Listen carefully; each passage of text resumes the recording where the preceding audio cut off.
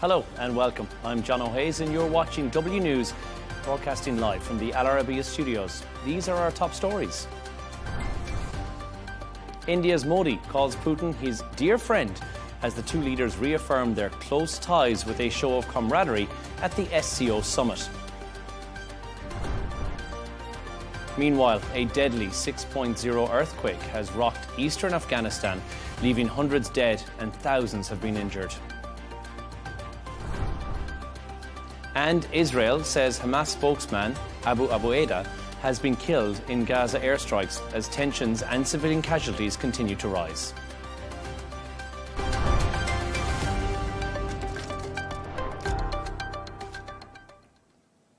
Leaders from over 20 countries have gathered in Tianjin for the Shanghai Cooperation Organization Summit, where Xi and Putin promoted a new global order prioritising the Global South.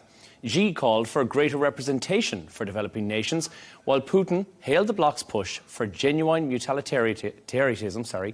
The summit also highlighted plans for the new SCO Development Bank and billions in Chinese aid and loans to member states. For more on this, we're joined from Hong Kong by our correspondent Patrick Falk. Patrick, thank you for joining us. First of all, can you tell us more about what Chinese leader Xi Jinping said today, and what is he actually hoping to achieve? Well, look, in President Xi's opening address in Tianjin, he talked about how the Shanghai Cooperation Organization practices genuine multilateralism and noted also that it had deepened cooperation with the United Nations. That was very much seen as a thinly veiled swipe at the US. Beijing has repeatedly accused Washington of hegemonism. Separately, Vladimir Putin, in his address at the summit, also talked about the need for a new security system to replace what he described as the outdated Eurocentral and Euro-Atlantic model. There's no hiding what the SCO is all about. This is really all about China and Russia trying to shake up the Western-led global order and present this as a platform, as an alternative for its partners. And the US has presented the perfect opportunity for the two countries to capitalize on that, given its increasingly unilateral approach to foreign and trade policy. Patrick, we also know the Indian Prime Minister Narendra Modi has held bilateral talks with Russia's Vladimir Putin. But how has this been viewed? Yeah, well, power optics is a phrase that has been used a lot over the last couple of days. That's been very much at play as far as Prime Minister Narendra Modi is concerned. And what we've seen over the last couple of days, you may even argue, has been choreographed to a certain extent. You talked about that camaraderie and those mentions of close friendship earlier on in his meeting with Vladimir Putin today. He also said that the two countries should stand shoulder to shoulder to try and enforce global stability. And Beijing and Moscow's embrace of India really has been noted, and it will send a very strong signal to Washington. In addition to that, we've seen plenty of handshakes and smiles and huddles between those leaders. So again, this is really sending a message to Washington about what a closer relationship between New Delhi and Moscow and Beijing will look like. And this is all happening at a very important time for China. This is a very important week. Tell us more about that, Patrick.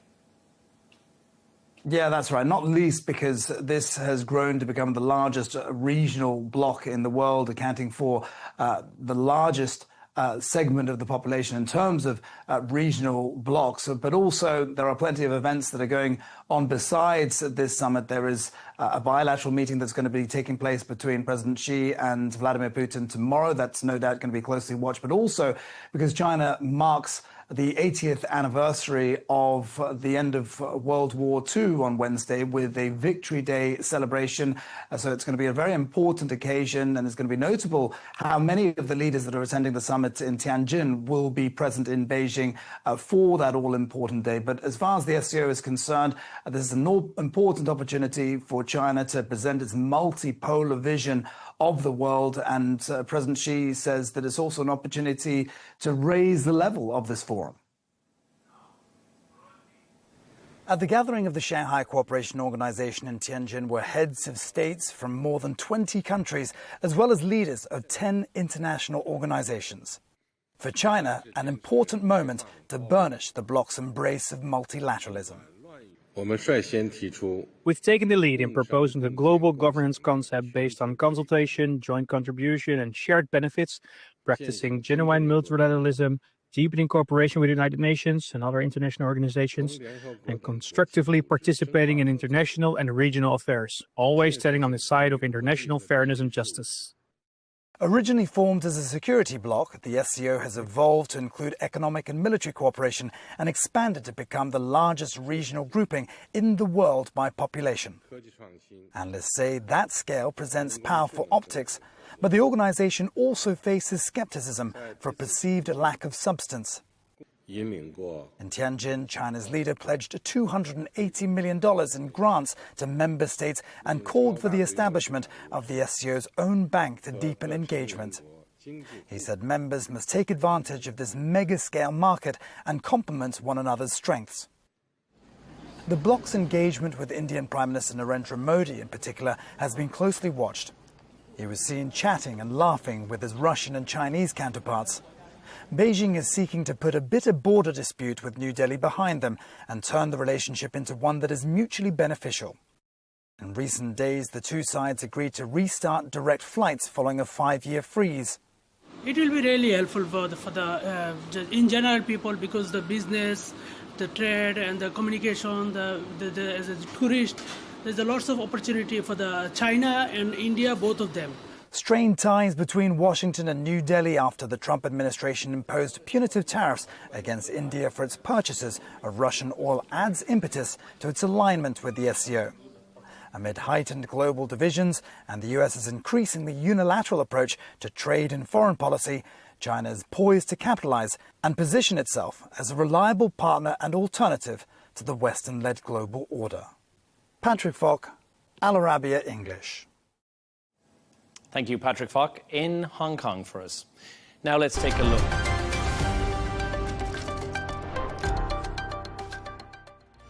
Let's take a look at some of the other stories making the headlines today.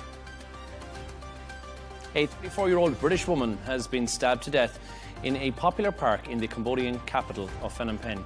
Police say the suspect is a woman in her 30s from the Democratic Republic of the Congo, and they believe the attack is tied to a love triangle. A Pakistan government helicopter has crashed in the country's north, killing all 5 people on board. Officials say it went down during a test landing on a newly proposed helipad in the mountains. The incident comes weeks after a government helicopter carrying out a flood rescue mission crashed, killing everyone on board. And former Trump attorney Rudy Giuliani is in hospital after a car accident in New Hampshire. Officials say his rental car was hit from behind on the highway, leaving him with injuries to his spine and his limbs.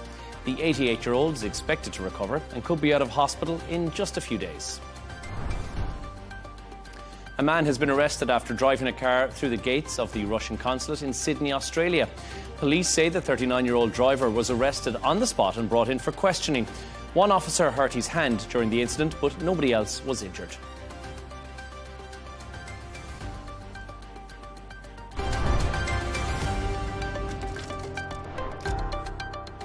Now let's take a look at some of the top business news of today. Shares of the Chinese electric vehicle maker BYD have dropped 8% on Monday. The company says rising price from competition from both domestic EV brands and also US rivals, much like Tesla, are weighing on the industry. Last week, BYD reported a 30% drop in the net profit in the second quarter. Meanwhile, Alibaba shares have soared nearly 19% after reporting a boost in AI revenue and strong e-commerce sales. The company's operating income fell 3% from last year as it offered subsidies and meal coupons to stay competitive with companies like JD.com. Turning to sport now, and the Polish tennis player Kamil Majchrzak has tracked down a young fan after a viral video showed the boy's autographed cap being snatched at the US Open. The 29-year-old took to Instagram asking for help to find the fan, and in the clip, which has been circulating on social media, Majchrzak appeared to hand the cap to this one boy, but a man grabbed it and handed it to a woman instead. To sport, Liverpool and Newcastle football clubs have agreed a 6-year British record transfer for striker Alexander Isak. Reports say that Liverpool will pay around $170 million. Newcastle are now looking for a striker to replace Callum Wilson, who left on a free transfer last season.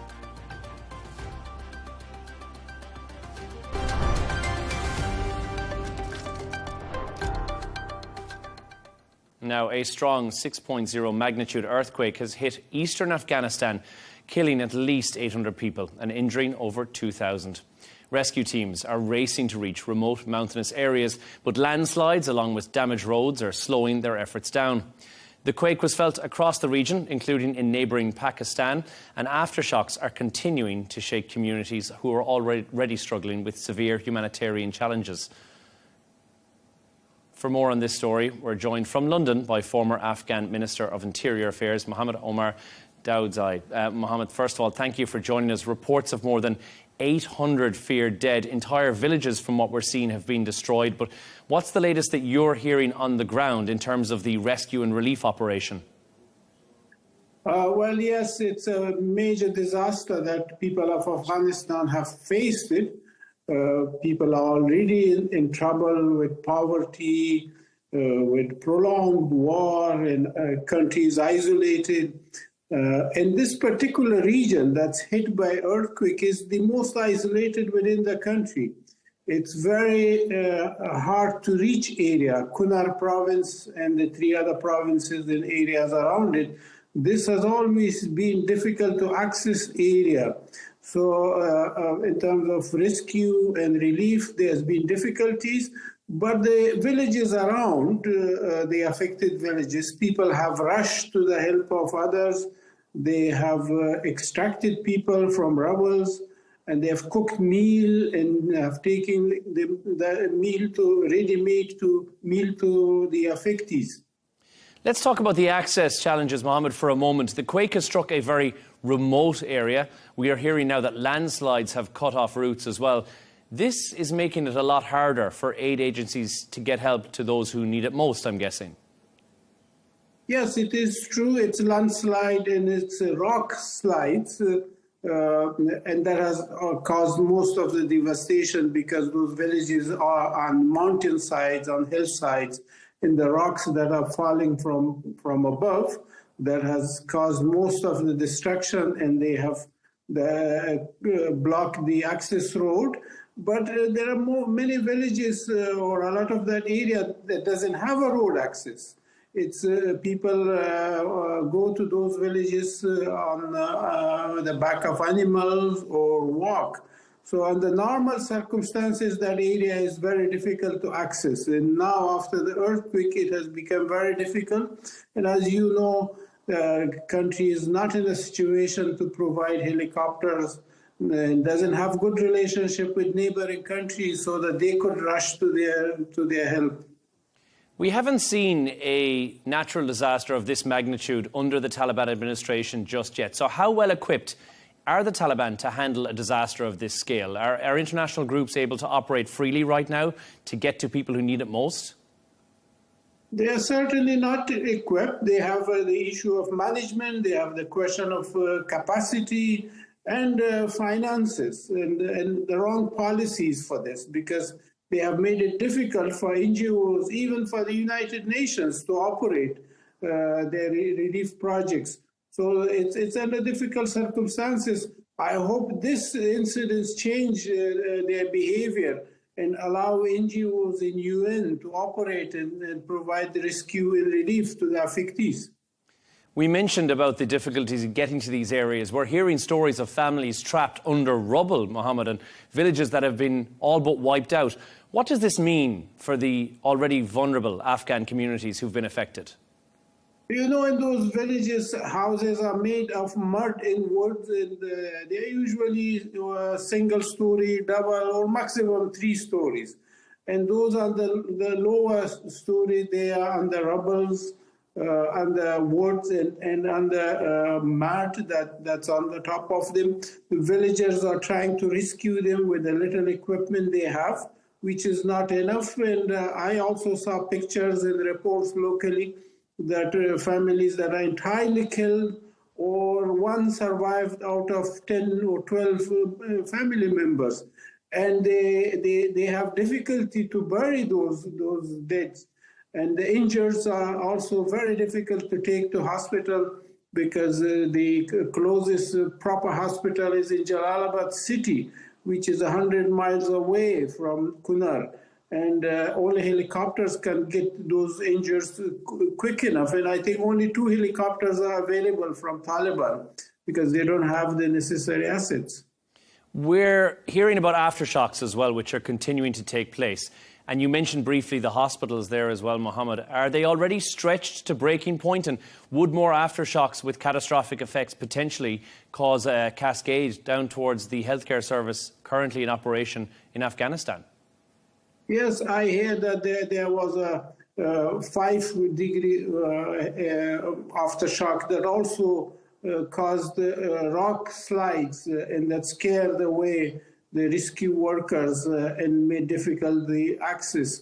And the hospitals in the Kunar capital, in the capital of Kunar, and also in Jalalabad, they don't have the capacity to entertain 2,000 or 2,500 injured. So there has to be makeshift hospitals provided by aid community.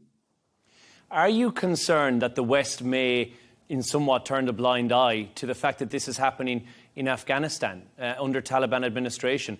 Because the West very quickly runs to the aid of many countries when they face a natural disaster. Are you hopeful that the same will happen for this?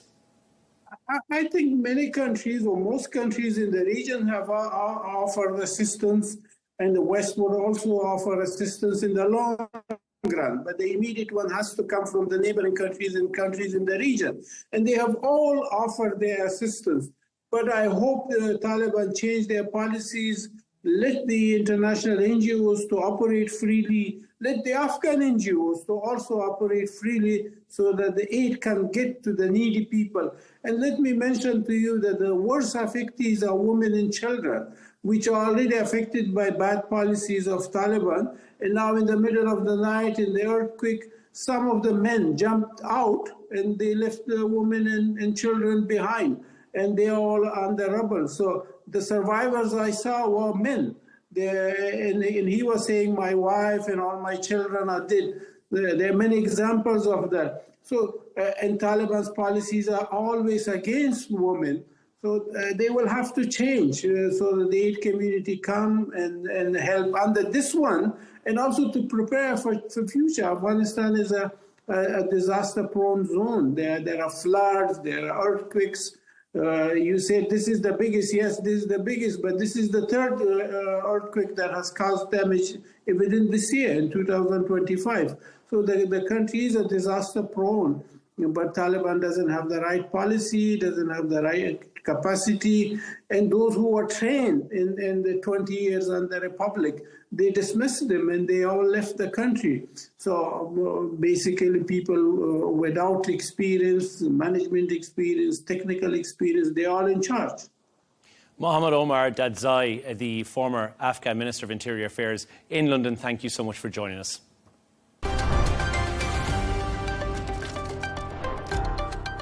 Now we turn our attention back to the Shanghai Cooperation Organization Summit today.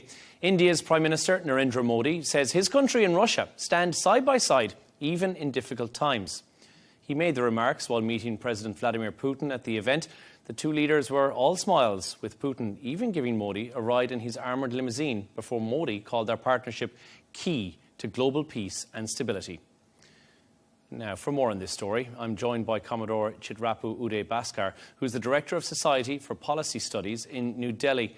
Thank you so much for joining us. First and foremost, we saw Modi riding with Putin in his armoured limousine and calling Russia India's shoulder-to-shoulder partner. How significant is this symbolism at a time of very deep global tension? I would describe the symbolism of Prime Minister Modi being in the same car as President Putin as very significant. And very significant because of the current global geopolitical context, and particularly the manner in which the United States and President Donald Trump have sought to intimidate India with the trade tariffs. So this symbolism, in my view, works at two levels. One is India, I think, is sending a strong signal to the world and President Trump that the relationship with Russia is an important one and India remains committed to it. And second, for President Putin, if I may add, at a time when the United States and its allies have sought to ostracize him, and they have used some very strong language against him because of the war in Ukraine, he is now back in global focus, particularly in China at the summit that President Xi is hosting. So I think this is significant symbolism, both for President Putin and for Prime Minister Modi.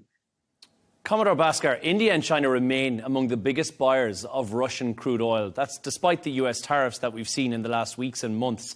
How central is this energy relationship to India's foreign policy right now? The energy determinant or the energy issue is very central to India's foreign policy now, because this is the trigger that President Donald Trump has used to impose tariffs on India, which India has said are unjustified for a variety of reasons. Because number one, India is not the largest importer of oil from Russia. Paradoxically, it's China. But I think the foreign policy principle for India is that it will act in a manner that its own national interest impels it to do so. In this case, to buy oil from a source that is viable in terms of the price and which is strategically the most optimum option, in this case, Russian. So for India, energy is a very important aspect both of its foreign policy and the principles that it has always espoused for years on end, that it will not be intimidated when its national interest is at stake. The second point, if I may add, this particular energy policy of India has also contributed to the larger global good, meaning that if India had not imported oil from Russia, which, by the way, the Biden administration had encouraged India to buy oil from Russia so that the global oil price would stabilize. There is a very important report which has indicated that because India was buying oil from Russia, the price was around $65 per barrel. If India had not bought this oil, the global oil price would have gone upwards of $95, and that would have led to a very serious economic and financial crisis for the whole world. So in that sense, I think the energy issue is very significant for India and for the world. It's a very fine balancing act that we're seeing here, Commodore Bhaskar. With Modi meeting both Putin and Xi on the sidelines of the SCO, how is India managing this very delicate balancing act? You have to maintain close ties with Moscow, you have to also engage with Washington and, of course, with the West. How has that all been managed? Historically, India has always opted to maintain this fine balance. If you go back to the Cold War, when we had the United States and the former Soviet Union, India chose to remain non-aligned. Yet it maintained very close relations both with Moscow and Washington. This was during the Cold War. After the end of the Cold War, India was able to improve its relationship with Washington in 2008, once the nuclear issue was resolved. But still, it was able to maintain the relationship with Moscow, particularly for the military inventory. And this was something that Washington was able to accommodate.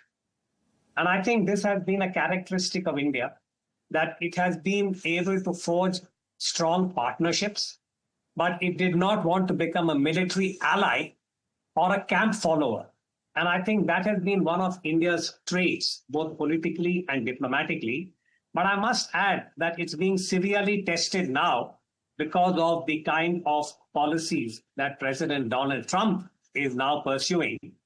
And much of it, if I may say so, based on what American political commentators have said, it seems to be a kind of personal pique that India did not accept his formulation about ending the war with Pakistan and therefore making him a candidate for the Nobel Peace Prize. So I think this is a very, very unprecedented, unexpected turbulence in the India-US relationship. but hopefully both sides will be able to find a modus vivendi. As you mentioned, not necessarily a military ally, but Narendra Modi has publicly supported a peaceful settlement in Ukraine. Do you think this statement at this summit specifically marks a stronger positioning by India on the war, or is it more about optics? No, I'd say that the Indian position on the war in Ukraine has been consistent. Because if you recall, Prime Minister Modi, the first public statement that he had made about Ukraine was when he told Russia, President Putin, that this is not a time for war. This was at a previous summit. And from then to now, I think this is one of India's USPs, that it is able to maintain a relationship and a communication link, both with Moscow and with Kiev. So I think Prime Minister Modi's articulation of this is a signal at the SCO summit to the world, to Russia, to China, and I think to the United States and the allies, that India remains a voice for a peaceful resolution of the war in Ukraine. So that is part of the balancing, delicate act that you had referred to. Commodore Bhaskar, thank you so much for joining us on W News.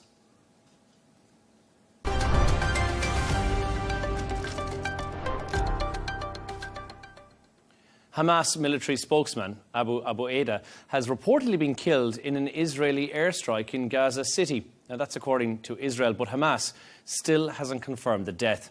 The strike hit a residential building in the densely populated Al Rimal neighbourhood, killing at least 7 civilians and injuring 20, including children. Israel's defence minister praised the operation, warning that more Hamas leaders could be targeted as the military prepares for a major offensive in Gaza. For more on this, I'm joined from Herzliya in Israel by our Middle East correspondent and author Yotam Confino. Yotam, thank you for joining us first and foremost.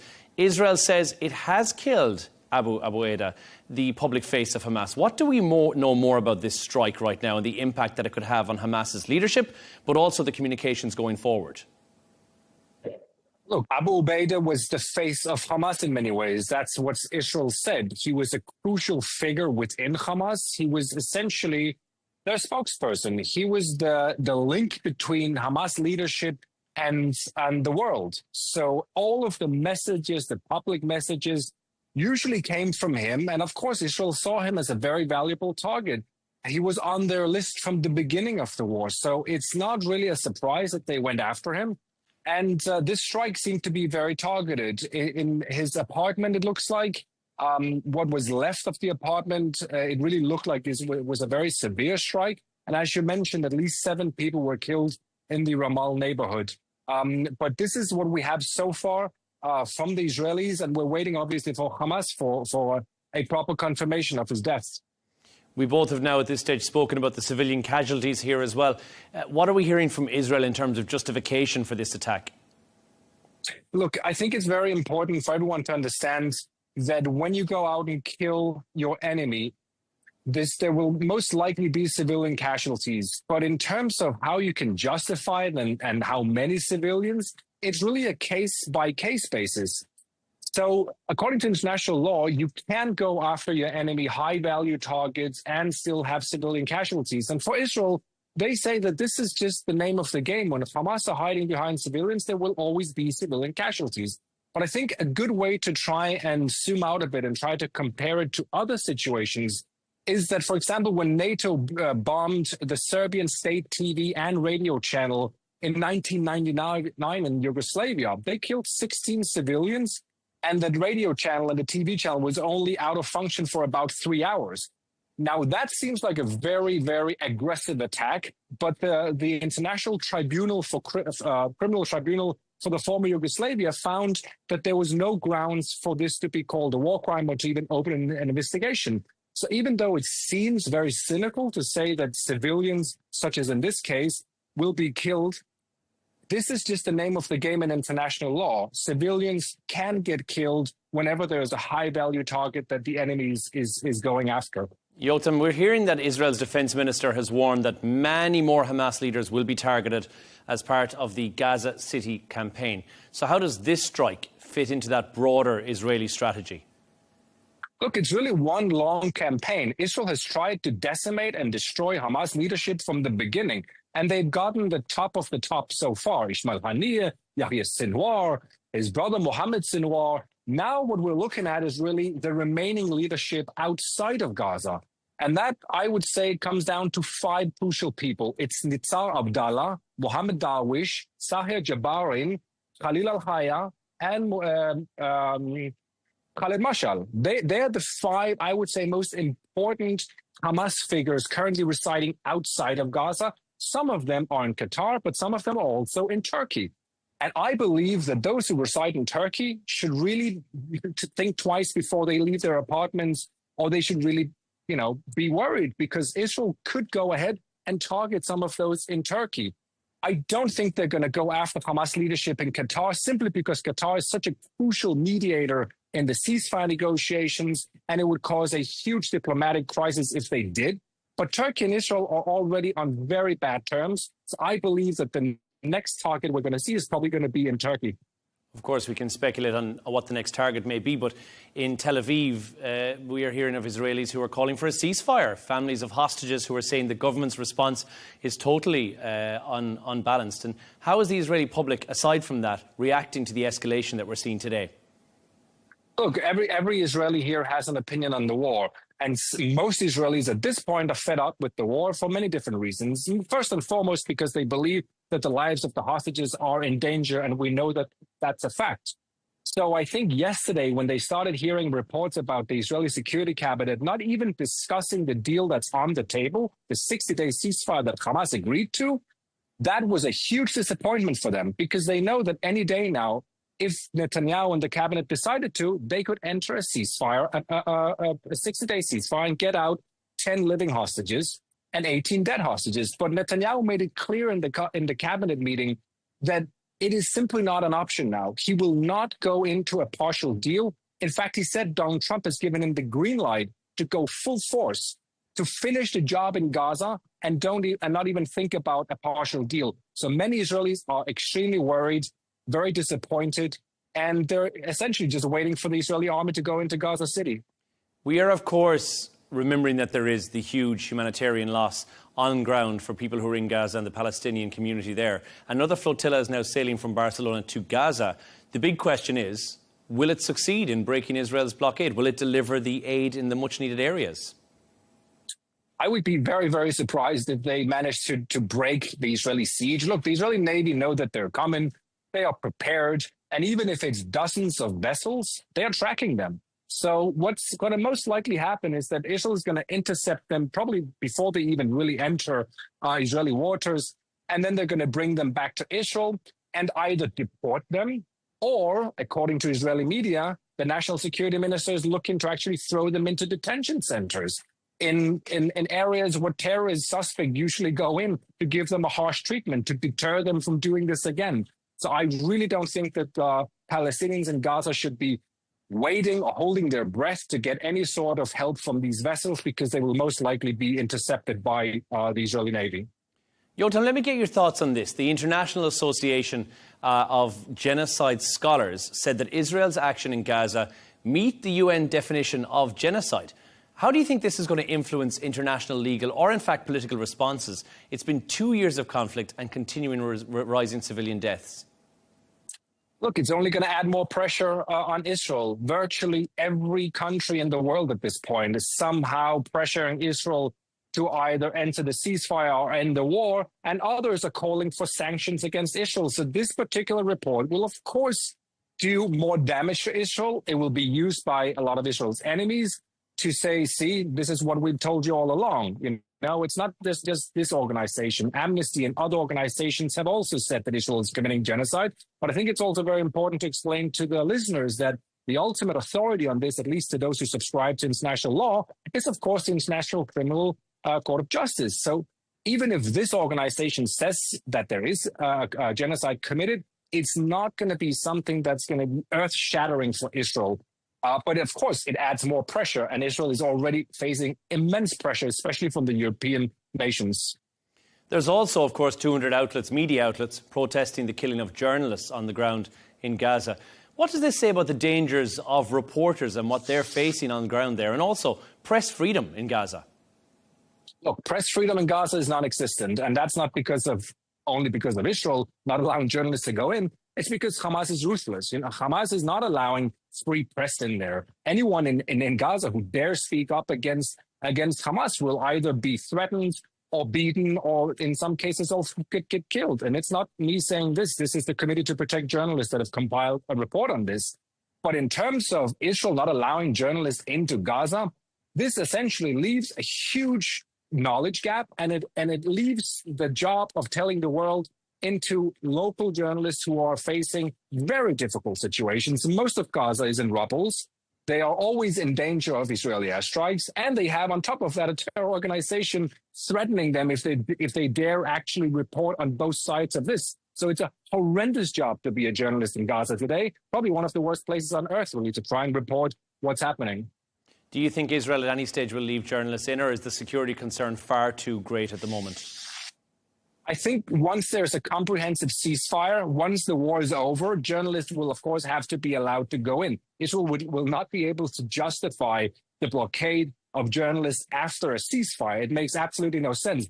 One of the reasons why Israel is not allowing journalists to go in right now is because the amount of international journalists that would be in danger at any given time would be a huge headache for Israel, because most of Gaza has at some point been a war zone. And Israel should not take those lives into consideration while trying to fight the enemy and trying to get the hostages out. So instead of having CNN and New York Times reporters killed left and right because they were at a wrong place at a wrong time, Israel simply decided to shut the borders. But of course, for us journalists, that's a nightmare. We want to be there. We want to report what's happening from inside Gaza. Yotam Confino in Israel, thank you so much for joining us. Thank you. Mass protests in Indonesia over allowances for lawmakers have escalated after a delivery driver was killed by police with a vehicle. Crowd rallying against higher taxes and inequality, and the president, Prabowo Subianto, has cancelled a planned trip to China and promised to scale back perks for MPs in an effort to calm the unrest. Our reporter, Darshan Dalal, has more. Flames and tear gas in Jakarta and beyond. Students, workers and families on the streets, angry over what they call tone-deaf privileges for politicians. The flashpoint was a new monthly housing allowance for MPs, around 50 million Indonesian rupiah, close to 10 times Jakarta's minimum wage, or roughly $3,000 a month. Opponents say it's unacceptable while many Indonesians face rising costs and job insecurity. Tensions escalated after a 21-year-old delivery driver, named in media reports as Afan Kurniawan, was killed by a police vehicle near Parliament. His death quickly became a rallying cry. Their allowance, correct me if I'm wrong, is 3 million rupees, $184 if calculated per day. Meanwhile, there are a lot of Indonesians living in poverty. Protesters say they are being asked to pay more while getting less, and that the burden has fallen on ordinary workers while political perks remain untouched. Facing growing unrest, President Prabowo Subianto cancelled a scheduled trip to China, where he was due to attend the SCO summit. He also announced a U-turn. The controversial allowance was reversed, and the taxpayer-funded overseas trips for lawmakers have been paused. Officials say several people have died in the unrest. Reports from government and international outlets put the death toll in recent days at between 5 and 8, while authorities have tightened security in several cities. The government has promised investigations into the fatal incidents. For many Indonesians, this is about fairness and who bears the burden during difficult times. The president's U-turn and the decision to scale back perks for MPs may have taken some heat out of the streets. But the bigger test is whether the reforms reach beyond the perks for politicians to the everyday pressures fueling this unrest. Darshan Dalal, Arabiya English.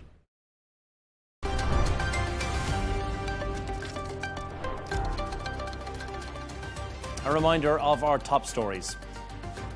India's Modi has called Putin his dear friend as the two leaders reaffirmed their close ties with a show of camaraderie at the SCO summit. Meanwhile, a deadly 6.0 earthquake has rocked eastern Afghanistan, leaving hundreds dead and thousands have been injured. And Israel says Hamas spokesman Abu Eda has been killed in a Gaza airstrike as tensions and civilian casualties continue to rise. That's all from us on W News. Don't forget, as always, you can subscribe to our YouTube channel. You can follow us on X. The Real Deal with Tom Burges Watson is on the way next. And we'll be back in just a couple of hours with W News Extra. Goodbye for now.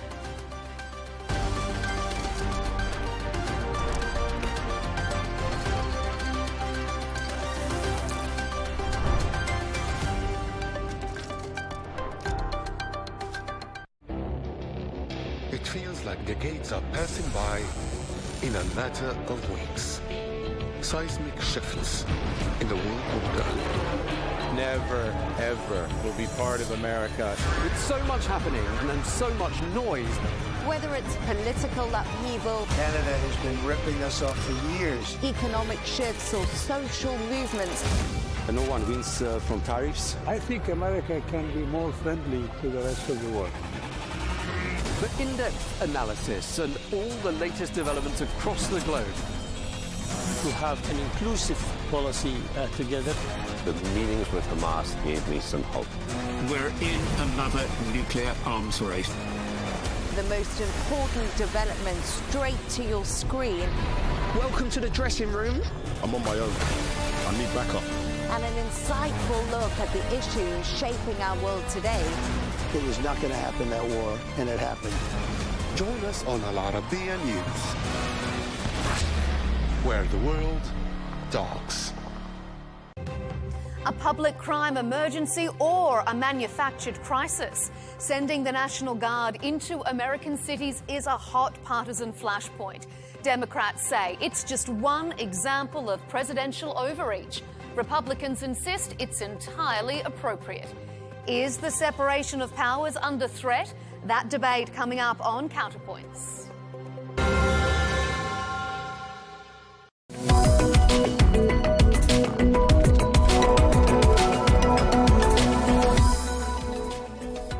Hello and welcome to The Real Deal, coming to you from the Arabiya English studios. This is your weekly bulletin bringing you all the latest business news, headlines and analysis from Saudi Arabia. Coming up, VistaJet is given clearance to operate domestic routes in Saudi Arabia, making it the first foreign private jet operator to be allowed to do so. We'll be speaking to the VistaJet CEO in just a moment. With tourist numbers rising across the kingdom, we're going to take you to the historic oasis of Alula, where ancient heritage and outdoor adventure are a big hit with visitors. We ask what's on offer in the upcoming tourist season.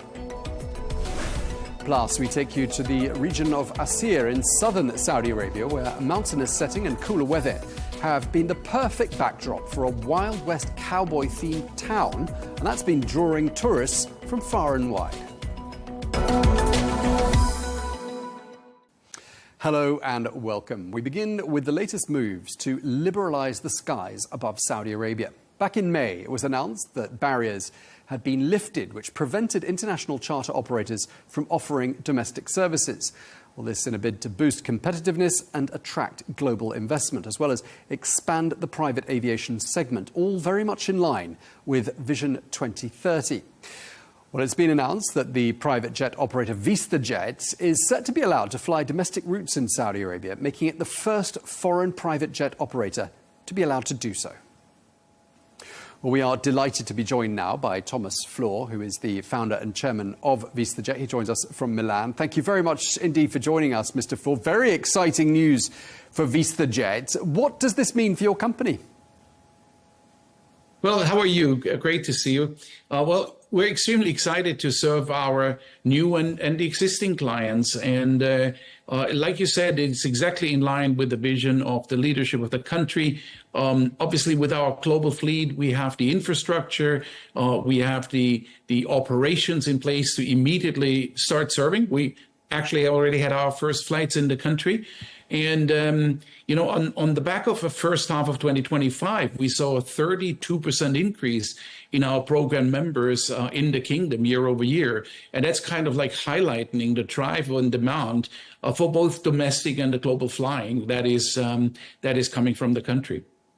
And when you say your program in Saudi Arabia, what does that mean? People who've bought into a sort of a subscription, a membership, how does it work? That's exactly right. So typically we're making it very, very simple for our clients. Rather than having to buy an airplane or a fraction of an airplane, they just buy the hours they need. It's a 3-year subscription, and they buy as many hours on whichever airplane serves them best, and they can use them anywhere in the world, whether it's being in the kingdom or in America or in Asia or in Europe. It's a global simple membership. Very short contract, and it allows having access to our fleet of approximately 250 aircraft, no matter where and within shortest notice. So what does your arrival in the Saudi domestic market mean for Saudi Arabia?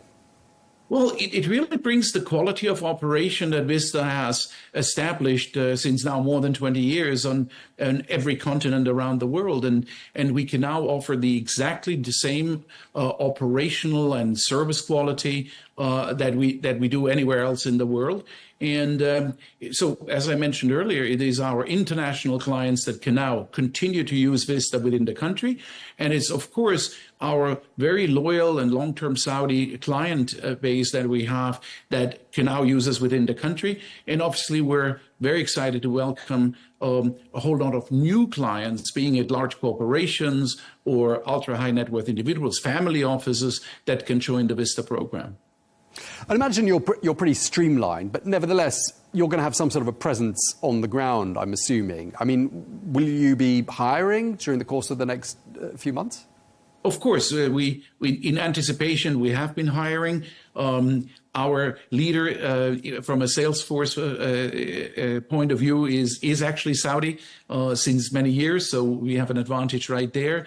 And we're an attractive place to work for. So we'll continue to add to our Salesforce, continue to add to our operational infrastructure as the demand will be growing for our local operations. Let's talk a bit about your future Saudi operation. I mean, what do you expect are going to be the main routes? Well, I think it's definitely between the main cities in Saudi, but also, you know, there are some smaller airfields and smaller areas where, you know, either investors or business people need to get to very, very efficiently, maybe only stay for 24 hours and fly straight back to Riyadh or Jeddah. It's exactly that what we're serving within the country, making it so much more palatable and easy to use private jets within the country, and most importantly, in a very efficient way. Tell us a bit about what it's been like getting set up in Saudi Arabia. What have been your main sort of takeaways? Well, it has been an incredibly pleasant experience to work with the Gaga and the leadership in this process. It's a normal process that we have to go through. There is a lot of diligence. There is a lot of detailed understanding exactly how we operate. And that has been done in an extremely transparent way. And obviously, we're extremely pleased to have been awarded the license to fly within the country and now serve the country with our fleet, the famous silver with a red stripe fleet, and its impeccable service standards that we offer already everywhere else in the world. Yeah, and you know, the very first foreign private jet operator to be given that award, that privilege. I want to ask you, I mean, you've touched upon this a little bit already, but who do you see as being sort of the typical VistaJet client? I mean, do you think the profile of the typical VistaJet client in Saudi Arabia will be any different from anywhere else in the world? No, not really. I mean, we have 15 years of experience flying into Saudi from an international aspect, and we have a very significant customer base of Saudi companies and Saudi family offices or ultra-high net worth individuals that have chosen the Vista subscription over buying an airplane. And I think it's on the back of that 15 years experience that also impressed the authorities that we already have and that we're now expanding into these local flying opportunities. So I expect very much the same type of client between corporations that don't need to put an aircraft on a balance sheet. Think about it. When you buy one airplane, you know, it's very often, I always say, it's difficult to decide which one you fly and you buy let's say a mid-range airplane. It takes you nonstop to Europe, but if you need to go to Asia or to America, you can't do it nonstop. You need to stop somewhere. But then again, if you buy an ultra long range, let's say Global 7500, our leading product, you get nonstop to America or to Tokyo but do you really need to fly from Riyadh to Jeddah on a 7500? The answer is no. And that's exactly the Vista advantage, where you choose the airplane right for your trip. And, Challenger 350 is perfectly fine for a shorter hop, and the ultra long range can be covered. So if you subscribe to our Vista program, you dedicate for a specific flight the airplane which is best for you. And that's incredibly efficient, and also from a cost point of view, much less expensive than owning a full aircraft. And you have the subscription 365 days a year. We all know aircraft are not available 365 days a year. Maybe they're available 310 days. And those are the efficiency drivers I think the kingdom is looking for. And we're bringing exactly that efficiency to the country. Right, so you're basically saying companies have got the choice of not just having one plane, but having a whole fleet of planes for short haul, medium haul, long haul flights, or having a subscription with an operator like you. So I think you've done a good sell on that one. What are the main reasons people give you for flying private? Well, look, I mean, it is certainly the efficiency, the time efficiency of whether it is, a business leader, whether it is, maybe it's a country leadership, it is executives, ambassadors, what have you. It is really that efficiency to get point to point in the shortest way possible, avoiding big airports, avoiding big queues, avoiding to change aircraft, or if you're flying in a more remote location. If you look at the privacy element of it, when you fly Vista, you're flying, yes, on a silver aircraft with a red stripe, but if you own an airplane, then it's a registered tail, and today that's very visible who is flying from where to where on the global radar side. So privacy is a big driver for our business. Efficiency is time. Gaining time is a big driver for flying private, because business leaders, political leaders, they have one thing all in common, and this is they're short of time because they need to spend that extra time either with their employees or driving opportunities forward or exploring maybe new investment opportunities somewhere on the globe. And at the end, let's also not forget, we all have families and families to spend time with. And that is really where business jets are driving that efficiency of time savings into people's schedules and on a point-to-point basis into the remotest locations. Okay, so really it's efficiency, it's time saving and privacy that sort of seem to be the key drivers there. When it comes to this market, and just sort of more broadly talking about the region, the Middle East, any numbers to share with us, any trends you've identified, any changes you're seeing in the private jet market here? Well, the Middle East is booming, and we see significant growth. So the market share the Middle East is taking over the global market share sees a significant uptick in demand. Obviously, our global 7500 fleet that we have, 18 of those aircraft, is very much suited extremely well for the Middle East because basically this aircraft can take you nonstop to pretty much any point on the planet. And where the Middle East is geographically, that's very, very helpful. So we see business leaders from any region coming into any continent coming into the Middle East and flying back, very often on very short trips. They're always stressed for time.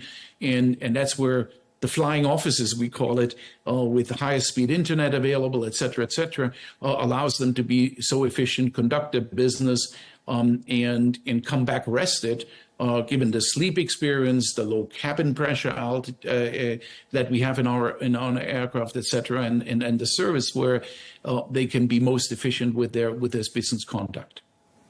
Any possible IPO or possible Saudi investment, for example, into VistaJet? Well, look, we're a private company, as you know. I still own the company about 85%. We've just recently done capital market transactions earlier this year between equity and some amazing debt financing of about $1.3 billion. So at this point in time, we're We're very happy with the capital structure that we have. So right now, no plans. Okay, and just lastly, one person described private jets as Ubers for billionaires. What do you say to that?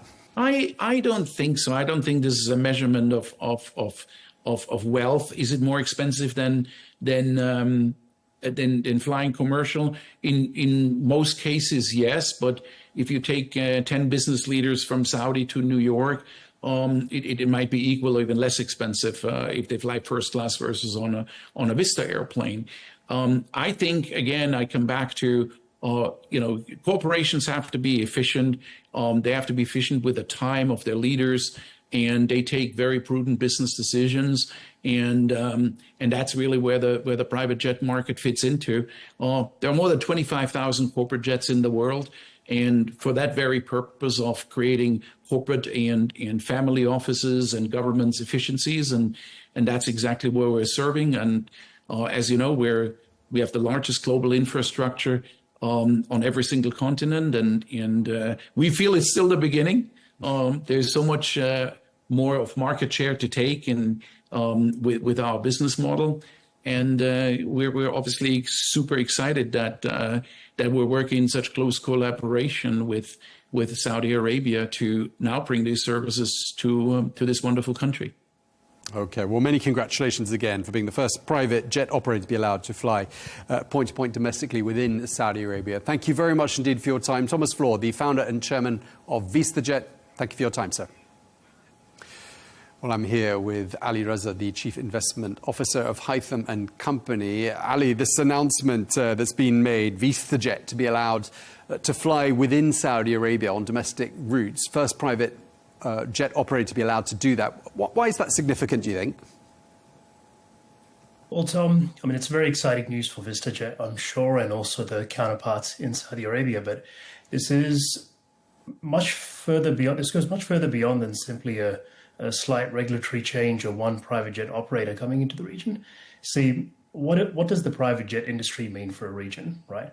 At the moment, around 3/4 of the private jets owned by Saudis are actually sitting overseas, right? And if you think about, I mean, I don't know if you've ever owned a jet, Tom, but if you are familiar with the cost of maintaining a jet, it can be several $1 million a year for a Gulfstream or a Global that our guest was just speaking about.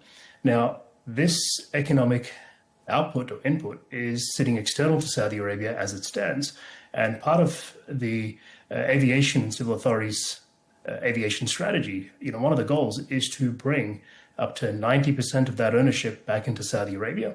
So if we just extrapolate that and we think about, without getting into all of the finer studies and numbers, I mean, currently 3/4 of that output or economic development is sitting outside, and they want to turn that into 90% internally.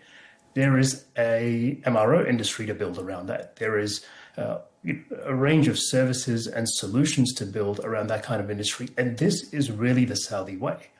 Build a spine for the industry, and then wrap the value chain around it. And we've talked about many different sectors, Tom, and we've seen this from, in sports to AI to energy. I mean, this is really, you could, if you look closely enough, you can see this is a pattern and a very effective one at that.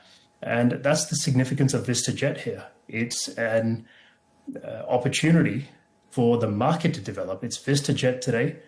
Who will it be tomorrow? And when that market starts to develop. Now, VistaJet, to the best of my knowledge, owns a lot of its aircraft, but there are many private jet operators out there which will operate and manage the aircraft that are standing idle, that are owned by people. Now, if you connect the dots there, we bring 90% of the jets back home, and you start to see more of the service providers actually operate out of Kingdom. And we begin seeing the industries develop around that in Kingdom. The possibilities are endless. This is really, this is a case of sovereignty in the skies, moving away from, all of the consumer-like behaviors that we see. Yeah, as I said in the introduction, one of the goals here is to make the market more competitive. I'm also just wondering to myself, whilst talking to you, what sort of a market size are we talking about here? Because in population terms, Saudi Arabia is one of the larger countries in the region, isn't it? Of course. It's one of the larger countries, but we have to remember that when we're talking aviation, we're speaking really about a global audience, right? And the Aviation and Civil Authority has, within its aviation strategy, ambitions to grow the number of passengers handled by almost twofold, up to 330 million by 2030. Now, aviation is going to be serving tourism, business, enterprise. We have a significantly sizable pool of international executives and talent coming through the region. I mean, it's the perfect conditions for mass development of an industry. Now, I mean, in terms of competition, so, VistaJet is the first operator privately to be operating in the region under these regulations, but I imagine there is much more to come. Now, if we take into consideration, I mean, as I mentioned earlier, there's 3/4 of the jets sitting outside. There is a rapidly growing base of local wealth holders and business operators, and of course, public ministerial travel.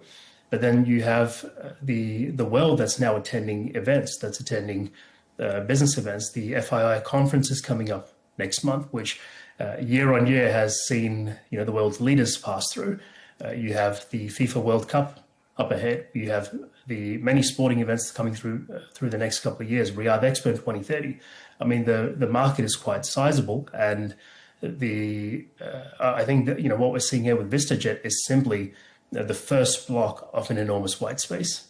Okay, well, thank you very much indeed for that, Ali. We'll be back with you very shortly.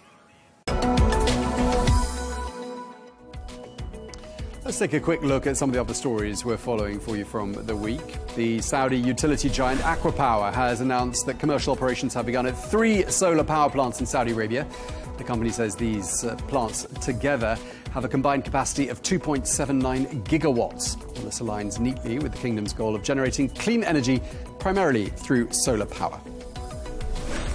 Riyadh Air, which takes to the skies later on this year, is offering further glimpses of the sort of Saudi hospitality that passengers can expect. The airline has signed partnership agreements with Milaf Global Food Company and the Saudi Coffee Company, meaning that premium coffee and dates will be offered in flight. While further showcasing the kingdom's heritage, Milaf Cola, which is made from dates, will also be served on flights. And in the context of record visitor numbers to the kingdom, the third edition of the Hotel Supply and Hospitality Expo has just wrapped up in Jeddah. That 3-day event featured 250 exhibitors representing brands from 35 countries across the hotel and hospitality industry. In other news, Lenovo Group has announced that it's going to be setting up its regional headquarters in Saudi Arabia. This as the Chinese PC maker seeks to boost its presence in the Middle East. Well, that announcement forms part of Lenovo's strategic collaboration with the PIF-owned company Alat. Well, Lenovo says the move highlights its long-term commitment to supporting Vision 2030 and playing a part in advancing the kingdom's digital transformation and economic diversification agenda. Well, let's get more on that with Ali, the Chief Investment Officer of Hytham & Company, who's still standing by for us. Ali, thanks for standing by. Just wondered what you read into this announcement by Lenovo. Well, Tom, earlier this year, the Lenovo factory was broken ground on back in February around the time of the LEAP conference. And see, building a factory in region is the signal that there is a real interest to build a sizable presence in the region. But establishing your regional headquarters in a new region, that is signaling intent of something much greater.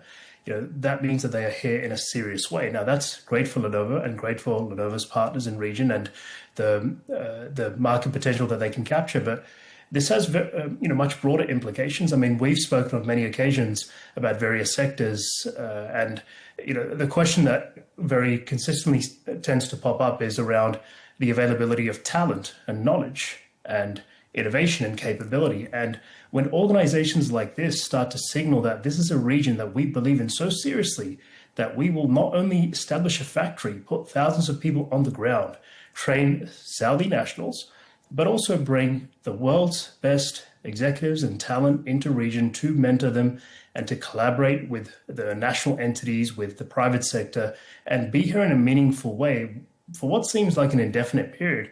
You can imagine, this is an enormous signal, not only to the region, but to the world. If we take this back to, let's look at some parallels, right? The likes of South Korea, nearly half of their GDP stems from the ICT and industrial sectors, and the household names we've come to know, Hyundai, Samsung, LG. Draw the parallels. If you were to establish a market which spawns sectors like this within the space of a few short years, that's quite something. And it's quite something not just for the region, but a major signal to the world. Okay, well, thank you very much indeed for that, Ali. We'll be back with you again very shortly.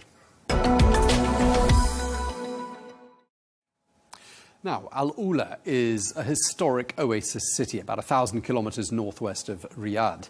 Well, the city is important for various reasons: archaeology, heritage, and increasingly tourism. Well, one of the modern aspects of Alula is the Maraya Concert Hall, which is the largest mirrored building in the whole world.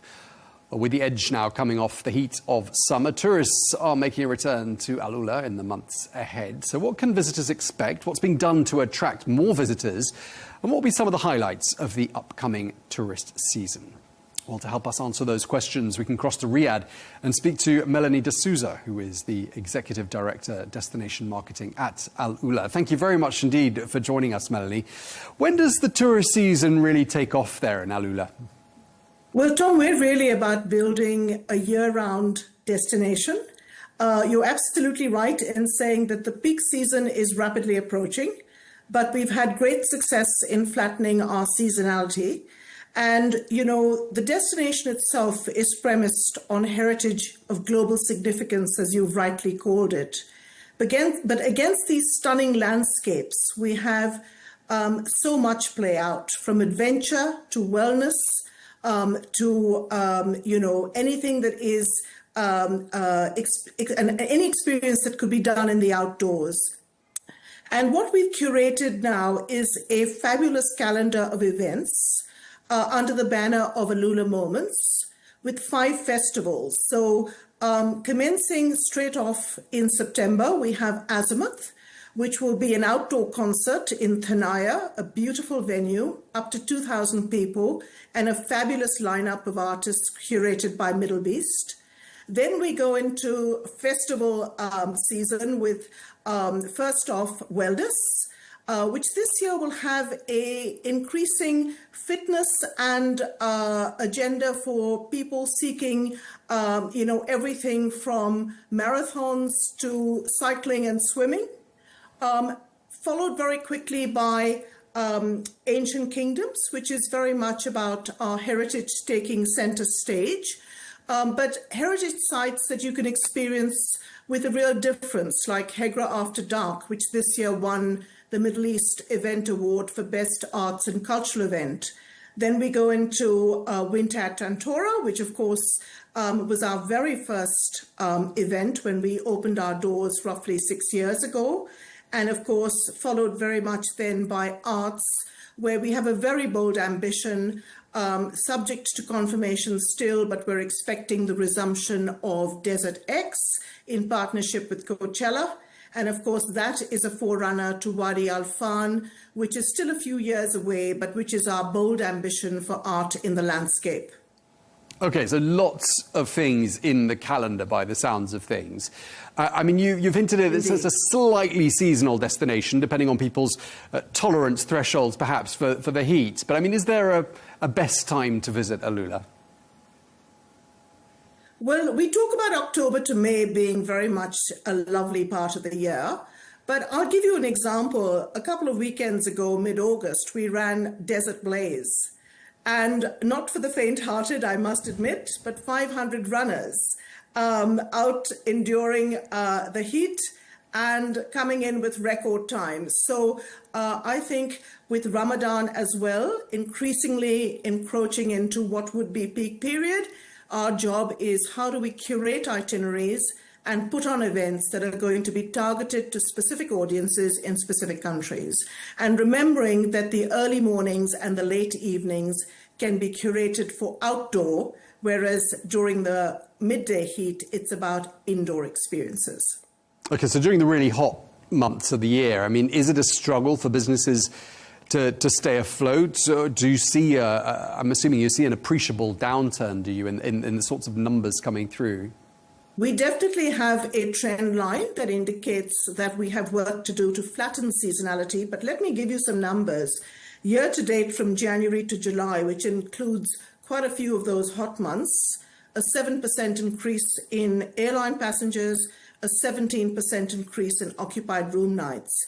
And if I compare Ramadan, typically an off-season period, this year and last, an 86% growth in room nights, because we've really worked with our tourism ecosystem to put on a value-based offering and to really have programming that is appropriate for that special time of the year.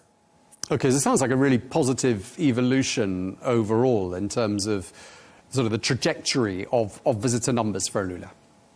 Absolutely. I mean, we have the ambition to hit the 1 million magic target by 2030, but really at our heart is building out a destination that is being curated very sensitively with sustainability core to its ethos. And this is only ever about experiences that are going to be personalized and curated. We're never looking at expanding our target slots at our heritage sites any more than what we think is appropriate. So this is a counter proposition, if you like, to some of the mass tourism destinations that are on offer worldwide. Okay, I mean, in terms of infrastructure there in Alula, while you were talking earlier, we were looking at some of the beautiful scenes of Alula, that famous pool that's built into the existing terrain of the natural terrain of Alula. I mean, clearly there's a lot on offer at the high end of the market, but is there accommodation, would you say, for every budget? Well, if I look at our hotel stock, even outside accredited room inventory, there's so much accommodation bookable through the likes of Gathering and Airbnb. Beautiful farmhouses, for example, that are making the designer pages of magazines around the world. So yes, there is accommodation at various price points. And, for us, the luxury is about the way we're going about the experience delivery. We want our very proud locals in the Alula community of ours to be at the forefront of every experience. We believe that apart from the built environment, what is really the takeout and the standard takeout for Saudi and indeed Alula as a relatively new destination is the warmth and hospitality of the locals. And this is something that we hear repeatedly in terms of customer feedback. But if I think about what we're building, both in the space of arts, the arts and cultural agenda, but also more broadly in terms of, the hotel environment and the approach to infrastructure in the context of airport capacity, we're certainly looking to be able to grow in line with our targets, which are moderate. Okay, just lastly, I mean, we are a business program here on Arabiya English. Any numbers you can share with us in terms of what this increase in tourists, what the total number of tourists represent in terms of revenue for Alula? Well, we had 286,000 tourists last year. We've got a target of 310,000 this year, average lengths of stay of over 3.5 days, and a pretty good average spend. And for us, this is, as you rightly say, it's about revenue and expenditure, but we're never going to be chasing mass millions in terms of numbers. It is very much about a tourism experience and a destination that is premised on responsible tourism and sustainability at its core. Okay, well, we really appreciate you taking the time to speak to us. You're really making me want to visit Alula. Melanie De Souza, the Executive Director, Destination Marketing at Alula. Thank you very much for your time. Well, I'm still here with Ali Raza, the Chief Investment Officer of Haytham and Company. Ali, I don't know, have you been to Alula? I've not had the opportunity to visit Alula, Tom, unfortunately, but I hope to do so very soon. Yeah, it looks amazing. I haven't been either, but looking at those pictures, I think I'm going to be changing that very soon. I mean, just lastly, really, to wrap up the segment on Alula, I mean, it's just one of many, isn't it? Tourist destinations, tourism projects, and all of that ties in very neatly with Vision 2030. Just remind us how it does that. So, look, I have to describe Alula as a truly unique site. Every one of the projects that's under development is unique in its own right, but Alula, little known facts, is nearly 200,000 years old. There is evidence of tool making, for example, in the Alula sites, particularly the Hadra site, where archaeological evidence shows tools up to 200,000 years old. So it's a bridge between humanity's past and humanity's future.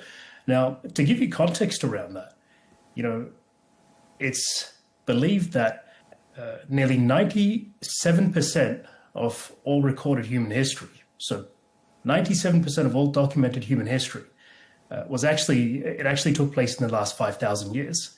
So we're talking about a site that has history up to 200,000 years old. And the way it's being developed, there's 5 sort of regions really staging you through a journey to explore each one of those phases. So it's quite fascinating from that perspective. I mean, there's a lot of very interesting activations happening.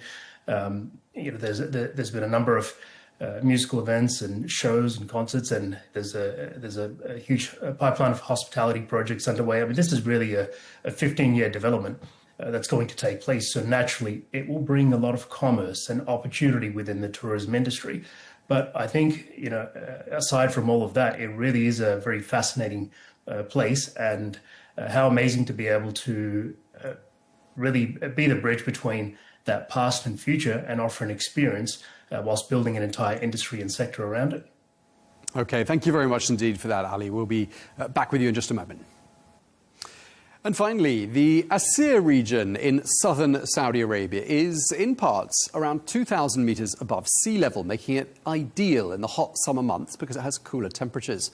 Well, an annual summer festival, the Assir season, has just wrapped up there. And one of the more unexpected attractions this year was a Wild West cowboy-themed town. Well, complete with all the right clothing, as you can see there, some cowboy hats, boots and fringed jackets. The event was a big hit, with plenty of activities drawing people from far and wide. And organisers say it exemplifies the kingdom's push to diversify tourist offerings. I will be honest with you. We are Arabs and the sons of this country. We are proud Saudis who cherish our identity, our Arab roots, our culture, and even our Bedouin heritage. We don't deny this identity. It runs in our blood. But the purpose of creating this theme was to showcase Saudi tourism to the furthest reach possible.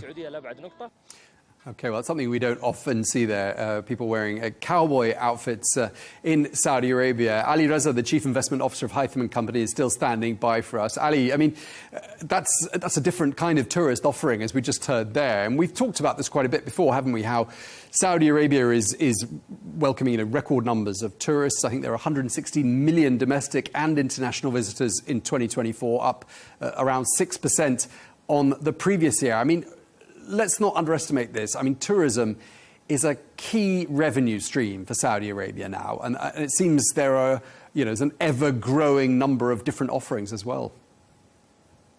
Of course, I mean, we have spoken about this on a number of occasions in different capacities.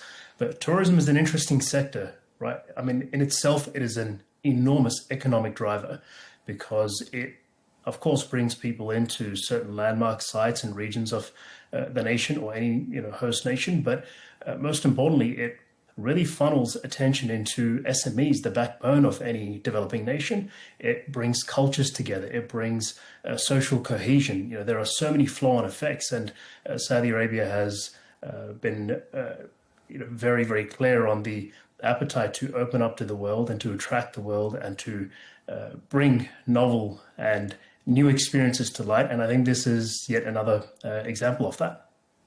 Okay, well, thank you very much indeed for that. Ali Reza, Chief Investment Officer at Haytham & Company. Really appreciate your inputs, as ever. That's all we have time for. Thank you very much indeed for watching The Real Deal here on Al Arabiya English. Look forward to seeing you again next week. Meanwhile, stay tuned if you can.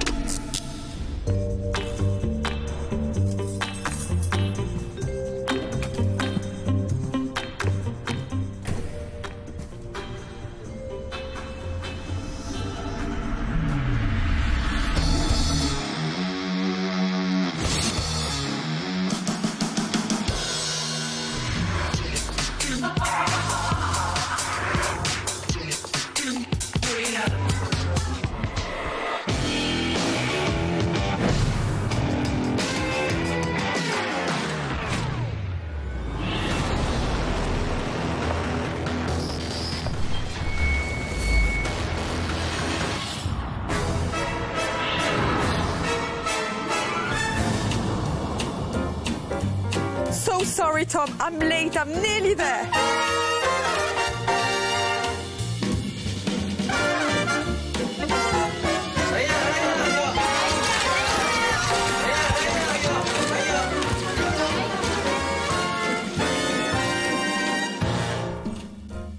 Talking about iconic locations, I know the film was shot in Abu Dhabi and also in Wadi Rum in Jordan. Where did you get to go and what did you think? We were in Wadi Rum together in Aqaba.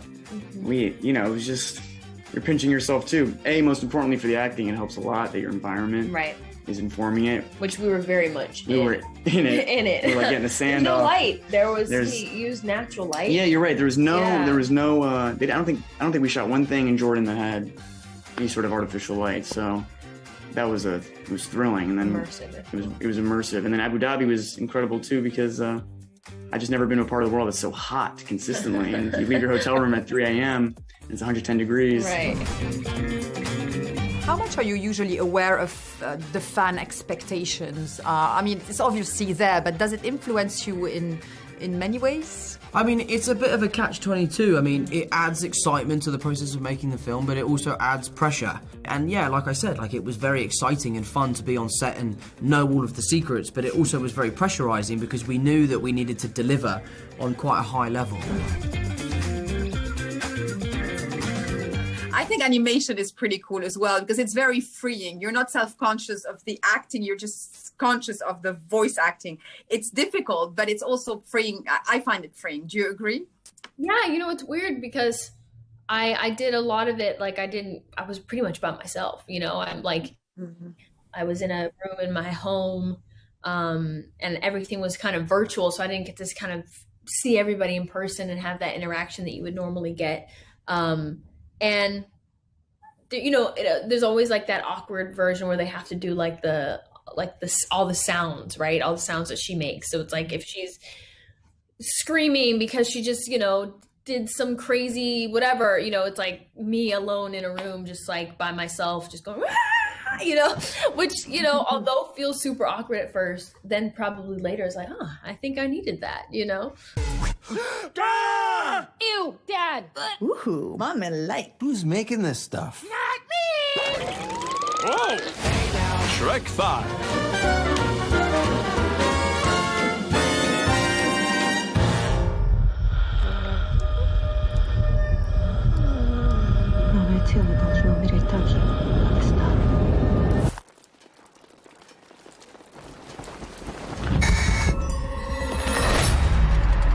Was it a little bit more daunting to do the follow-up to Talk to Me just because of the runaway success of the first one, and there's just a little bit more responsibility when it's successful before?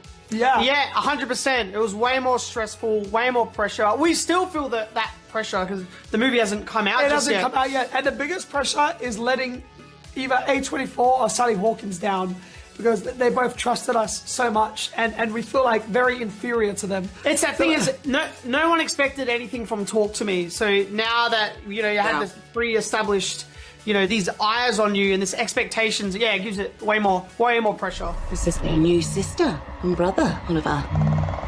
Oliver lost his family just like you guys. Needed someone that could keep in special care. We're on set. Do you scare the actors? Do you scare yourself? Is there an atmosphere where, it's inherent to the film? What is the atmosphere like on set? Is it funny and goofy or is it scary? It's never scary, and it's mostly a fun time, but there's times when there's serious scenes happening in terms of conversations between people, and you need to let the actors have that space, and you can't be jumping around when they're trying to hit beats emotionally. But as soon as those scenes are done and we know we've got it, we do a joke take at the end of it to pull everybody out of that wallowing misery.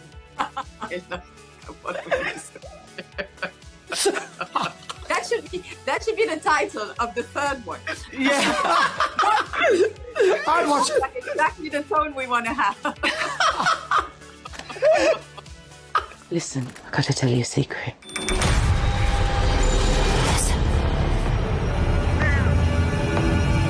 It's like a little angel.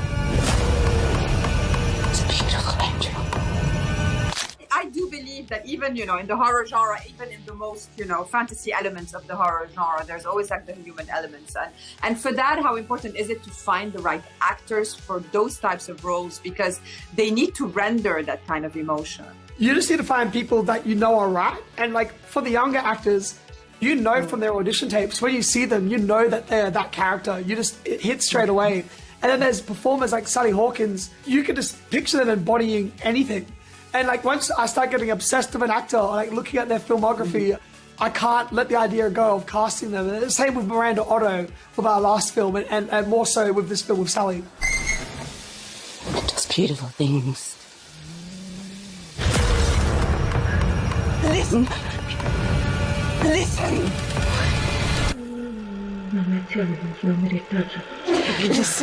Listen. Obviously, your way of doing horror is very specific to you. How important is the emotion to you when you're filming? It's part of making the characters human, and for you to care. If you care about the characters, once you get to the horror, it'll hit that much harder if you're connecting with the characters in some way. And we wanted to show, Laura is a broken human being. She's lost her sanity, but ultimately it's from love. She's lost her mind. Yeah, we want you to kind of connect with characters even if you don't agree with what they're doing. Some people believe the spirit stays in the body for months after death. It's working! We can bring her back.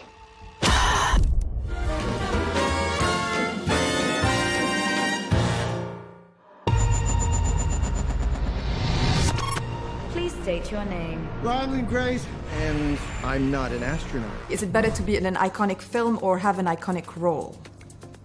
I think film. It's always better to be in a good movie.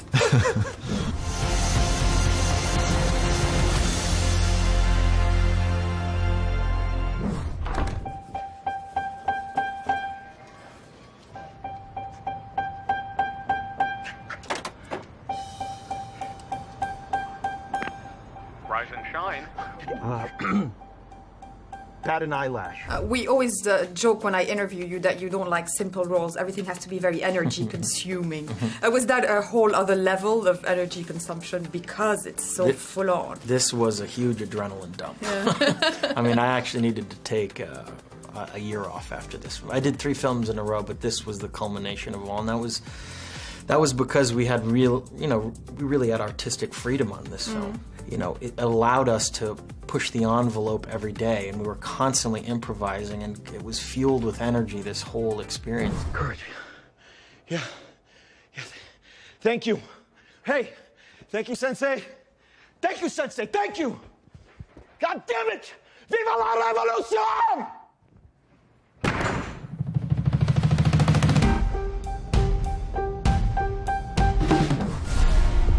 In the world of magic, everything that disappears reappears. Woo! It is very good to be back. Open sesame. Way to represent, Merritt. Worth a try, was it? You think it's a little bit the same for illusionists as actors? You're kind of born with the talent of being an actor. It feels inherent to you? I was a very slow learner, and I don't think my talent as an actor was inherent to anyone but somewhere inside me, That's the most important thing. Yeah. I think you do know.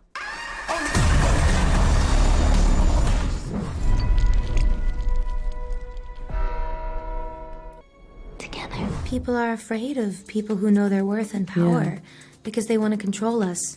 And if they can't, and if they know that we have a sense of self and that we have an awareness, and also that we have love and empathy and friendship and strength. Yeah. It's scary. It's scary. Yeah, they get scared. Because the more we know ourselves, the more powerful we become.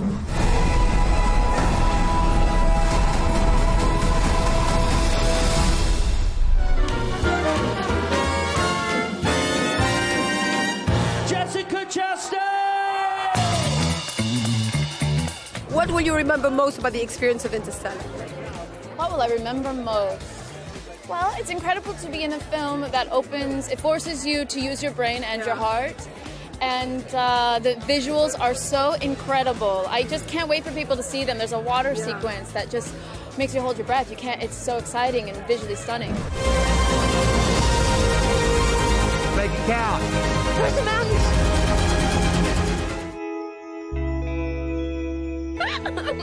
It's a movie about several points of views on grief, not only her or his. It's how the family is dealing with it. Does it make it like a big ensemble, like everybody being together? Oh, yeah.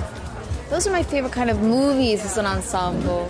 And what I love so much about the film is, like, think of all the female voices we have in it. We have Viola Davis, we have Isabelle Huppert, Jess Weixler, like these incredible actresses. And I just got to be in Saints and watch them. It was amazing because every day I showed up for work, it was with another pro, another great who really taught me a lot. And yeah, everything seems so limitless. It still is. You're the star of my life story.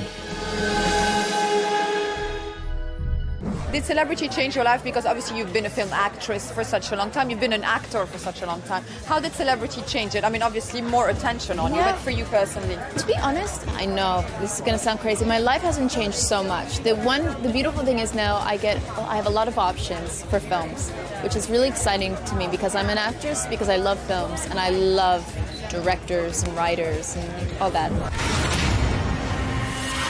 Those men that attacked you, they work for dangerous people.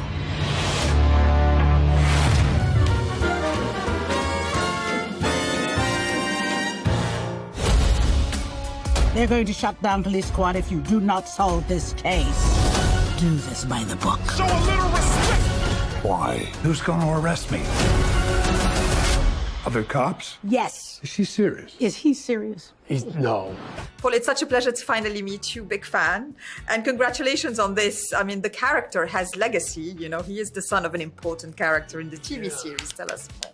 I love the original movies, and I love that sense of humor where you can be silly, where you can surprise people, and have jokes come from out of nowhere. I mean, that's such a fun way to operate.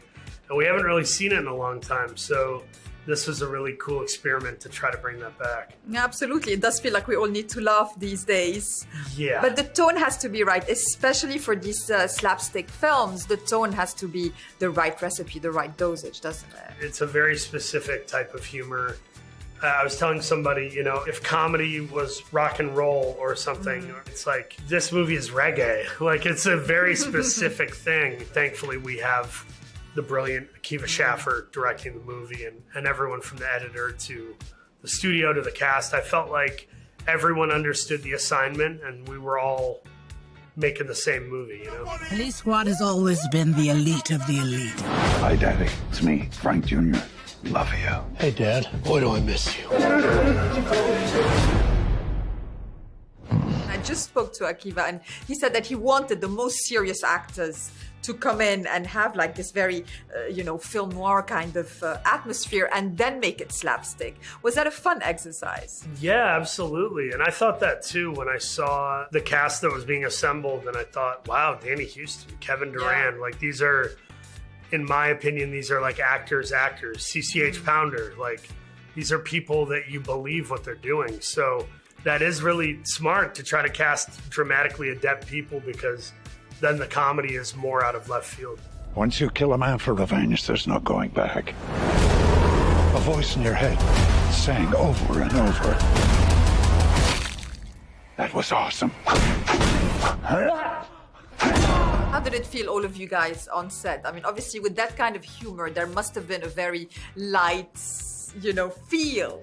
It was a light feel. It was also, it could be heavy at times because I think we all felt the pressure of trying to make it right, trying to make it good. And that can be its own burdensome thing. But any day on a comedy, to me, is easier and more fun than a drama. Dramas can be very taxing and annoying and heavy on people, depending what they're doing. Yeah, I mean, especially the ones you were involved in. I mean, they were heavy and taxing. Right, yeah. Blackburn, Richard Jewell were for the viewers as well, not only for you as an acting exercise. Sorry about that, yeah. No, they were quite the opposite. And you, Frank, are the best of the best. Need a bathroom. I need this one immediately. There's a line, man. Police business. It's a skill to be able to master, comedy and drama. That's what acting is all about. So how much do you enjoy being able to stretch it in all sorts of ways? Yeah, that was always my dream. My dream was to do what I saw like Robin Williams and Jim Carrey do. Even a guy like Philip Seymour Hoffman or John C. Reilly, they get to play in all the different worlds. And selfishly, that's what I always wanted to do. So when I get to do a dark drama for TV and then do a superhero movie or a brilliant comedy that's the dream. I want to keep doing that however long I can. Please, take a chair. Thank you. I'll find them. This is what I do. Says you served 20 years for man's laughter. You mean manslaughter? Must have been quite the joke. Finally, what are you most looking forward for new fans to discover about the Naked Gun series? More than anything, I really look forward to them seeing how funny Liam and Pam Anderson are. I think their chemistry is dynamite. I believe their relationship, but I love the crazy broad comedy. And it just feels like it's something that I hope happens again. I hope there's a sequel or two, and I hope we get to see Liam and Pam again. I do too. We've upgraded your car with the most advanced crime-fighting tech. Drive forward 30 feet. Pretty smooth. Oh! This place is falling apart. That's the sound of the police!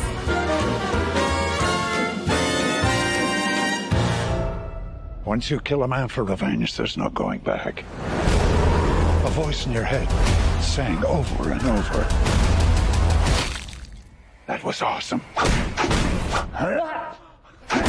It's a pleasure to talk to the both of you. You are the duet we never knew we needed. So how did it feel to the both of you when you realized that there was that type of chemistry? It was a lovely wake-up call for me. Not that I went into this thinking, oh yeah, okay, I'll do this, I'll do that. But it's just, I'd never met Pamela before.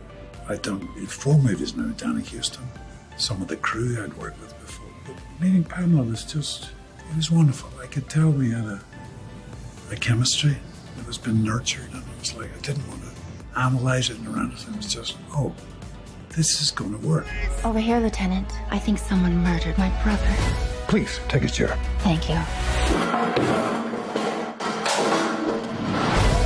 It's important that it worked because of the tone that is needed for those types of films. I mean, it's slapstick comedy, but you have to find the right dosage in a duet. I think that the tenderness in the relationship, the sensitivity, the groundedness of the characters, I think, is a nice base, and then everything happens, but it's nice to see true chemistry. I think that helps, and to play it real. Yeah, play it real, yeah. And you, Frank, are the best of the best. I need a bathroom. I need this room immediately. There's a line, man. Police business. It has all the premise of a very serious crime movie, and then it's the slapstick. How much fun is it to kind of turn it around like that? Well, the script, the original script, was good, you know. Seth MacFarlane, Akiva Schaffer, his co-writers, from this world of comedy, television, movies, you know. So we were in safe hands, you know. But yeah, it was important to have a through line of a story, you know. And especially in this day and age, these billionaires that are changing the world as we speak, or trying to. And Danny Houston's character is that mega rich guy who wants to change the world. So I think the storyline itself has a resonance that we could all see as an audience members, you know, say, oh, yeah, I kind of recognize this guy. Who are you? Driven. Detective Frank Driven. Thanks. Police Squad has always been the elite of the elite. Hi, Daddy. It's me, Frank Jr. Love you. Hey, Dad. Boy, do I miss you. Even though we haven't seen a Naked Gun film in nearly 30 years, it's very present. I mean, people know about it. What do you think makes it so enduring, those types of films? I think it's just laugh after laugh, belly laugh. You know, there's comedies, and then there's these, you know, high comedies that are just so entertaining. Laughter is good medicine. Yeah, it is. We need it. Especially these days. Yeah. They're going to shut down Police Squad if you do not solve this case. Do this by the book. Show a little respect! Why? Who's going to arrest me? Other cops? Yes. How much is LA a character in those types of films? Because of the homage to the, film noir. Again, although it's comedy, there's a lot of tributes to a lot of things. Sure. And we shot it in Atlanta, Georgia, And we did... Well done. You did a little bit. Yeah, we did a little bit in Los Angeles. Yeah, and it touches on noir, Yes. There's a little homage to that type of film, I thought Akiva did a wonderful job, really. No, he did. It's very pleasant to watch.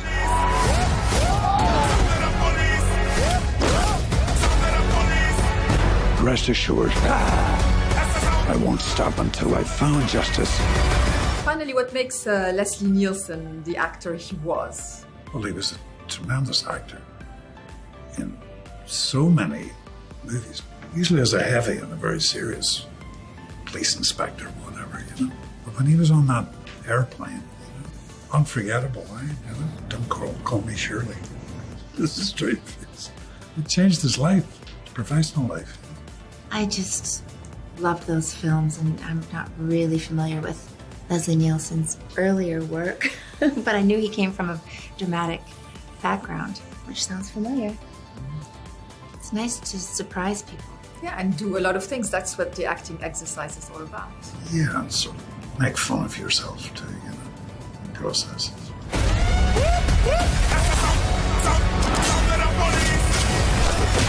Nobody messes with Police Squad.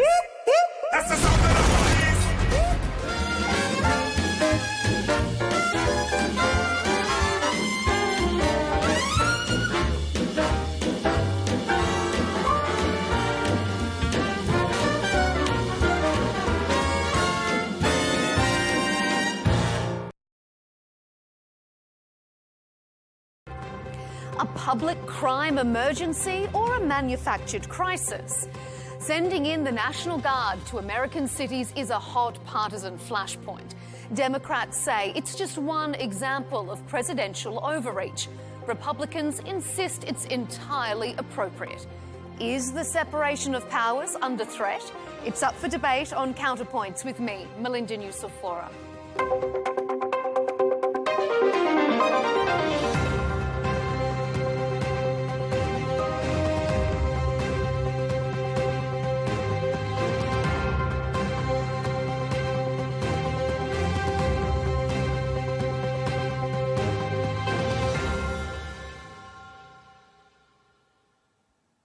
President Trump says too many US cities are dangerous and filthy. He's called it a national emergency and has sent in the National Guard, a move that has Democratic governors up in arms. It's illegal, unconstitutional. Frankly, it's un-American to send troops into American cities when there's no emergency, there's no insurrection. And he's only doing it because he wants to disrupt future elections. The National Guard has been patrolling Washington, D.C. for more than 2 weeks. And the mayor says there's been a sharp reduction in violent crime. The difference between this period, this 20-day period of this federal surge and last year represents a 87% reduction in carjackings in Washington, D.C. So if it's working, why are the Democrats so concerned? They argue it's just one example in a long list of presidential abuses of power, like his intervention in the workings of the Federal Reserve and the Public Health Agency, the CDC. So, on this episode of Counterpoints, we'll ask, is deploying the National Guard good policing or a political ploy? Is President Trump abusing the separation of powers? And will he really push for a third term?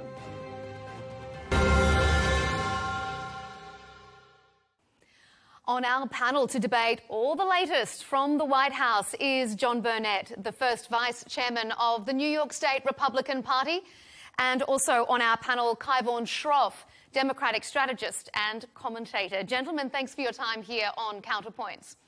Well, the balance of power in the US between the states and the federal government is often a point of contention, and we're seeing that playing out on the streets of Washington, D.C. right now, where President Trump has gone over the head of the state governor, deploying more than 2,000 National Guards to crack down on crime.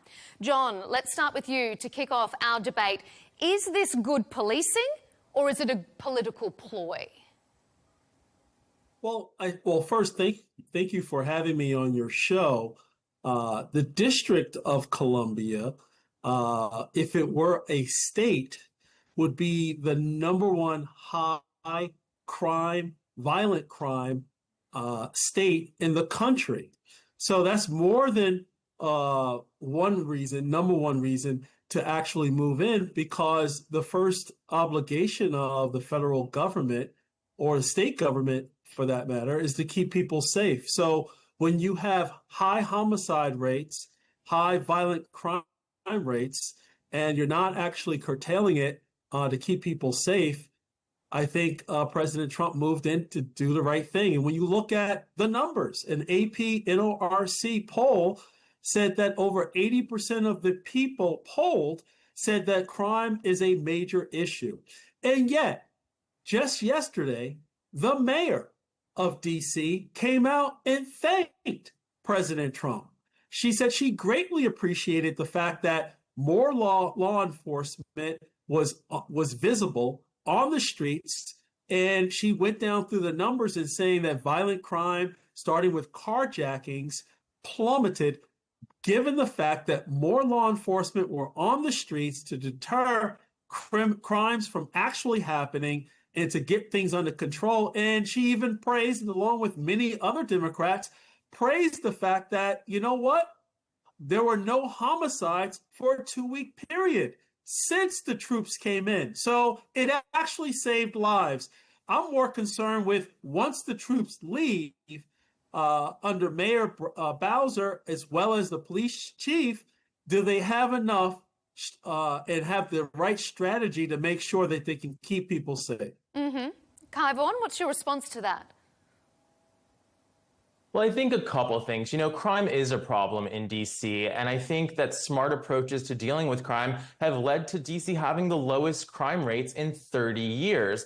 And I think we've been hearing these talking points about the crime rate in DC, but it seems like Republicans don't care about higher crime rates in red state-run cities like Jackson, Mississippi, like Birmingham, Alabama. So the talking point seems to fall a bit flat, and you had Kamala Harris, you had Hillary Clinton call out that Trump would do exactly this if reelected. He would send troops after Democratic cities. And he's doing it because it's an authoritarian flex. I think what's more concerning here is the pattern, right? Sending these troops into cities, building himself a $200 million White House ballroom, and is he going to leave the city of DC when his term ends, or is he going to refuse to, like he did last time? And is this all a test run to take control of our capital city? I think that's what a lot of Democrats are really concerned about. And then you see other behaviors, right? Like taking a 10% stake in Intel, demanding that Cracker Barrel, an American company, change its logo. These are full-on dictator moves and part of a much larger pattern and picture. So I know Republicans want to make this about crime and Democrats being soft on crime. My colleague just admitted Democrats are being reasonable on this. They're taking the help. We have to also acknowledge a lot of the resources to DC were cut by this administration. So some of what they're doing is just replacing those resources. You have National Guard members picking up trash and laying mulch that Park Services would have done, but Republicans slashed that budget. So I don't know that sending our troops to go pick up garbage is making the city safer.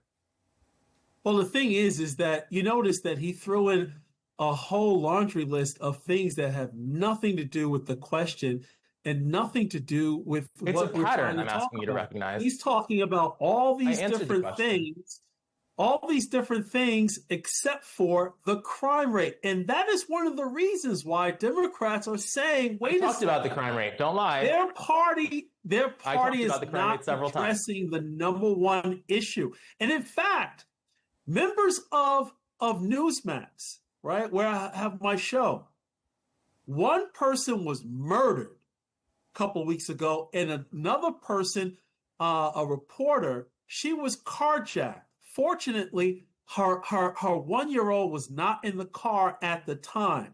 So it's hitting everyday working people, whether you're whether you're a journalist, whether you're an everyday essential worker, or whether you work on Capitol Hill. Everyone is concerned about the One thing safety. Kyvan did raise that I think you don't perhaps care you about should Jackson, respond to, Mississippi. John, is this idea that this is the president focusing only on democratic states and that there are red states that have troubling crime figures, but they don't seem to be in the spotlight. Why is that? I think it should all be addressed, whether you talk about Memphis, Tennessee, or whether you talk about District of Columbia.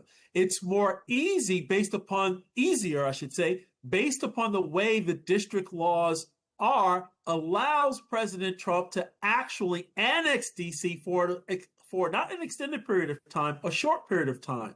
So you can look at this as a base case or pilot program to possibly roll out to other cities, red or blue. Because I'm not here to talk about Republican or Democrat run cities or states. I'm here to talk about what people need. They need a baseline of safety. Kyvan, what do you say to that, this baseline of safety? If the mayor of DC is saying that crime has gone down, isn't that a good thing? Crime was already at historic lows, and yes, she's taking the help, but I want to reiterate my point that agencies like ATF, Donald Trump has actually, for all the rhetoric, defunded police. He has cut $800 million in grants to support local law enforcement. He's gutted the ATF. We just had another mass shooting yesterday, unfortunately. All of these efforts have left DC without their usual resources, so some of this surge is replacing those missing resources, and they are thankful for that. But I will say, it's just another talking point to say this is a test case. You have not heard Trump utter that he's going to do this in red states. You've heard Republicans on Newsmax and everywhere else only talk about DC, New York City, Los Angeles, and Illinois. So it's very hypocritical. Let's talk about the numbers. State, even though let's talk about the numbers. The top 10 murder states in the country are red states. Since the troops were sent in to deter crime, robberies down 46%. Still not going to talk about red states, right? That's what we're getting. Carjackings down 80%. Go back to DC. Yep. Violent crimes down 22%. The results, well, you're saying, nothing to say about red states. It was actually trending down, so you're okay with a baseline number of carjackings, rapes, Wrong. and I murders. said it's good. I said it's good. We Wrong. should be You're concerned wrong. about it all, Listen. whether it's blue or red or purple. It needs to be done because, but you don't care. Over 80% of Americans, whether you're right, left, or center, want to be safe and they want to live the American dream. What about to Kyvan's point, though, John, that the president has defunded a lot of the police, so the National Guard is now having to come in to do the job that the police would have done if they hadn't have been defunded in the first place? There is no... You know what's funny?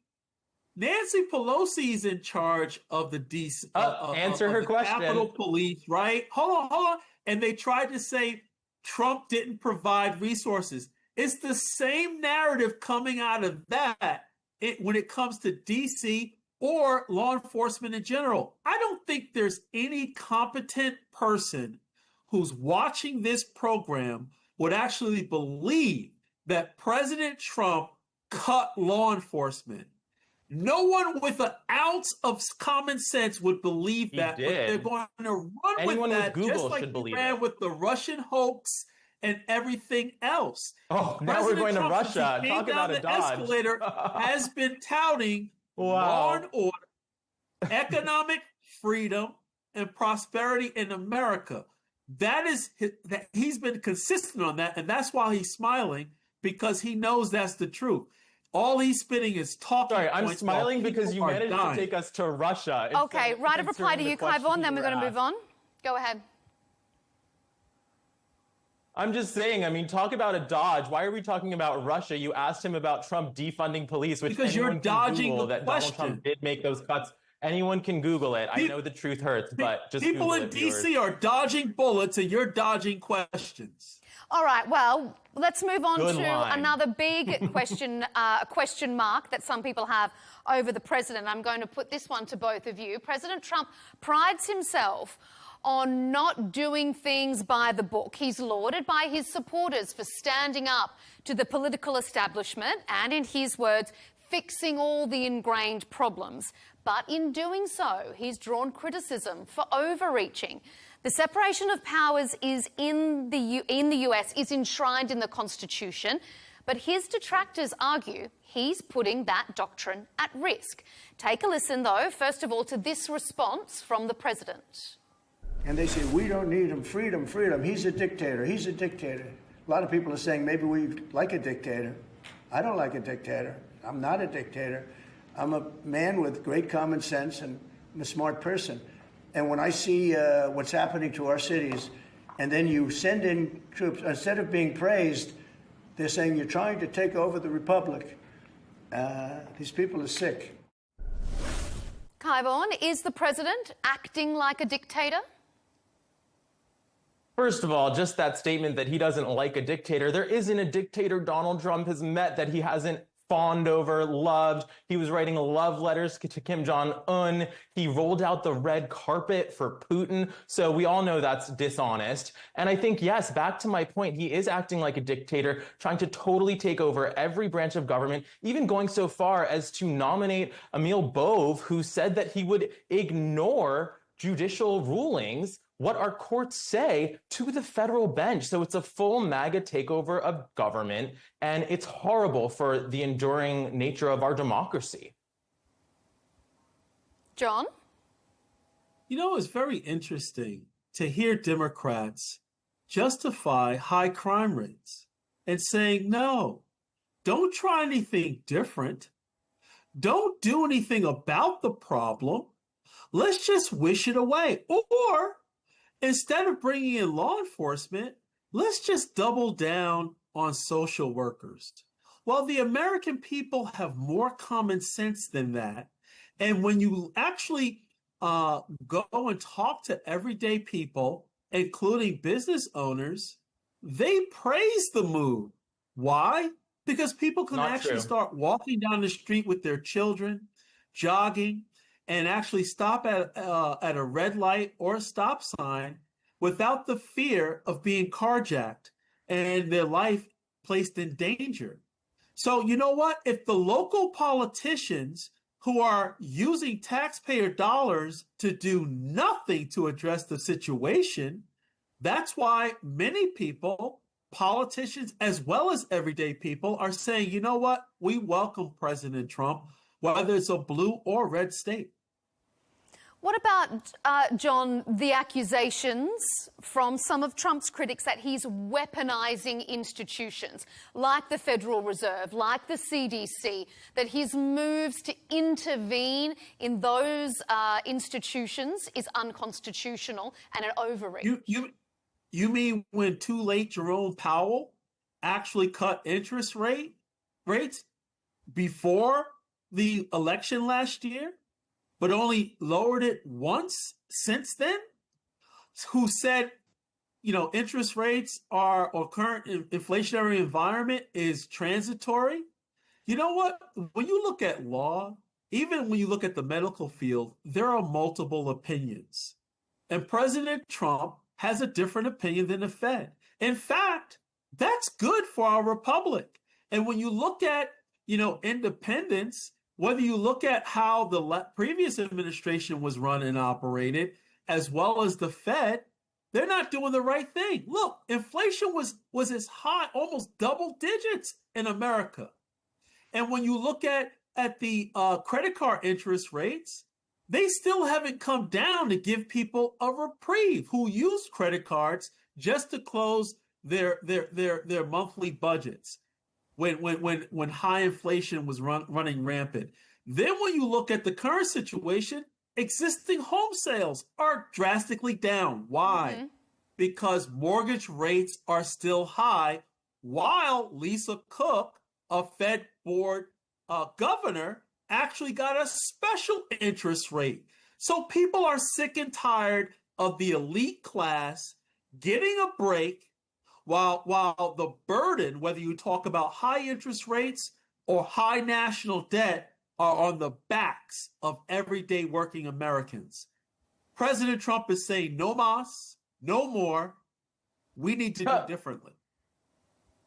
Let's talk about that, because Donald Trump just added $4 trillion to the national debt that my generation, not your generation, is going to have to own. Donald Trump is actually currently responsible over his 2 terms for 25% the total American national debt. He has been writing checks. He's the bankruptcy king and he's bankrupting the country. Why is he putting so much pressure on the Fed? Well, because his economic decisions have been horrible. His tariffs are wrecking our economy. Consumer spending down, business investment down. And so he wants the labor market so bad, he fired the head of the Bureau of Labor Statistics because he didn't like the numbers. And now he wants the Fed to bail him out for a short-term win that's going to cost us in the long term. It's very much like what he's actually doing, I think a similar, but somewhat similar redistricting fight, right?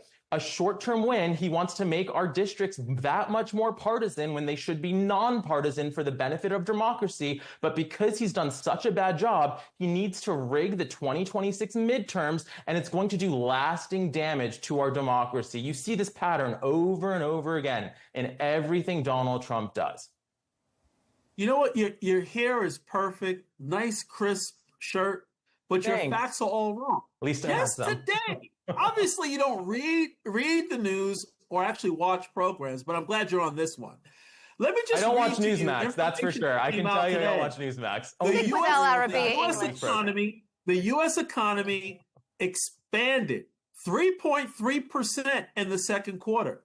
That beat estimates.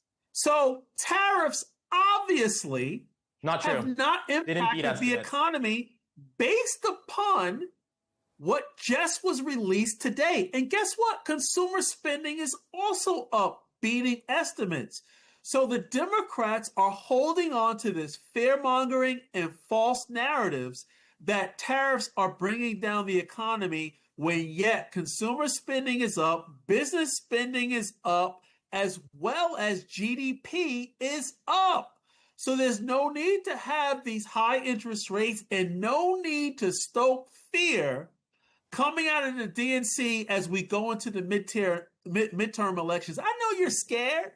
I know you're running scared.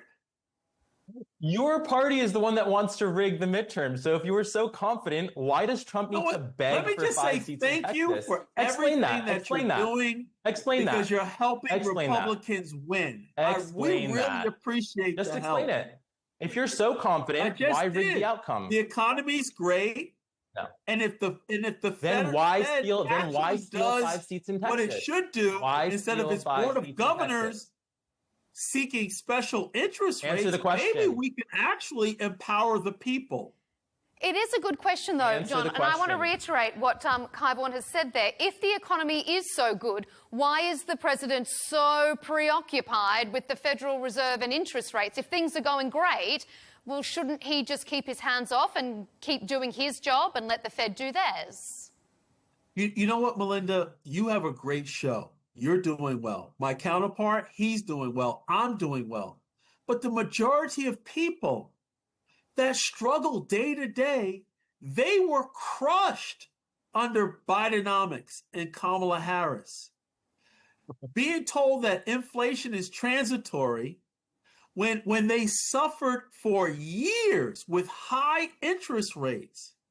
So just to balance things out, and not only were they paying more for everything for an extended period of time, the mortgage rates haven't even come down. So that way they could try to move from paying high rent to actually paying a mortgage, giving themselves an opportunity in the future to create wealth or at least pass it down. So I'm talking about balancing here, not for the people who are doing well like us or President Trump himself, but for the everyday average person that's still paying 20 plus, upwards to 25% in interest payments on credit cards, paying over 7% for a mortgage, and in some respects, 8 and 9% for a car loan. that is ultimately Trump an doesn't care. issue for everyday working people who don't have the wherewithal. So we have to find Let's balance talk in about this everyday economy. working people. And I'm not Okay. saying Let's that talk as a about them. Republican, All right, I'm your saying it response, as an Kaivan? American. Yeah, everyday working people, the bottom 60% of Americans lost out their after-tax income under Donald Trump's one big beautiful bill, which, by the way, he doesn't even want to call it anymore, cuts those incomes for the bottom 60%. You know who it benefits? The top 0.1%. Donald Trump's rich friends earning over $3 million a year. And my colleague still did not answer the question, which is that if everything's so wonderful on the economy, on crime, on every issue under the sun, people are still hurting with high interest rates. Why does Trump need to steal 5 seats in Texas if he's going to win midterms because he's so popular? It's because he's projected for a blue wave blowout. He is deeply unpopular on these issues. Explain it. You mean like the one you were predicting last year? Okay. Why Gentlemen, steal the seats? we're going to get close to running out of time, so I want to move us on to our last segment because this is an interesting one, and I'm looking forward to getting your take on them. One of President Trump's most vocal critics is Californian Governor Gavin Newsom. He's been attracting a lot of attention lately for his social media trolling of the president. Kaivan, is this a case of if you can't beat them, join them? I mean, Michelle Obama said, when they go low, we go high. Is that notion now just out of the window for Democrats? That's been out. That's been out for a decade, unfortunately. But I think the reality is what Gavin Newsom is doing is effective in 2 senses, though I will concede I think it's got a short runway with Democrats because Democrats aren't in this to score random Twitter points against Republicans. They want to pass policies that help the American people. That's the end goal. But what Gavin Newsom is doing in 2 ways is nice. For Democrats, it's cathartic because they feel like Donald Trump is this unchecked bully that, regardless of the legal system, regardless of so many things, just cannot be held accountable, it seems. So it's nice to see somebody stand up to him. And I think second, it really sort of outlines how outrageous and preposterous Donald Trump's behavior day to day is that has been normalized. Because when you see a sane person like Gavin Newsom putting out those tweets in all caps, you're like, yeah, it is weird that a politician does this. And obviously that's part of his point. When he's talking about, make America Gavin again as a joke about Donald Trump's narcissism, it really hits that point home. So I think it's an effective gimmick in that sense. Why is it getting under Republican skins, John? Look, honestly, you know what? He's good for fundraising, right? Parties fundraise off each other, but let's look at, again, let's bring it back to the people. When you look at the inflows of population versus outflows, there are more people fleeing California in New York. Why? Because of the high taxes and mismanagement. These are facts. And Gavin Newsom, more people have fled Florida to California. Even the mismanagement of the wildfires, right? There was no water to put out and effectively address the wildfires. When you look at the crime, when you look at the California has the highest level of homelessness. If their policies worked, people would not be fleeing the state of California. More people flee Florida to California. Why? Because people have been leaving there, going to Texas. Hence the reason why Texas wants to redraw the maps based upon the huge influx of population. Remember, Texas, John, is a great place to do business, and no state income tax for the average worker. So it's working. Going back to Trump's tax bill, look, no tax on tips, no tax on Social Security. All right, we're almost out of time, so let me get Kaivan's response to that. Kaivan? Here's an inconvenient fact. More Americans have left Florida, a red state, for California, a blue state run by Gavin Newsom, than have left California to go to Florida. Similar climate, all of that. Similar offerings, and you can't explain that dynamic. No It's true. Google. People that pay attention to facts believe it. I know in your world, whatever you think is what goes, there's actual data and facts that everybody else in the world and in the business community pays attention to and uses to make decisions. Okay, I've got a question. Before we're out of time, I want to put it to both of you. Another reason why Gavin Newsom is making headlines at the moment, on Wednesday, he made a stark warning that he says President Trump is serious about running again in 2028, and he says we're losing the country in real time. John, will President Trump really push for a third term? That is foolishness. President Trump already came out and said that he's not running again. But because these foolish Democrats rather focus on the latest foolish headline instead of focusing on coming up with real policies, all they have is fear-mongering. So you know what? President Trump is going to troll them. Because all he has to do is put out something on Truth Social or X, and just like minions, they'll actually run and start pushing these narratives instead of really start focusing on real policies like crime, to address crime, the local economics, and things of that nature. It's foolishness. All right, Kaivon, to that point, is it easier for Democrats to scaremonger that President Trump is going to run for a third term than putting in the work to make sure that they are a viable alternative? I just think anybody in media using the idea that Democrats have scaremongered, everything they warned about has happened. Every single thing Democrats have been warning about for the last decade, Donald Trump and Republicans have done. Donald Trump even won the election. An insurrection. And by the way, Don's saying now that he won't run for a third term, but I guarantee you, the minute Donald Trump says he'll run for a third term, he'll be the first guy behind him in the cult saying, yeah, screw our democracy, it doesn't matter. So absolutely ridiculous talking points. And I don't think Democrats have been scaremongering at all. I will concede to the premise of your question, which is I think they have to make that case, but they also have to offer a positive set of policy proposals and communicate that effectively, particularly on affordability to the American people. And Melinda, really quickly, that's why President Trump ran away with this election last year and won the popular vote. He didn't run away with it. And you can't do that unless a high number of Democrats cross over and vote for him. Why? Because they were sick of open borders, a poor, high inflationary economy, and not feeling safe. That's why Democrats failed. Trump is not running again, but guess what? J.D. Vance, other people, as well as local Republicans are running in blue states, and they'll likely win. That's why he's smiling.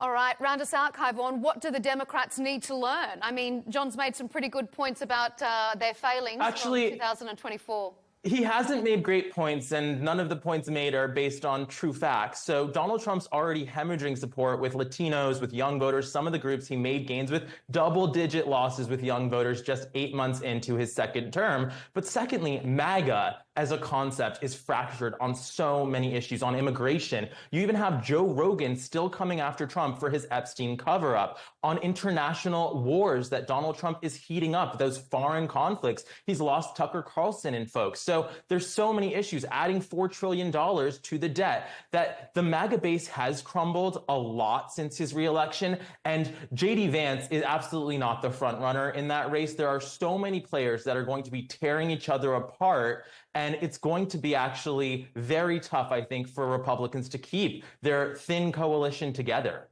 But tell me, though, what are Democrats doing differently? What have they needed to learn from their failures? What are Democrats doing differently? Yeah, sure. Democrats are focusing, by the way, as Kamala Harris did, on affordability, on making life better, education opportunities, childcare, access to jobs. By the way, Joe Biden and Kamala Harris created more jobs than the last 3 Republican presidents combined. Donald Trump, in contrast, had to fire the head of the Bureau of Labor Statistics because his jobs numbers are so bad. So I think Democrats need to figure out how to communicate what they have been doing to the American people and then build on that. And I think people like Ro Khanna do a good job of that, talking about, for example, who are going to be the winners and losers on an issue like AI, right? The next digital wave. Is it going to be rich folks and sort of those Silicon Valley bros that have all lined up behind Donald Trump while the truckers across America get replaced and shut out?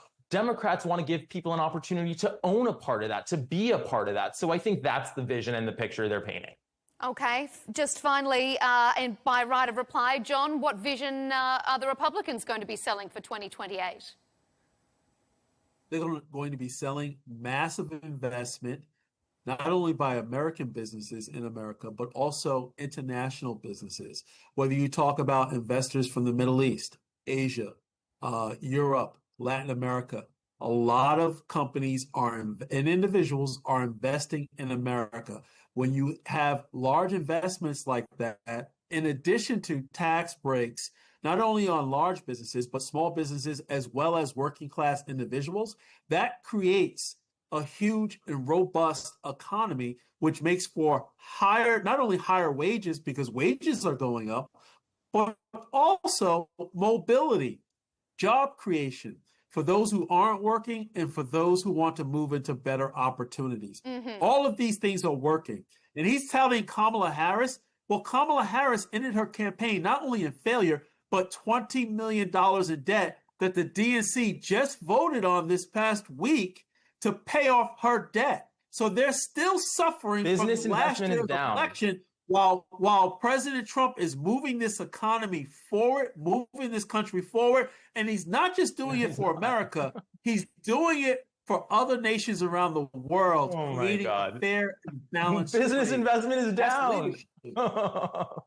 Gentlemen, I wish we could continue our debate, but I know we are out of time, so I'm going to have to leave it there. But what we love on Counterpoints is two strong sides to every story, and we certainly got that with the both of you this evening. Well, Thank you so much to John Burnett, the first Vice Chairman of the New York State Republican Party, and Kyvon Shroff, Democratic strategist and commentator. Thanks for joining us on Counterpoints, gentlemen.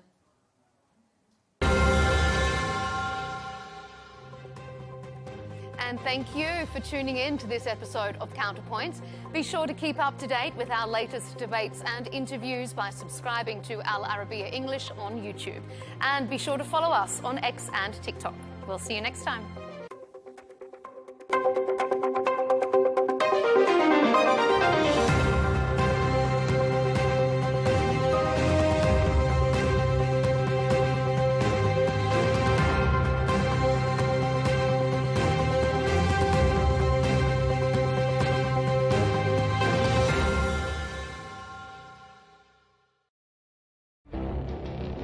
It feels like decades are passing by in a matter of weeks.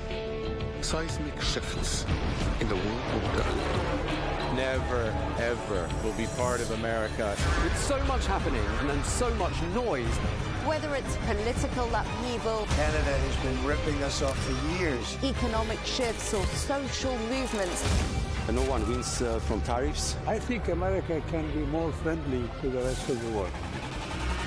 The in-depth analysis and all the latest developments across the globe. To have an inclusive policy together. The meetings with Hamas gave me some hope. We're in another nuclear arms race. the most important development straight to your screen. Welcome to the dressing room. I'm on my own. I need backup.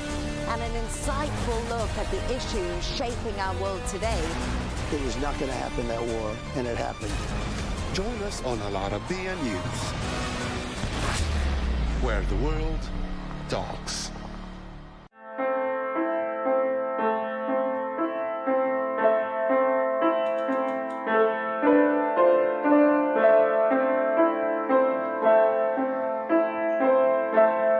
I wish reality were as easy as talking.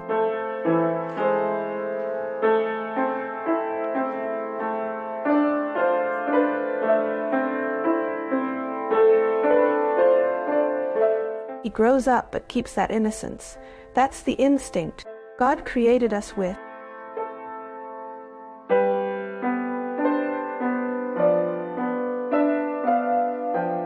Mahmoud's dream is to become a pianist. Is speech the only way to express thoughts and feelings? Descartes, the father of modern philosophy, said, "I think, therefore I am." He didn't say, "I speak, therefore I am." There are many means of communication around us: drawing, music, singing, writing, sports. Even eyes have a language. Each one of us is different. We share many things and differ in many others. The same applies to autistic people who can be similar or different. Since medicine discovered autism 8 decades ago, half of people around us still see it as a mystery. And such people do not try to know anything about autism. Even scientists disagree over it. Some see it as a psychological or neurological disorder, while others consider it a genetic biological problem. Why don't we know a lot about autism? Today, we try to reach them. We are not looking for a cause, a doctor, or a cure. This will be a special mission in which we go to them to find out their thoughts and feelings. Do they live in the moment only? Or do they dream and wish? Do they understand adolescence? What is lying? Or politeness to them? Do they know they are different? We thought it would be enough to get answers even to some of those questions. It's impossible to reach everyone, but it led us to a few of them. A young man living in his 20s, and in his story, a message for every human.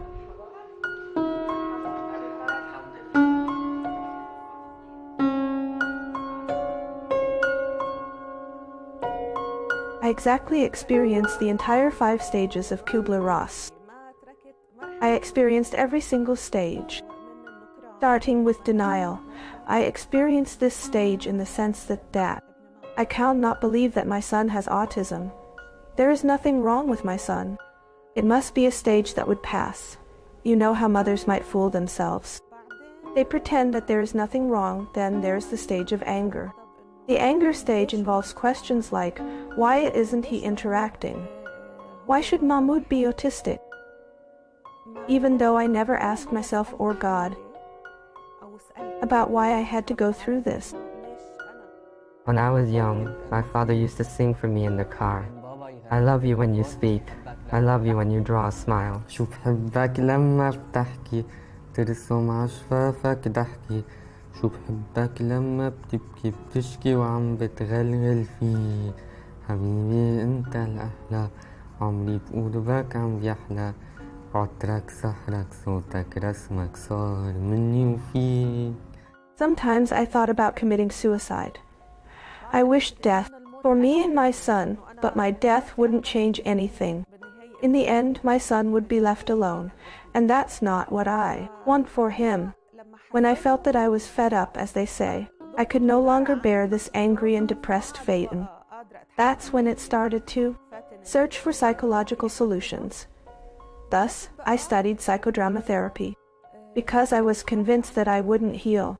In 1 or 2 sessions, or even in 1 or 2 years, I was convinced I needed to know how to face my feelings and understand my psychological condition throughout my life, because I knew my current situation would continue all the time.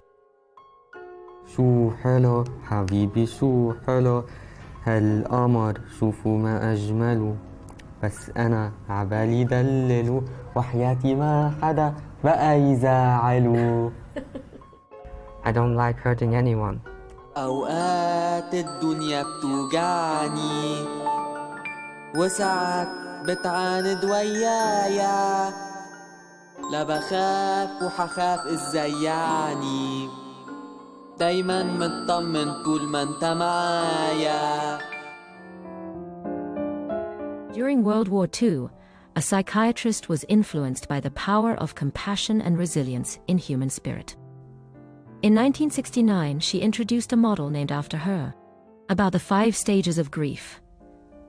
Through this model, Kubler-Ross wanted to speak out loud about the feelings a person experiences when faced with a shock that shakes their inner peace. The transitional stages in the Kubler-Ross change curve begin with shock, which leads to denial. Then anger takes hold. Then we begin bargaining with ourselves in a one-sided dialogue. We want to escape the crisis without making any effort. Then comes depression and sorrow. Despair and all negative thoughts start to attack at the same time. Acceptance is the beginning of the solution. And out of love for her son, she feels hatred. She thinks she hates her son, but in fact, that represents in psychology the stage of anger in Kubler-Ross model. She becomes angry with herself because she feels those emotions, which are unfortunately normal. If we had psychological awareness in education, she wouldn't be blaming herself.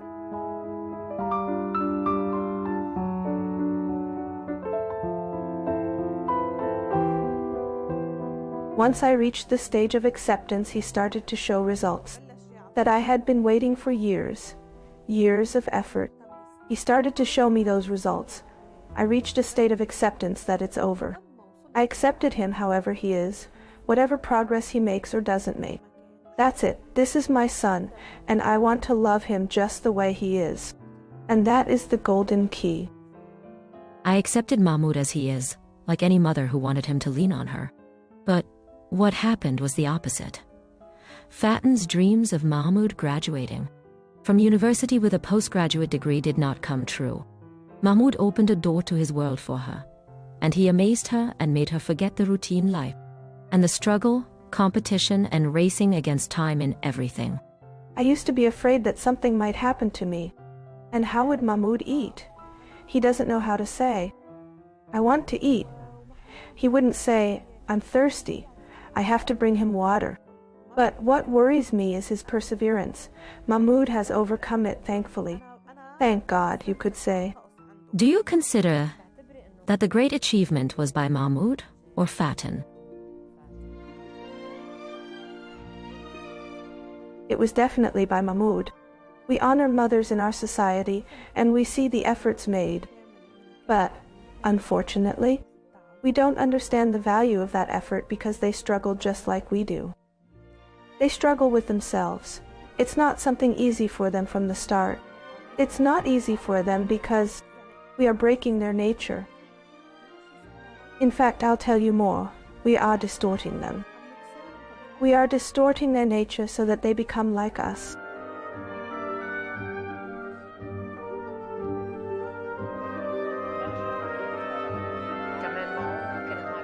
Due to the commonalities within the stories, we went to Niraj, a young boy who is talented in drawing and video games, a boy no older than 12, who speaks, reads, and writes. He has a small home, with a family, school, and friends.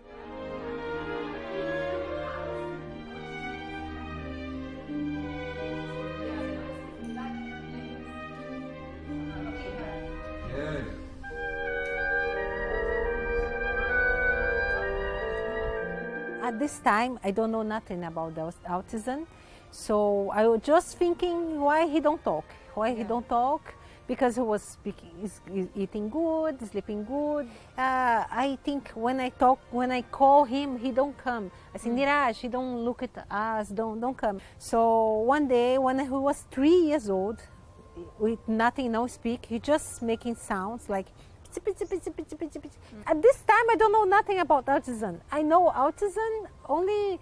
I know some children with development problem have autism. So when I come back home and I went to the internet, this is something wrong. You never have to go to the internet to check and solve your problem. Oh my God, what only bad things about autism only. But there I see a picture of my son.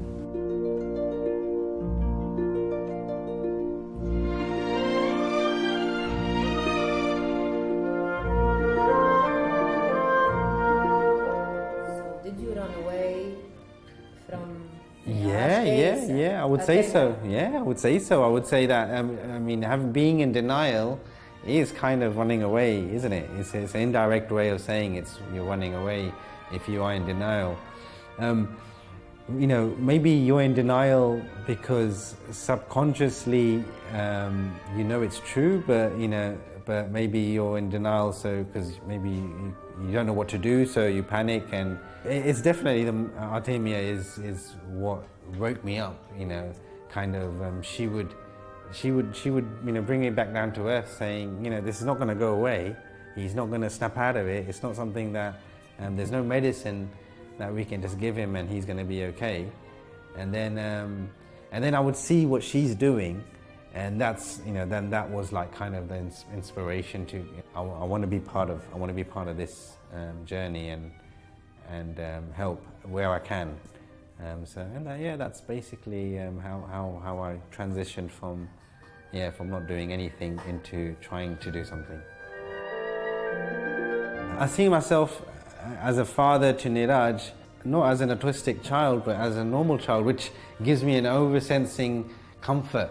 So it's not, I should do more with Niraj because he's autistic. It's more, I should just do more with him just because he's just another child. So I think now I'm not beating myself up because he's autistic, and I think that's a testament on how far he's come.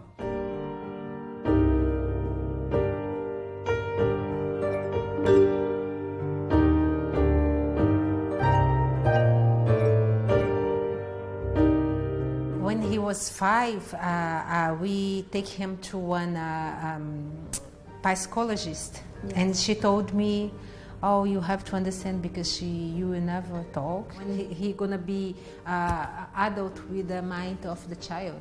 He just told me like this. My son is talking now. If you say that for one mother, you take her hope. Yeah, your hope.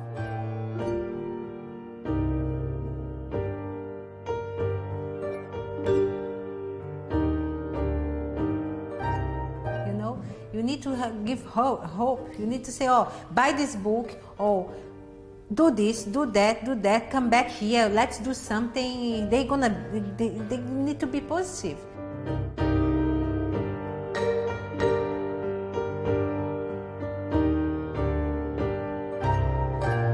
I've never had pets. I'm not a huge pet lover, but I did try, and whenever we take him to the park, try and push him towards the dogs in the park. And yeah, he liked them a lot. And now we have cats, so he's plays with them as much as he wants. I did try to play football with him. He doesn't want to play.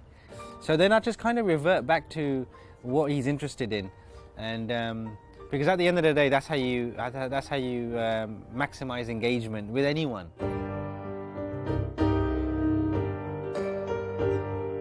The doctor tried to steal her hope, but she failed twice. As a doctor, and as a human, that's what happened to Artemia. She lost herself chasing books and sources for guidance to reach her son. Her mission wasn't easy, and notably, the majority of books written about autism were written by autistic people themselves. One of the therapists told me we have to make some exercise with him. You put some up with the hot water, no, very hot water. Yeah, one is something like lemon, or do this exercise as many as you can.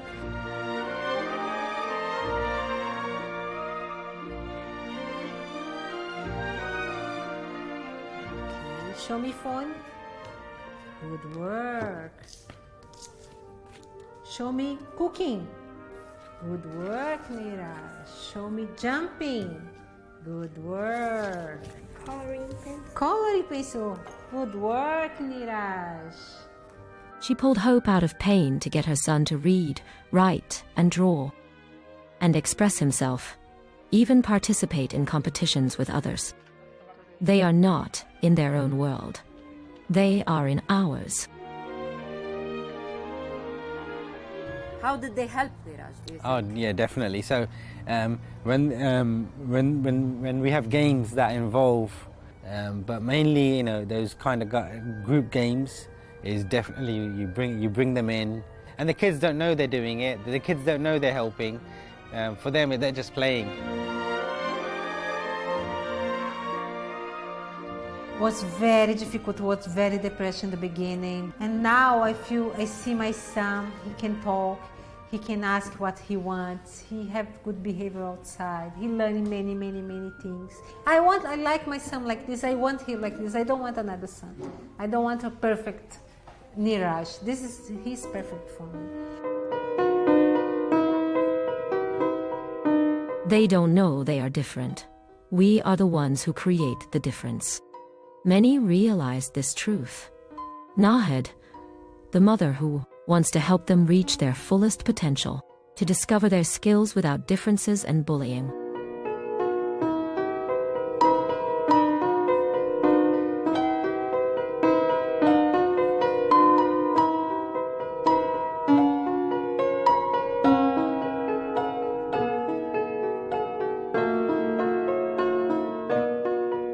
I am Nahed, a mother before anything else. I built this entire place, dreaming of a space where Ahmed could live, where I could watch him grow. My dreams, like any mother, were very big. Unfortunately, after I started this place, Ahmed's needs were different, and today Ahmed.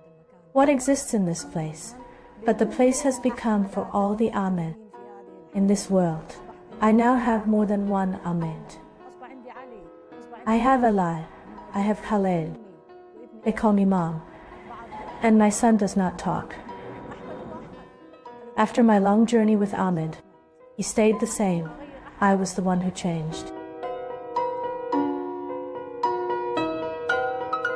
So I wanted to change Ahmed, but Ahmed won't change.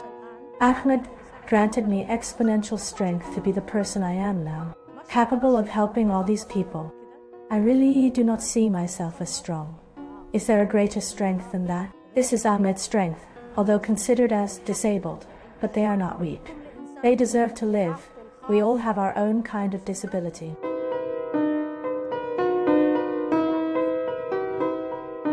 The only thing these children fear is losing their parents. They fear because we have become their safety, not the society. The community as a whole must change so that children feel safe. Then comes competition, and there comes desire to achieve self-worth. Children do not feel safe. Their safety is us. So we must give our children safety before we ask society to give them safety.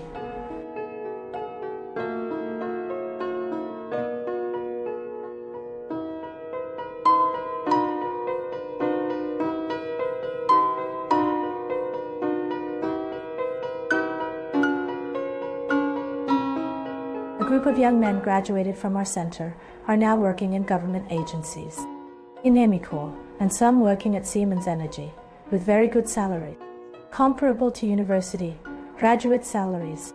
These children must have experience and skills so that they can compete in the labor market according to their capabilities.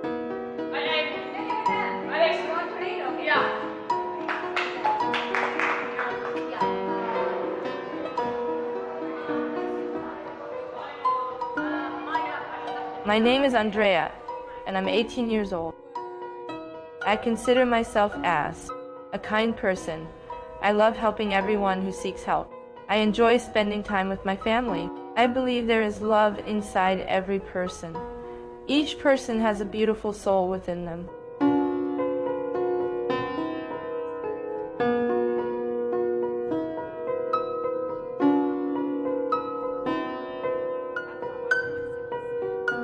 How would you describe Mahmoud? He is a kind person and musically talented. He plays the piano and sings, and he is also handsome. How do you describe Andrea? She is my friend. I love her very much. She plays the piano and the guitar.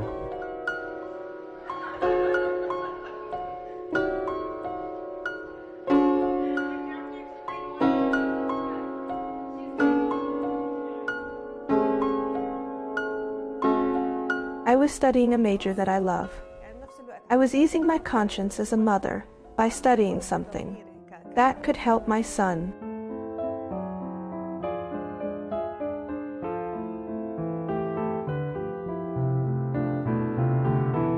We can manage behavior either with reinforcement or punishment. When we know which reinforcement is best for the child, we can use it to teach the child to ask and express themselves. It is not necessary to express by talking, because many autistic do not speak. So we can use pictures, or we can use an iPad, to be able to communicate with them, and they can communicate with us. This skill is one of the most important things we teach a child. It's one of the foundational skills we begin with for a child. Honestly, the early stages were the hardest for me. I used to repeat sessions that he learned with the specialist every day. I would reapply the speech sessions with him 4 times a day. I used to repeat them on the same day. At the times when I could not do these sessions, I would repeat them through activities I would do with him at home. So when he became responsive, when he was ready, when he became ready to expose him, experiments to find out what does he like, so we tried. 2 experiments and discover what he liked. We began teaching him the field of computer and software, and we tried exposing him to all fields until we discovered that Mahmoud was excellent at playing piano. He can express himself, his anger, his joy through playing the piano.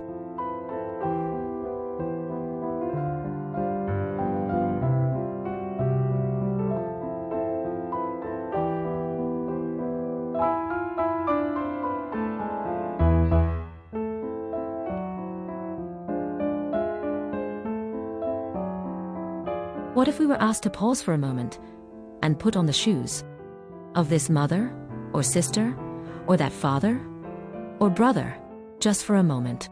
What if we realized that one of our children is on the autism spectrum? Everyone we spoke to never wished to switch roles. Instead, they asked of those around them or those they encountered on the street or in the store or the cinema or school.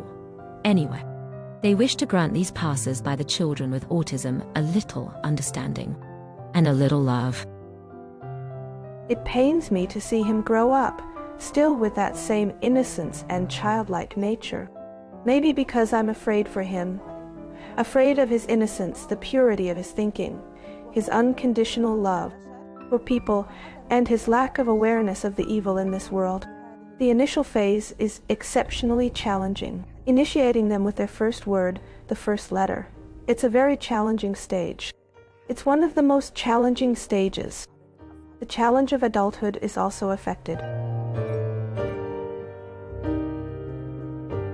And I want to say to the ones who abandon their children, go back to them. They need you. Do not be ashamed of your children. Your son may not be what you dreamed of, but they become something you never dreamed of before.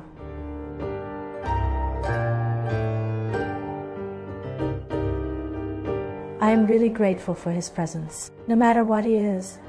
Of course, I wish he does not suffer from autism. I cannot imagine my life without his presence.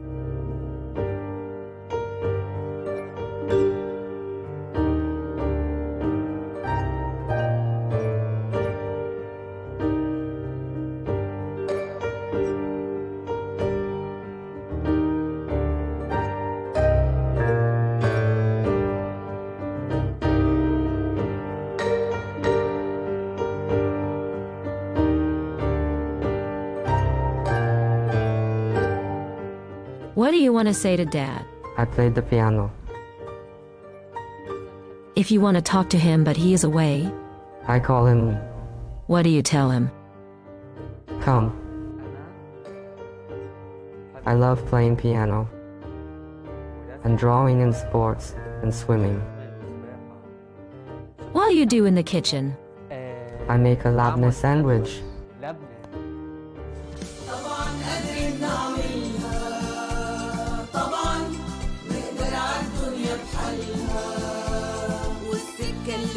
صعبة في أولها مع بعض أنا وأنت أكيد هنكملها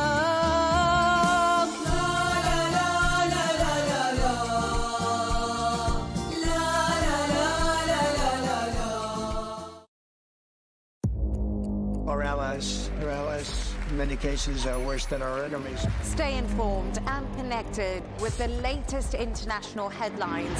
There obviously is a risk. From breaking news to in-depth analysis, it would appear that this war is coming to an end. Who buys this stuff? Investors, pension funds. We deliver the most important developments straight to your screen. Iran always wanted to deal with militia. Join us for compelling, expert-driven conversations. A curfew order has been established. and an insightful look at the issues shaping our world today. There are a lot of proposals about European architecture for security. I'm Leigh Ann Gerrans, and this is W News. We dealt with this when I was Chief of Staff in the first term. Where you don't just hear the headlines, you get the full story.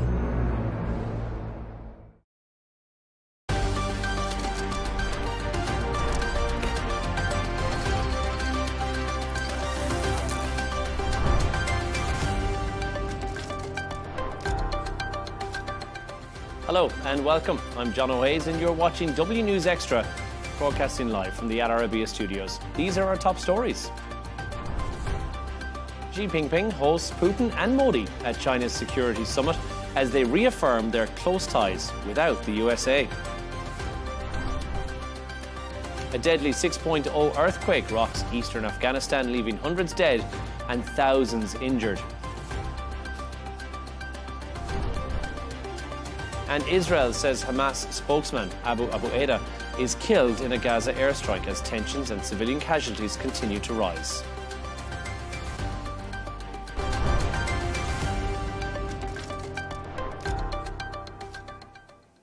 Leaders from over 20 countries have gathered in Tianjin for the Shanghai Cooperation Organization Summit, where Xi Jinping and Vladimir Putin promoted a new global order prioritizing the global south. Xi called for greater representation for developing nations, while Putin hailed the bloc's push for genuine multilateralism.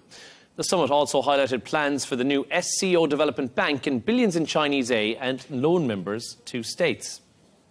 To discuss this and all of today's stories, we're joined in the studio by Managing Director of This Is Dubai, that's Michael Jabri-Pickett, and Deputy Editor of The Spectator, Freddie Gray, who is live with us from London.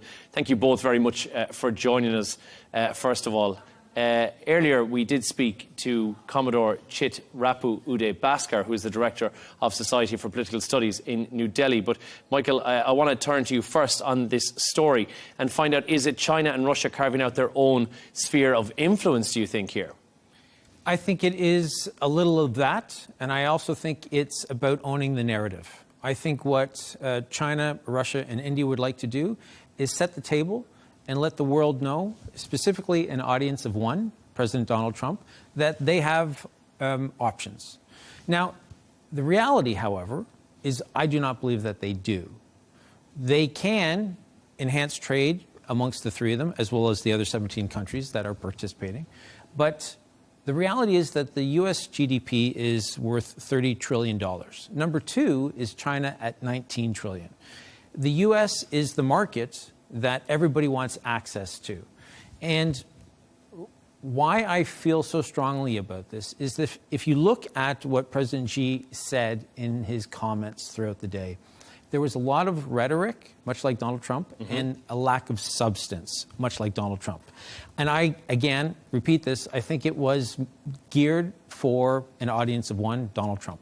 So you think that this is all about optics and creating an illusion that there's this unified trifecta of power that may or may not actually be real? Is that what you think? I think it's wanting to send the message that the Global South, has options outside of the U.S., but I think Donald Trump knows how important the U.S. market is. I don't think he'll be swayed too much by the rhetoric. Freddie, to you, Xi talks about true multilateralism. Do you see that as genuine? Do you think that's code for weakening U.S. dominance? No, I think that is genuine to a certain extent. I share some of Michael's skepticism, and I agree they are thinking about Donald Trump a lot. But the ways in which they're thinking about Donald Trump are very interesting. And of course, it's a lot to do with tariffs, Donald Trump's infamous tariffs. And there are two very good and contradictory arguments that people seem to be having about this. One is that Trump, or the State Department, the Treasury, the people around Trump, are playing a very, very clever game in which they are disrupting the BRICS, and particularly China, Russia, and India. They're disrupting the sort of growing economic alliance that those countries have. And there are some good arguments to suggest that might be true. And this meeting, this event this week might be a statement against that. Another argument is that actually Trump's tariffs are bringing these countries even closer together in a sort of increasingly powerful economic bloc against America. And while Michael's right to say everybody wants a piece of the American economy, it's the biggest by far and so on, there's no denying that these countries are cooperating more, perhaps because they see America as a more unreliable partner. And that's not just to do with Trump's tariffs, it's to do with a sort of exhaustion with America as the preeminent superpower. And of course, India been hugely influential in this as well. And I want to show both of you gentlemen this, if I may. Earlier, I spoke to Commodore Chidrapu Uday Bhaskar, who's the Director of Society for Political Studies in New Delhi. And I asked him how significant it was for President Narendra Modi to be riding shoulder to shoulder, as he put it, with Putin. Have a listen to this. I would describe the symbolism of Prime Minister Modi being in the same car as President Putin as very significant. And very significant because of the current global geopolitical context, and particularly the manner in which the United States and President Donald Trump have sought to intimidate India with the trade tariffs. So this symbolism, in my view, works at two levels. One is India, I think, is sending a strong signal to the world and President Trump that the relationship with Russia is an important one, and India remains committed to it. And second, for President Putin, if I may add, at a time when the United States and its allies have sought to ostracize him, and they have used some very strong language against him because of the war in Ukraine, he is now back in global focus, particularly in China at the summit that President Xi is hosting. So I think this is significant symbolism, both for President Putin and for Prime Minister Modi. Lots of mentions there from Commodore Bhaskar that it's a lot of symbolism that's going on here. Michael, we're also seeing a relationship that's been formed. It seems that India is trying to do its best. We heard in that full interview that at a time when the rest of the world was not trading with Russia when it came to oil, that India was the main reason why the price of a barrel of oil stayed below $95. It was that important trade that continued to keep the price of a barrel down. So I think, have we underestimated the importance of the India-Russian coalition now mixing China into this as well? It's funny, you know, I think Donald Trump has done amazing things in different countries in the first 7 months that he's been back in office. I think he played a part in bringing Canadians together for their election. I think he played a part in bringing Australians together for their election. And I think he's playing a part in bringing India and China together. I think President Xi said, he alluded to the elephant and the dragon dancing together in his comments today. India and China have had a tense relationship over the years. They share a border. They've had some skirmishes as well over the past number of years as well. And yet here they are together, hand in hand with Vladimir Putin, who is, in most countries, a wanted war criminal. Certainly a pariah on the global stage. And yet, Donald Trump has brought everybody together as they are trying to show to him that they have options besides the United States, even if they're just trying to play a bit of a game with him. Freddie, what do you think? Should the West be maybe a bit concerned that we're seeing this palsy-walsy dance around, and we'll talk more about that in just a second as well, but we'll show you some images of this. A Vladimir Putin that we're not used to seeing, which is quite handsy and almost jovial in his stance. Should the West be worried that this is the friendship that's been formed? I mean, absolutely. It is a big concern for the West. I mean, particularly when it comes to India. Western geostrategy, Washington's strategy for a long time has been to curry favor with India and to kind of pull it away from China's influence, and to make India the rival superpower to China in Asia. But, I mean, what you're seeing now is that Donald Trump is, particularly with the tariff threats, is forming a new friendship with Pakistan, which was, of course, India's great rival and enemy in some ways, and also pretty much a satellite in some ways of China. And now you're having this strange mix-up of relationships where Trump is suddenly making friendly noises about Pakistan, and India and China are making strangely friendly noises towards each other. So things are very, very jumbled, and it could come out to the West's benefit, but it could also go very, very wrong for America. And I think some American strategists and analysts in Washington are worried about that. I want to just ask you as well on this, Michael, when we spoke about this earlier on, we discussed how Narendra Modi has been actually quite vocal on saying how the war in Ukraine benefits nobody. Is this now emerging India as somewhat of a player in the Ukraine war game? Do you think that that's a possibility as well? Because up until now, their opinion had neither been rhyme nor reason for this entire debate. I don't think that that's so much of an issue. It was just a few weeks ago that Vladimir Putin was in the U.S., riding in the beast with the President of the United States. So I think that when it comes to these sorts of meetings, I don't think there's an expectation that any particular leader needs to make sure that they speak out against the war. I think that that relationship with Vladimir Putin is more important when you're meeting with him, rather than making sure that you say the right things in a politically correct sense about how you're against the war. Thank you both so much for your thoughts on that. We'll move on to our next story. And a strong magnitude 6.0 earthquake has hit eastern Afghanistan, which has killed at least 800 people and injured over 2,000. Rescue teams are currently racing to reach remote mountainous areas, but we're hearing that landslides and also damaged roads are slowing the efforts down. The quake was felt across the region, including in neighbouring Pakistan, and aftershocks are continuing to shake communities which are already struggling with severe humanitarian challenges. Freddie, first to you on this. 800 lives lost, and that's just at first count. Entire villages have been wiped out in Afghanistan. Are they even equipped to handle a disaster of this scale, especially under Taliban rule?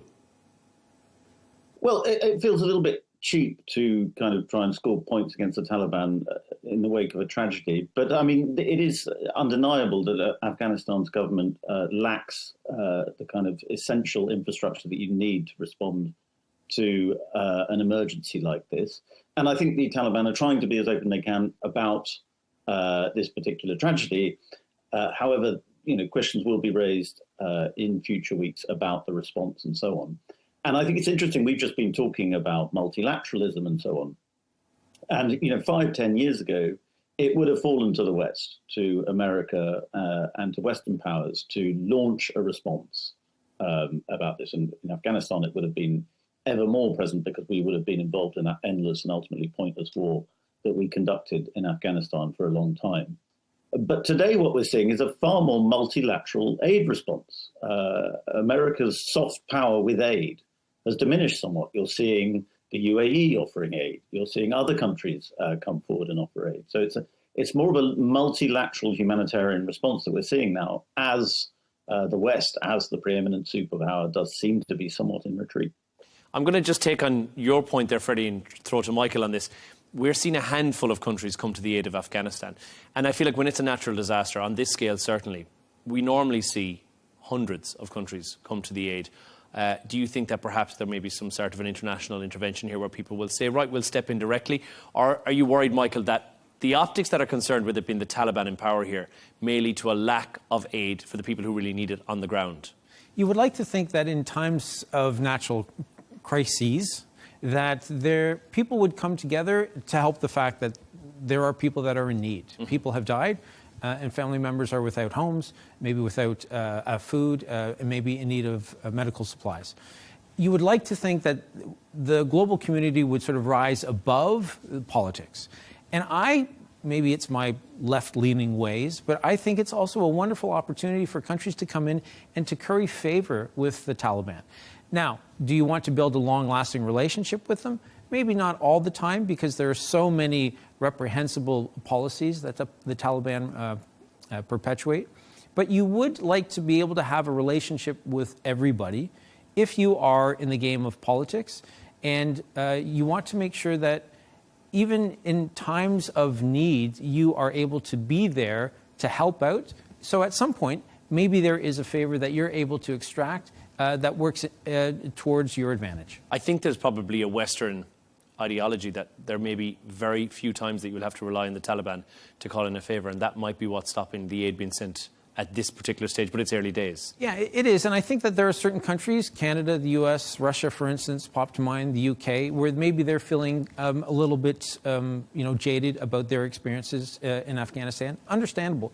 But again, you have to be thinking the long game. And I think that that's what the world needs, a little bit more of people coming together to help those in need so that at some point there can be a stronger relationship down the road. I think we're getting very bits and pieces more than anything else, correspondence from what's happening in Afghanistan on the ground. And the true picture will take a couple of days to play out. But earlier I spoke to the former Afghan Minister of Interior Affairs, that's Mohammed Omar Dadzai, and asked him if there was a concern about the West turning a blind eye. Have a listen to this. I think many countries, or most countries in the region, have offered assistance. But I hope the Taliban change their policies. Let the international NGOs to operate freely. Let the Afghan NGOs to also operate freely so that the aid can get to the needy people. The worst affectees are women and children. And Taliban's policies are always against women. So they will have to change. And also to prepare for future. Afghanistan is a disaster-prone zone. There are floods, there are earthquakes. You said this is the biggest. Yes, this is the biggest, but this is the third earthquake that has caused damage within this year, in 2025. So the country is a disaster-prone, but Taliban doesn't have the right policy, doesn't have the right capacity, and those who were trained in the 20 years on the Republic, they dismissed them and they all left the country. So basically people without experience, management experience, technical experience, they're all in charge. Freddie, as we heard there, more than just the earthquakes, there's the aftershocks that we have to worry about. There's the flooding that's happening. There's the landslides as well. And now we're hearing of women and children who are being trapped as men have gotten themselves out of there. I mean, it doesn't look good. Optics-wise, from the outside point of view looking in, does not look great for the Taliban regime. It's obviously terrible on any number of fronts, and it's a tragedy that's happening in sort of semi-darkness because we just don't have enough visibility, we don't have enough media visibility, we don't have enough open scrutiny of what's going on there. It is interesting we're talking about the West turning a blind eye. It's interesting to see your correspondent there talking about Afghanistan refusing international aid, which it regards with some suspicion and as a sort of attempt to corrupt Afghanistan. And so I think I hope for everybody's sake that international aid is accepted and offered on as many fronts as possible. And a fair point to take on from what Freddie said, Michael. Regardless of the Western political recognition of the Taliban, it is a time when people are in crisis here as well. What do you do if the Taliban just say, we don't require any assistance from the West, we'll be okay, we've got this on our own? Now that we know there are crippling infrastructures when it comes to hospitals and 2 helicopters that are at the disposal of these people who are victims.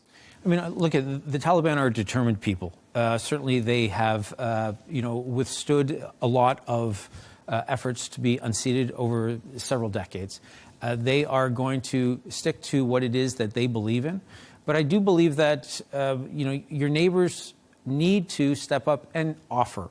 And they need to do the best to make sure that they can get in as best as possible. But at the end of the day, of course, it is going to be up to the Taliban to say yes or no.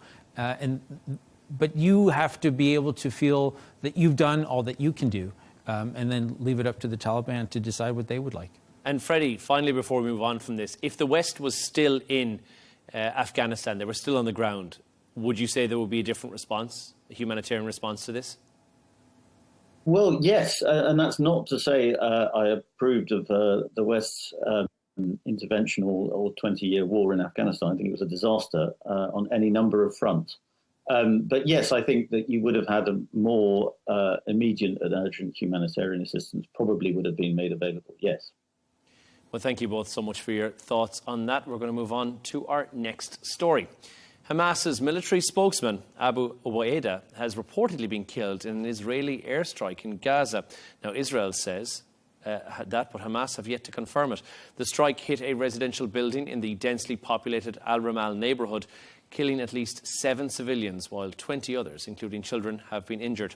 Israel's defence minister praised the operation, warning that more Hamas leaders could be targeted as the military prepares a major offensive in Gaza. Michael, I'll turn to you first on that. If they did, in fact, if they have killed Abu Ubaida, which, by the way, may take months to confirm because Hamas historically have a history of delaying things for months and months, is this going to hurt them in any meaningful way, do you think? I don't think it's going to have any impact. You know, Hamas has been I'm going to use the word incorrectly here, but they've been decimated. You know, there are so few strong militant senior figures in Gaza left. The power and the decision-making rests with Israel. And we have to accept that Israel is going to continue to do what they think is best. Getting another Hamas militant operative is important to them, and they won't stop, as they've said. More will come. But I don't think that this has any bearing on anything that Hamas can do. The only control, and I think that they have now, is the control of the fallen as well as the living hostages. After that, I think Hamas is pretty much irrelevant. So you think that if they don't have the hostages, there is no bargaining chip, there's no tool, and effectively Hamas would be defeated? 100%. If Israel then go in and launch the on-ground offensive, which we know will likely result in the hostages being killed probably immediately. That's the fear, yes. Then would you say that Hamas effectively is decimated at the end of that? So I think that we're incorrectly treating Hamas and Israel as though they're equals and they're on the same playing field, and they're not. When was the last time Hamas launched any offensive against the IDF? It's been a long time. Mm-hmm. There is nothing within Hamas that they can do to challenge the IDF. So it doesn't matter what happens with Hamas. It doesn't matter who they kill. Only insofar as Hamas not looking, but so long as Hamas continues to have the hostages, that I think is the problem for the Israelis, and it's the only source of power or strength that Hamas has left. Freddie, civilians, including children, we've heard just a moment ago, have been killed in the same strike. Israel, do you think it's undermining its own case internationally by carrying out an operation on this scale? I think internationally the opinion has turned against Israel, and that is very broadly international, as in all over the world. I mean, if you think back to the Beeper attack in 2024 against last year, I should say, against Hezbollah targets, there was this sort of instant awe at Israel's ability to decapitate its enemies' military commanders, its key figures of its enemies. And I think that has now gone now, and people focus on civilian casualties, which there often are with these Israeli attacks. And that is a sign of how Israel is losing the war in the court of global public opinion. And there is the civilian casualties in any of these attacks, as we mentioned. There are always civilian casualties. Earlier, I spoke to the Middle East correspondent, Yotam Confino, who said there is always likely to be civilian casualties when it comes to hunting down a high-profile enemy like this. Take a listen. When you go out and kill your enemy, there will most likely be civilian casualties. But in terms of how you can justify it and how many civilians, it's really a case-by-case basis. So according to international law, you can go after your enemy high-value targets and still have civilian casualties. And for Israel, they say that this is just the name of the game. When Hamas are hiding behind civilians, there will always be civilian casualties. So even though it seems very cynical to say that civilians, such as in this case, will be killed, this is just the name of the game in international law. Civilians can get killed whenever there is a high-value target that the enemy is going after. And as we look at the civilian toll, which has been obviously daily, we're seeing it in the media, but there's now another flotilla which has been sent as well. We saw this, a flotilla that's been sent from Barcelona to Gaza as well, with experts. And even when we spoke to Yotam earlier on, he said he expects that will not only be intercepted, but that the people on board that flotilla will be taken into custody, not just put on a plane and sent back home like we've seen previously, but that they will be officially detained for their efforts to try and once again go against the blockade and get aid through into Israel. Surely getting any aid through is what we need to see right now, Michael. It is, but again, I've said this many times, the international community has spoken out in the way that you would expect them to speak out, right? Oh, we're disappointed, we're disheartened, we're not pleased, we don't like this. What they need to do is, if they really believe in trying to make a difference, is you need to affect your ally in a way that's going to have the greatest impact. And if you want an ally to change its course of action, then make sure that you stop allowing Israeli flights in and out of the country or to land in your country. Stop issuing visas to Israelis. You have to be proactive. Stop trade with Israel. You have to be incredibly assertive. Israel has been able to pretty much do what they want for 2 years without any repercussions. Yes, there's been condemnation from certain countries over the course of the past 23 months. But by and large, if they want to assassinate or fire missiles into Yemen or Syria or Lebanon, they're able to go ahead and to do that. Mm-hmm. So when Australia or Canada or the UK or France come out and say something about how they're displeased about what it is that Israel is doing, I can't believe that they really think that that's going to make a difference. So with the flotilla, the Israelis will do what they think is best for Israel. And if that means taking these guys, men and women, into custody and holding them, then they will. Freddie, even though we know that this is now one of the lead members of Hamas that we've seen taken out of the equation, there are still Israeli forces who are launching an on-ground offensive as well. Is that really still needed now that we know that the majority of figureheads within Hamas are no longer in the country? They're not in Gaza anymore. We're hearing that they're in Turkey or they're in Qatar. Well, this points towards the mystery of Israel's ultimate end game here. David Petraeus famously asked in Iraq, American general said, tell me, how does this end?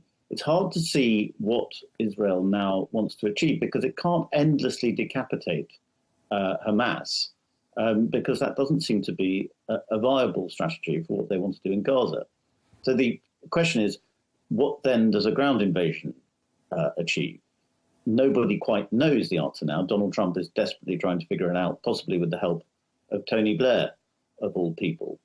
But the great mystery here is, what is the actual end game for Gaza, for the region? Is the two-state solution completely finished? These are questions that Israel is not answering through these assassinations and so on. Freddie, Michael, thank you both so much for your thoughts on that. We're going to move on to our next story, much lighter. Germany is traditionally known for its love of beer, with over 8 billion litres produced every single year. But this year, it's been different. Sales have slumped below 4 billion litres, with many breweries admitting that Germans are drinking less and they're opting for non-alcoholic alternatives. Freddie, I'll turn to you cautiously first on this one. Is it a shift towards alcohol-free beer? Is that for a healthier reason, or is this really, truly the end of a centuries-old drinking culture and tradition?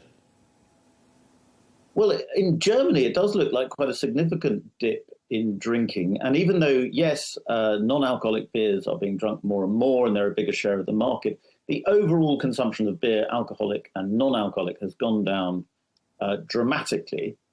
And I think this is to do with all the stories that we've heard for many years, that young people are more interested in taking pictures of themselves than they are going out drinking. And for someone like me, I regard that as sad, but probably that's for the best for young people overall, I'd say. You think it's for the best for health reasons, or you think it's for the best for their social media cred?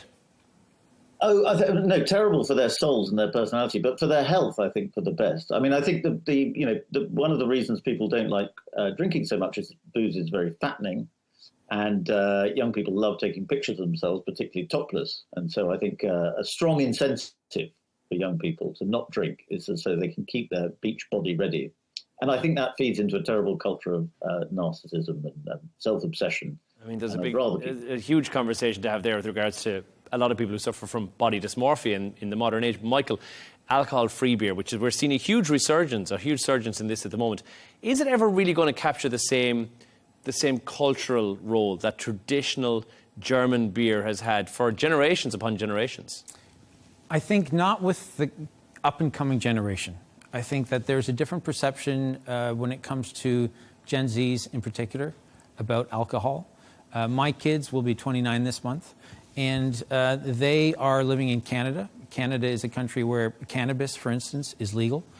So they would much rather take a gummy than they would drink some alcohol. Also, social media has done a lot of harm, but it's done a lot of good. And one of the areas in which it's done a lot of good is that they've helped shine a light on a conversation that I think needs a lot of attention, which is mental health. And people are so much more aware as a result about mental health, what to look out for, when to know if somebody is feeling some pain.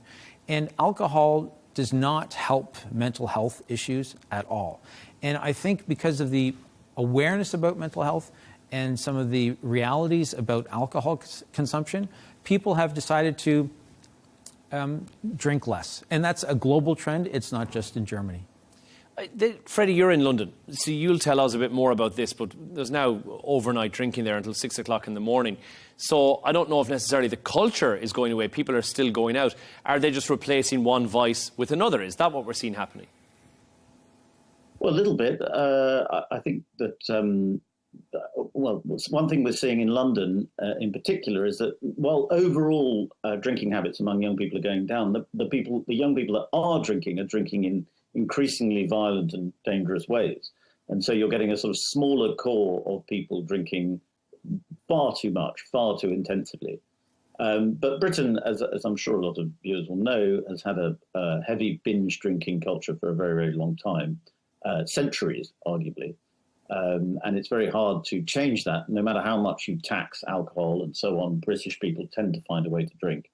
And even though young people are drinking less, by the time they reach their 30s and 40s, they tend to fall into patterns of drinking that are similar. Although I understand the latest data suggests that isn't the case, but my bet is that Brits will still be drinking in 100 years. When we look at these alcohol-free alternatives, and there is some evidence that yes, there's a slight calorie reduction in that as well. But is there a reason? Is it social or otherwise why people would choose to have a alcohol-free beverage when they're in a social setting? What do you think the reason is behind that, Michael? So I do think that there is something to be said about socializing with your peers when you are also on equal footing. And so if you're drinking a beer or what looks like a beer, and I'm drinking what looks like a beer, then I think there's an equality, and I think there's an opportunity for more sharing and bonding. Now, yours is alcoholic and mine's non-alcoholic. Nobody has to know that. But aesthetically, it looks like we're the same, and I think that helps people feel more comfortable with each other. Freddie, Germany has relied on this, not as its sole source, but I will say that it's a large part of German culture for a long time, and something like this would affect things like Oktoberfest, which is not just a German tradition now, but has spread to worldwide. So perhaps this is a concern in terms of, culturally speaking, from Germany specifically.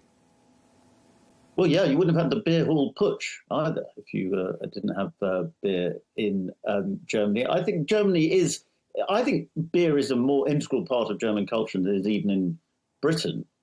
So it is very strange to see young Germans moving away from alcohol or from drinking this kind of beer.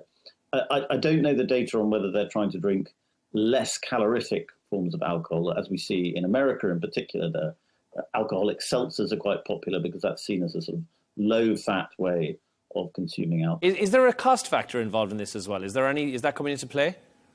Yes, there is a small cost. I mean, I know from in London, drinking non-alcoholic beer is slightly cheaper, not as cheaper as you'd expect, but it is slightly cheaper. And as somebody who works in events quite a lot, if you're having events and they're going alcohol-free and you're saying all of our beverages today are completely alcohol, sans alcohol, would that be an absolute disaster, do you think, or could it be something that would work over time? Well, a large part of my job has involved getting politicians to drink alcohol so that they will share stories with me that they wouldn't normally share. So it would be a disaster in terms of the journalism trade. No good videos emerging from the future parties that you have, which would be a disaster. Thank you both so much for your thoughts on that. It is now that time of the show where both Michael and Freddie have got two of the quirkier stories of the day. Michael, we'll turn to you first, and your homeland of Canada is heading to the moon, it seems. Yes. This is the news of the day. So a Canadian aerospace company has created, or they're in the process of building, a rover that they will be able to have driving on the surface of the moon. Now, this rover this is, of course, incredibly important because what they're trying to do is determine the radiation levels, as well as the big issue is they want to be able to determine if there's water on the moon. They want to ultimately use the moon as kind of a base so that they can explore the rest of the galaxy. And this 35-kilogram rover needs to be able to withstand an incredible temperature range of about 300 degrees Celsius. So during the days, it can get as hot as 100 degrees, but then at night, it can get to minus 200. And then, of course, there's also the challenge of what is on the surface itself, where it's described as Velcro dirt, which essentially means that it can start to gum up a lot of the mechanisms. So this rover has to be able to maneuver over this type of terrain and also making sure that it can withstand the temperatures. And of course, this is not the first time that Canada has played a part in missions in space. They've sent astronauts. They had the Canada arm that they built. So it's part of what I'd like to think of as a growing, rich tradition of Canadian aerospace technology. This is just the beginning for Canadian aerospace technology. No, it's the middle. We've been doing this for a while, my friend. So if we do end up finding water on the moon base, how much easier is it then to have deep space travel as a result? Is the moon then your springboard to get to someplace like Mars? Absolutely. That is the plan. They want to make sure that they can, maybe colonize is too strong a word, but they want to be able to use the moon as a base, and then from there you can, fly off to other locations that are, again, much further away, but that's the starting point, as opposed to having to use Earth as the starting point. Go Canada, and put the word Canada before anything that they're going to have up on the moon, or anywhere in space. In fact, it has to have Canada at the start of it. It does, indeed. That's the important part. Freddie, I know that we've spoken before about Jude Law taking on the role of President Putin in a brand new movie, but now he's received a standing ovation in Venice for this role. Well, yes. So the first thing I want to say on this story is that I'm very suspicious about standing ovation inflation at film events across the world, but particularly Venice and Cannes. Venice in particular seems to be a real culprit for this, where at the end of a performance, a lot of celebrities there, a lot of theatre people, thespians, get up and they give a very, very long standing ovation to the actor who is in the audience himself or herself. And Jude Law got a 10-minute one. I think George Clooney got a 12-minute one last week. So I get a little bit suspicious about how much clapping is going on and backslapping is going on at these events. But it does seem as though Jude Law, critics are saying that Jude Law is extremely good as Vladimir Putin. And when I last spoke to you about this, I raised some doubts because I thought that Jude Law was far too good looking to be Vladimir Putin, for one thing. And I also know that the book, The Wizard of the Kremlin, is famously a pretty terrible book. So I'm quite struck that it's received all this international attention and been turned into a film. But apparently, the first critics are saying that this is a very good film and Jude Law is excellent. We should point out they did use prosthetics and they have aged him quite a lot to look more like Vladimir Putin in the movie. But yeah. Michael, if you were Jude Law, would you be concerned for your welfare given the fact that you just portrayed one of the most powerful men in the world and he may not like the portrayal? You're thinking I could be walking down the street with a poison-tipped umbrella? Just wondering if it's a thing. I don't think that Vladimir Putin cares too much about what Hollywood is doing with... in fact, I think he would prefer that they got distracted by that so that he could continue with his strategy on the battlefield. OK. And if I was to ask you, Freddie, who would you have cast instead, now that you think Jude Law is far too attractive to play Vladimir Putin, which, having seen the videos and the pictures, I don't necessarily agree. Who would you have cast instead? Well, it's hard to answer this without insulting any particular actor, because I'm now suggesting they're not attractive. But I think Toby Jones, the British actor, resembles Vladimir Putin a little bit facially. And he's about the right height. He may even be a bit shorter. So I would go for him. Why not a Russian actor is the big question. Michael, I'll pass to you first on this. Why not a Russian actor to play the Russian leader? So we were talking about this. I couldn't think of any well-known Russian... I couldn't think of a Russian actor to begin with. But Viggo Mortensen played a Russian in Eastern Provinces. I thought did an amazing job. But I would be more interested in, and maybe I'm being too artistic here, I would I think I would be more interested in the artistic interpretation rather than the aesthetic, the appearance. I would want somebody whose persona would maybe capture the persona of Vladimir Putin. So for me, one of the images I think that we all remember so well is Vladimir Putin shirtless on a horse. So who is the actor that can pull that off? And Arnold Schwarzenegger comes to mind. Daniel Craig. Somebody who has that level of arrogance and also that confidence to do pretty much whatever they want on the global stage or, on a horse in a river. And that, gentlemen, is why none of us are involved in casting movies for Hollywood or anywhere for that matter. I want to thank our guests in studio. First of all, to Managing Director of This Is Dubai, to Michael Jabri Pickett. And live in London, the Deputy Editor of The Spectator, that's Freddie Gray. Thank you both so very much for joining us on the show. Don't forget, as always, you can subscribe to our YouTube channel and you can follow us on X. Coming up next, though, GNT with Tom Burges Watson. That's on the way. Goodbye.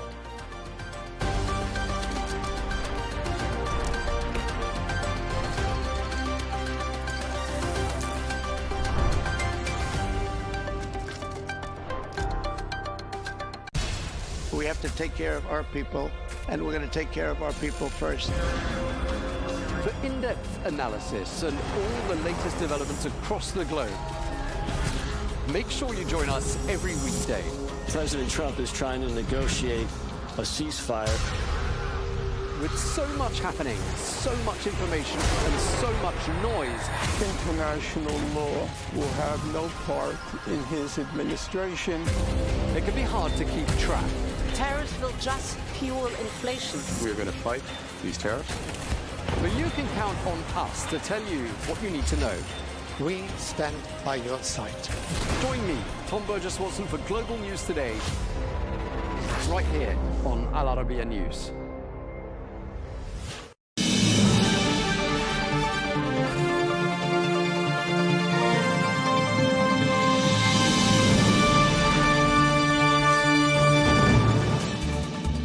Hello and welcome to Global News Today, bringing you exclusive interviews with leading experts every weekday here on Al Arabiya English. I'm Tom Burges Watson. Coming up in the programme, in the context of tensions over tariffs, we examine the state of relations between India and the United States. Plus, we speak to the former Lebanese MP, Marwan Hamadeh, and ask him if he's optimistic about the direction his country is heading in.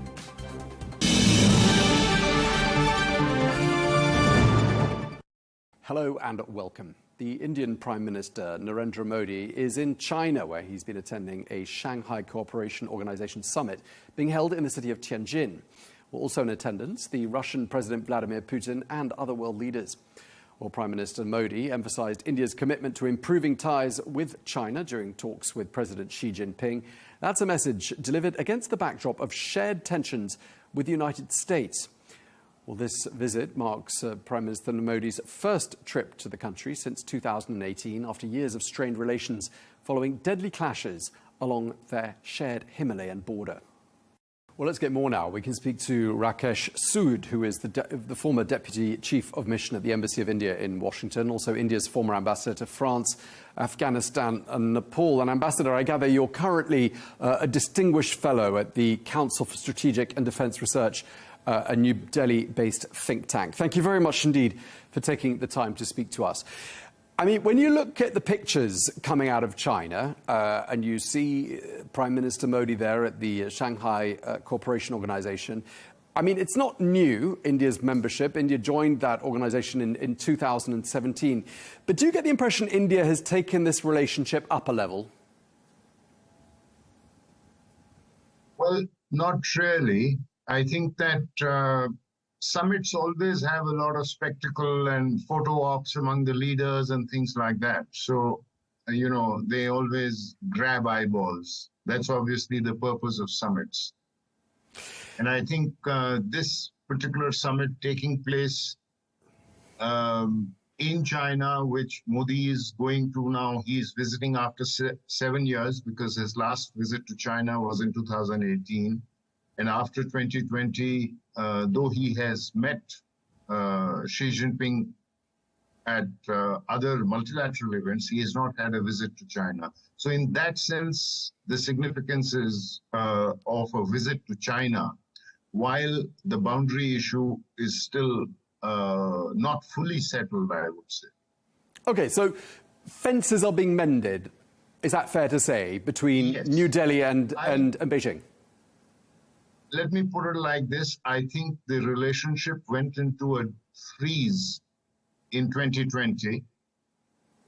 The relationship has begun to thaw, and that thaw began last year when Xi Jinping and Modi met in Kazan in Russia, because at that time the disengagement process of the troops on the line of actual control had been completed. So that's where the thaw began. And right now you are seeing that thaw in evidence. Now, whether this leads to a warming up of the relationship or not, I think we'll have to wait and see.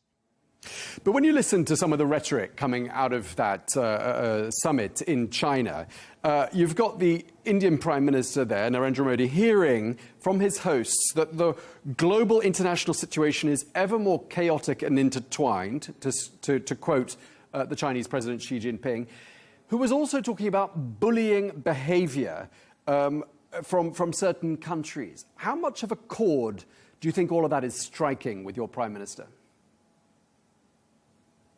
Well, once again, I think Prime Minister Modi has, currently he's going through a bit of a difficult time in the relationship with the United States because of all the tariffs and things like that. But at the same time, I do not think that there is any great desire to get drawn into what is called the axis of resistance, which is basically China, Russia, Iran, North Korea. Even though we have good relations with Russia, we have good relations with Iran, and we also have a resident embassy in Pyongyang. Okay, so clearly India wants to have it in every way, wants to maintain ties with every country.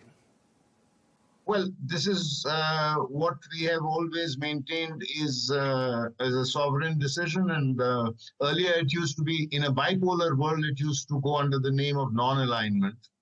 And then today it goes under the name of strategic autonomy. I want to pick up on something you wrote in the Hindustan Times last month. And you sort of cast your mind back to 6 months ago when President Trump and Prime Minister Modi were calling each other great friends. I just want to ask you how much you think things have changed during these last 6 months. Well, one thing is that President Trump is nothing if not unpredictable. And I think various leaders have seen that. Now, Prime Minister Modi fancies himself as a strong leader, and cut in the same mold as, let's say, Xi Jinping or, say, Putin or Erdogan or, people like that. So I guess where President Trump is coming from is two things. Frankly, I don't think the tariffs are about trade imbalance or about India's purchase of oil from Russia. The tariffs are to do because President Trump feels let down, that India has not supported his claim to the Nobel Peace Prize when he has said more than 30 times that the US played a role and he played a role in bringing about cessation of hostilities between India and Pakistan and thereby preventing a nuclear war. So, and that is a claim that has been strongly denied by India. And that's where the tariff and the Russia thing comes in. Okay, so there are a couple of factors at work. Is that what you're saying? The tariffs are one of them, but one of the other factors has been a perception that perhaps President Trump isn't portraying that India-Pakistan crisis in an honest light. And President Trump is upset that Prime Minister Modi isn't championing him for a Nobel Peace Prize. Does that roughly sum up where we are? Well, yes. I think also there is a bit of a rude shock in Delhi in the sense that the India-US relationship has been shifting gradually. I mean, the basic opening began with the end of the Cold War in 1990s. But the shift in India-US relationship post-Cold War has always had geopolitical drivers. And because the geopolitical drivers were well placed, they were well supported by the diplomats and so on, it required a fair bit of heavy lifting by the leaders. And there has been a consistent improvement in that. Now, that led to a growth in bilateral trade, that led to a growth in defense relationships, that led to a growth in terms of technology, that also helped when the Quad came into being in the Indo-Pacific, and so on. Now, the geopolitical driver seems to be missing, and therefore one issue has become a kind of a defining issue. And that is something which is leading to this unhappy realization about reliability. And that has become the kind of debating point in Delhi. Yeah, in your article, you say that at the time of the start of President Trump's second term, so back in January of this year, the Indians were some of the most optimistic people in the world about that second term. Where do things stand now, do you think? Oh, today, it is true. At that time, an opinion poll had been taken, I forget by which organization, and it was felt that the highest sort of level of support about that Trump would be good for India-US relationship. That kind of a thing was very high in India compared to anywhere else in Europe or anywhere else in Asia. Today, I think the mood is a little bit has changed. And as I said, a lot of people are questioning how reliable the United States is. But then I think this is what happens when you allow personalities to dominate diplomacy. I mean, diplomacy is driven by national interest, according to me. And pursuit of national interest is a continuous process. It requires a fair bit of negotiation, fair bit of diplomacy, fair bit of work behind the scenes.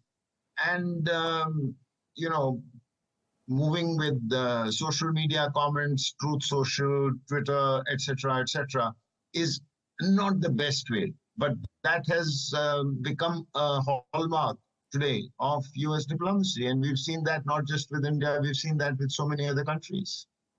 Ambassador, you're speaking to me in very diplomatic terms, which shouldn't come as a surprise given your illustrious diplomatic career. But let's just go into the details of that change you've described between the perception in India of President Trump between January and the present day. You've said things have changed. Have they changed dramatically or only ever so slightly? I would say there is a shift in perception. However, again, if I go back to drivers, fundamental structural drivers, I do maintain that there is going to be an India-US relationship after Trump and after Modi. So, and that relationship will come back to what the structural drivers of the India-US relationship are. And these are geopolitical drivers. If the US is, I do not think that the US is going to disengage from the Indo-Pacific.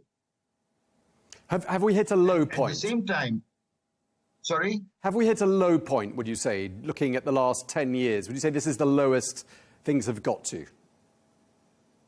Yes, in a sense, because the trajectory since, let us say, the Kargil War, 1999, I would say the previous low point was when India and Pakistan tested in 1998.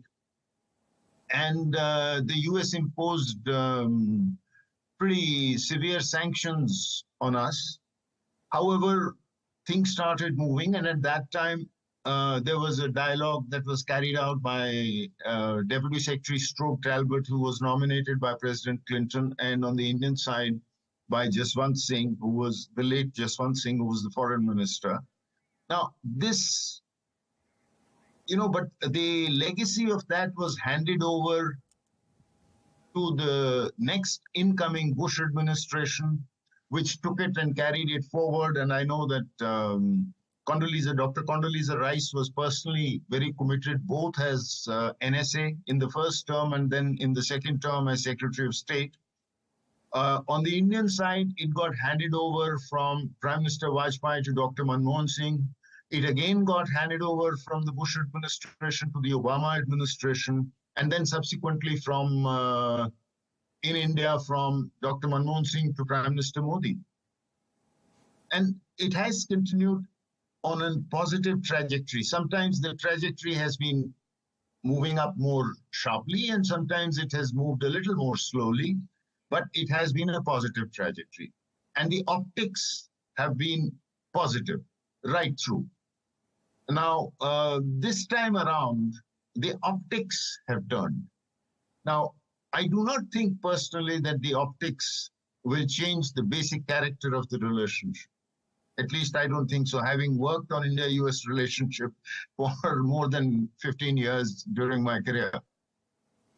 Okay, I mean, we talk about the optics. I mean, one of the takeaways from the summit in China was a photograph of President Putin holding hands with your Prime Minister, Narendra Modi. I mean, what's the message they're sending to the rest of the world, do you think?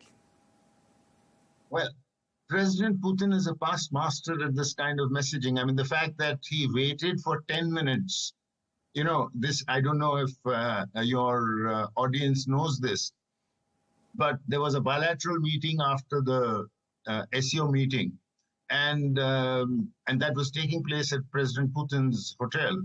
And then he said that he would like Prime Minister Modi to travel with him in his limousine.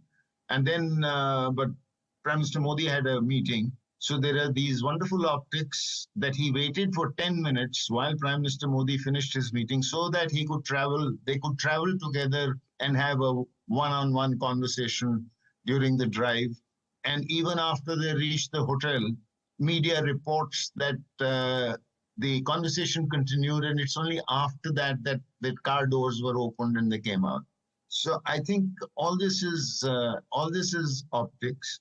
Well, the fact is we have had a close relationship with Russia, and there is no reason that people would not want to see a reassertion of this proximity at this particular point in time. I mean, there were people in Washington. When you have Navarro describing the Ukraine war in a gross exaggeration, calling it Modi's war, or calling India, a laundromat for Putin's oil income and things like that. Sure. And I mean, I was just, reading some comments made by veteran American diplomats who say that the tariffs that President Trump has imposed on India have had one very simple effect, which is to push India right into the arms, the open arms of China and arguably Russia as well. What would you say to that? Well, I can tell you that, like me, the American diplomats who said this are people who have spent years doing hard work, negotiating patiently with their Indian counterparts in terms of building the structure of this relationship. And so obviously they feel somewhat disappointed that instead of that the geopolitical drivers of the relationship are being ignored and personalities are coming into play. And that's why they are saying this. And to an extent, I think there is an apprehension, but at the same time, I'm equally conscious that there are certain fundamental structural drivers of the India-China relationship.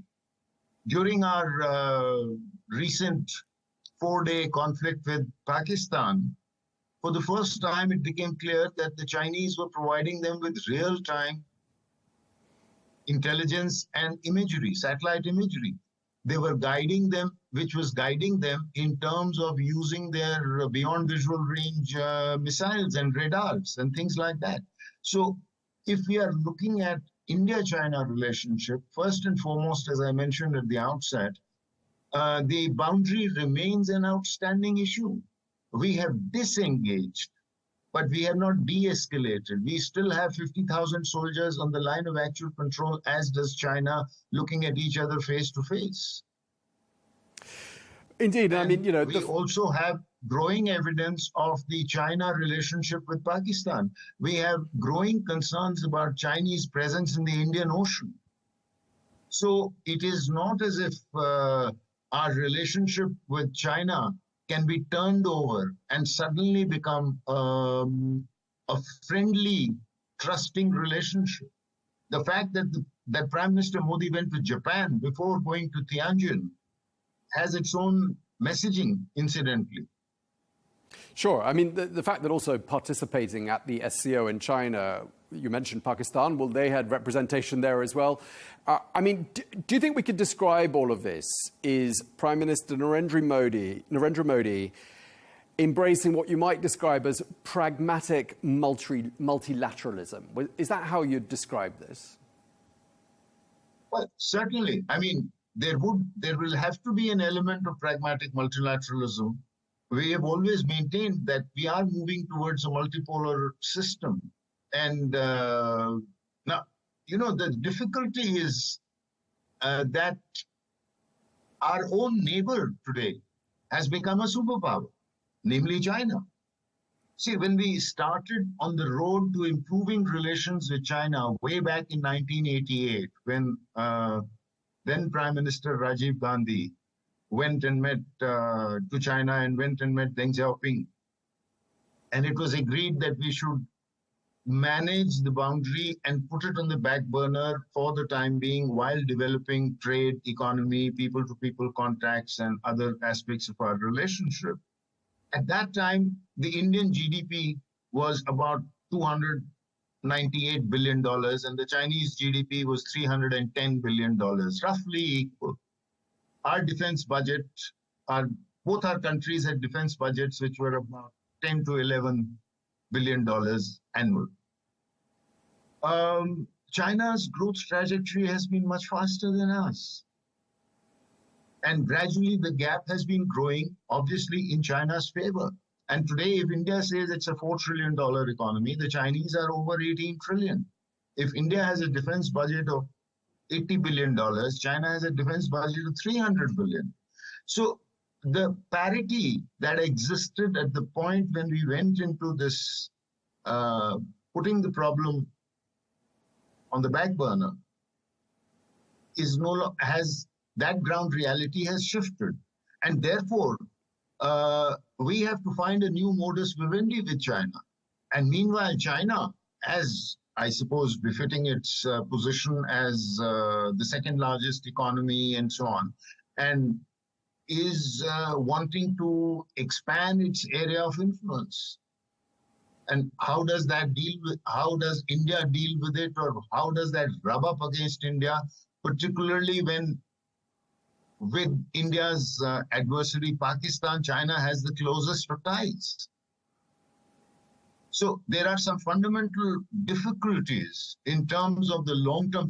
It doesn't mean that we are going to go and have a fight with China. No, but there will be certain limitations as we manage our relationship with China in a stable fashion. Okay, and just lastly, just to sort of wrap up this conversation and casting our eye back to Tianjin and that encounter today, I mean, does it look to you like we were looking there at the beginning of the end of what's been the US-dominated international order, which has really been in place since the end of the Second World War? I mean, is that how it looks to you? And some might point to divisions in the West, the Europeans on one side, the Americans sort of taking a different route. I mean, is that what we're looking at here, a path from perhaps which there's no return? Well, I think that the US-led order has been in a process of decline roughly, I would say, since 2008-9. And I say there are a couple of reasons. I mean, you had Afghanistan, you had Iraq, you had these two misadventures, and then you also had the financial crisis of 2008, and that then that has expanded, and it coincided. If you think about it historically, it coincided with China beginning its period of assertiveness. The first sign of that was the 9-dash line in the South China Seas, which came about during Hu Jintao's time, and then we've seen a more assertive Xi Jinping take over in 2012. It is roughly around that time that our boundary on the line of actual control became more active, first in 2013, 14, 17 at Doklam, then 2020, and so on. We also saw the growing concerns in Moscow about the NATO expansion, and therefore in 2014, Russia taking over Crimea, and so on. So we have seen a gradual decline in the so-called US-led order. Mind you, during the Cold War, the US-led order was not global. It only existed insofar as the Western world was concerned. It didn't exist insofar as Soviet Union and East Europe and that bloc was concerned. So it is only in a short period that US-led order was attempting to become a global order, which began with the end of the Cold War and the breakup of the Soviet Union in 1991. So it had a relatively short shelf life, I would say. Okay, well, we're going to have to leave it there because we're out of time, but we really appreciate you speaking to us. Ambassador Rakesh Sood, thank you very much indeed for your time, sir.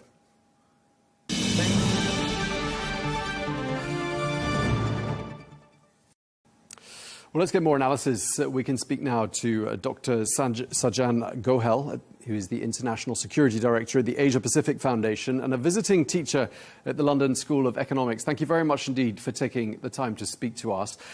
There are some people in Washington who are concerned looking at the Indian Prime Minister there in China, looking like perhaps he's entering the orbit of China and Russia and pivoting away somewhat from the United States. What do you say to that?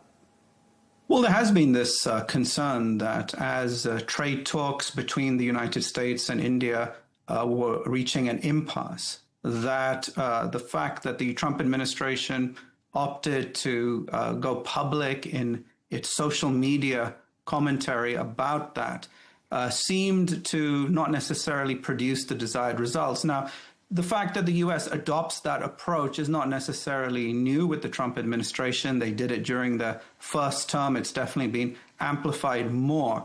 In many ways, it's a strategy, but it's not necessarily producing the desired results because I think for India, like with China, these are countries that prefer to do the negotiating behind closed doors rather than airing it openly. Now, Prime Minister Modi was most probably likely going to Tianjin for the SCO summit in any case, but it's carried more significance as a result of this impasse between the US and India. Okay, would you say tariffs are the only issue, or are there other irritants, would you say, in the relationship between New Delhi and Washington right now? Well, if you look at the fact that since Bill Clinton went to India just before his second term ended, there was this massive strategic pivot towards India by various U.S. administrations across the political divide. So George W. Bush, Barack Obama, President Trump himself during his first term, and then President Biden, all of them sought this pivot to India to do with the Indo-Pacific strategy, of which India was a key element.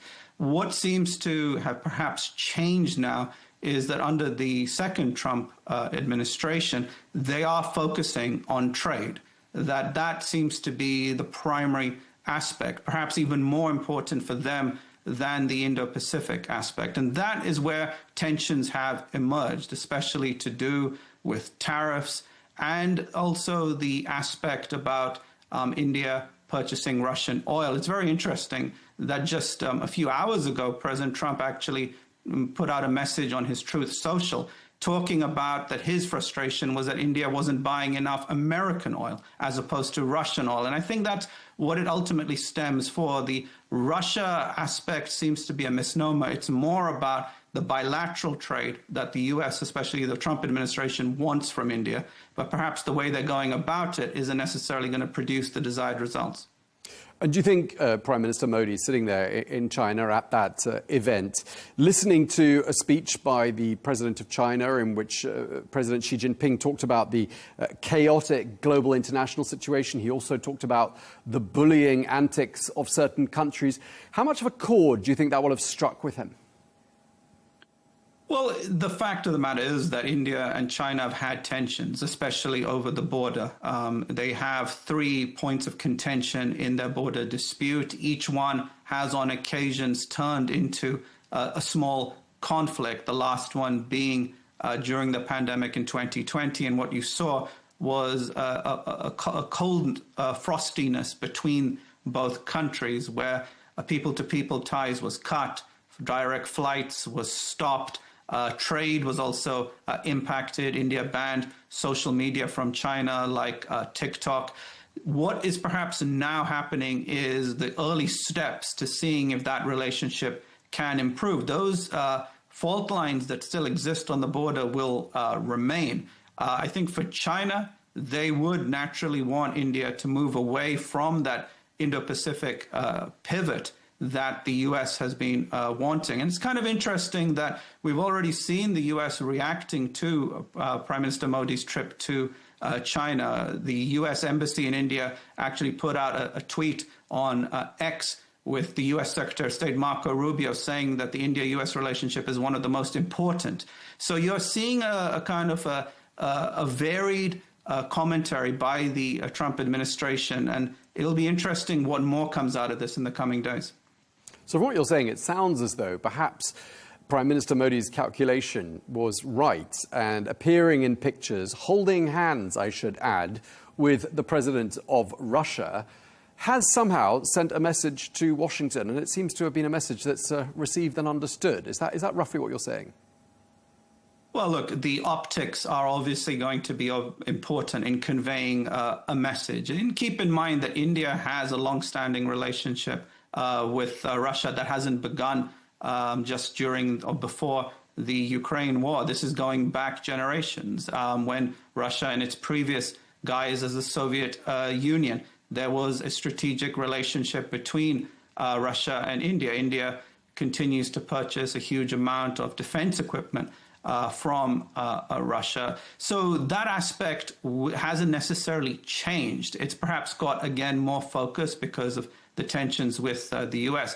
China and Russia definitely want India to move further away from that pivot that the U.S. has been advocating. And I think it's up to the U.S. now to try and resolve some of the tensions that have emerged, because the fact is that India is being penalized for purchasing Russian oil, which the Biden administration in the first place had encouraged India to do because it put a price cap on it. And that wasn't seen as a violation, but it actually was designed as an attempt to prevent oil prices from rising.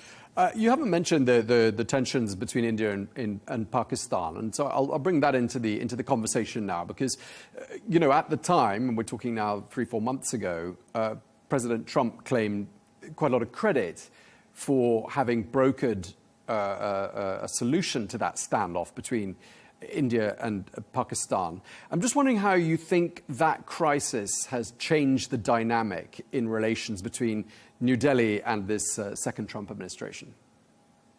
Well, the Pahalgam terrorist attack that occurred in Indian-administered Kashmir definitely triggered a problem and a crisis, because India then reacted by targeting terrorist camps in Pakistan belonging to the Lashkar-e-Toiba and the Jaish-e-Mohammed, and we then saw tit-for-tat strikes from both countries. Now, there has been huge debate about the role that the Trump administration played in this. Pakistan is giving the U.S. credit for reducing tensions. India is not. India believes that it was a bilateral dialogue between both India and Pakistan that resolve this. Pakistan nominated President Trump for the Nobel Peace Prize. India hasn't done the same thing. Now, we've also seen that as a result of that, Pakistan has entered into trade ties with the U.S. over oil exploration, which a lot of people are skeptical about because they've looked at that oil off the coast of Balochistan and in the past, and it's never been found.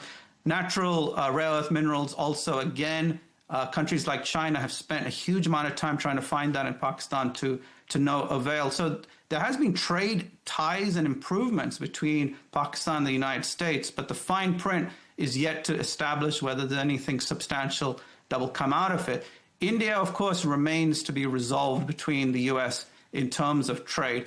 There is perhaps hope that there still remains a window for both countries to resolve this situation. But what I think doesn't help is when you have people tied to the Trump administration like Peter Navarro going on the media, making public criticisms, making comments that are viewed as very incendiary inside India. For example, Peter Navarro said very recently that the oil that India is buying is only benefiting Brahmins. Now, that is a caste-based remark that is also difficult to understand because Prime Minister Modi is not a Brahmin, and nor are any of the senior members of the Indian government. So it's unclear who he's referring to, but it's nevertheless going to add and unnecessarily spoke to what has become a protracted situation between both countries. I know you're not in India right now, but what is your sort of overall opinion of how the Indian public view the Trump administration? Because an opinion poll back in January suggested that the Indian public were amongst the most optimistic people in the world with regards to the return to the White House of President Donald Trump. How do you think they feel now? Well, it's a good question. You are right that Trump was viewed favorably in India in the start of this year, and there was bonhominy between both Prime Minister Modi and President Trump during Trump's first term. But things seem to have changed. I think there has been a shock in India as to how the U.S. has reacted to the impasse in trade negotiations. I don't think it's necessarily that it's turned hostile. I think there's more confusion as to what's occurred. And the thing is that with the Trump administration, they can play what is, I guess, a page out of the art of the deal of President Trump's tactics for negotiating. And it can then lead from highs to lows and back and forth. So if this gets resolved soon, then I think opinions may well change again. But, we'll have to watch this space. Okay, so were you to give advice to the Trump administration on how to rectify the situation with India, bearing in mind those pictures we've seen from China where Prime Minister Narendra Modi is very welcome at the table with Presidents Xi and Putin, what would your advice be? I think the starting point is that have those direct conversations with Prime Minister Modi and also try and aim to do it off social media and off the gaze of the media itself and do it privately. And perhaps then actual progress can probably be attained. So I'm detecting from you there is an irritation in Delhi, or at least your perception is there's an irritation in Delhi at the public nature in which diplomacy is being carried out by this administration. Is that what you're saying? Well, look, I can't speak for another country or another government as to how they look at it. But if you, as a neutral observer, if you look at the optics of how things have transpired in the last couple of months, it has led to uncertainty in the diplomatic ties. It's created a sense of frustration, I think, from both sides as to what is required. Keep in mind that India's 50% tariffs are on par with a country like Brazil.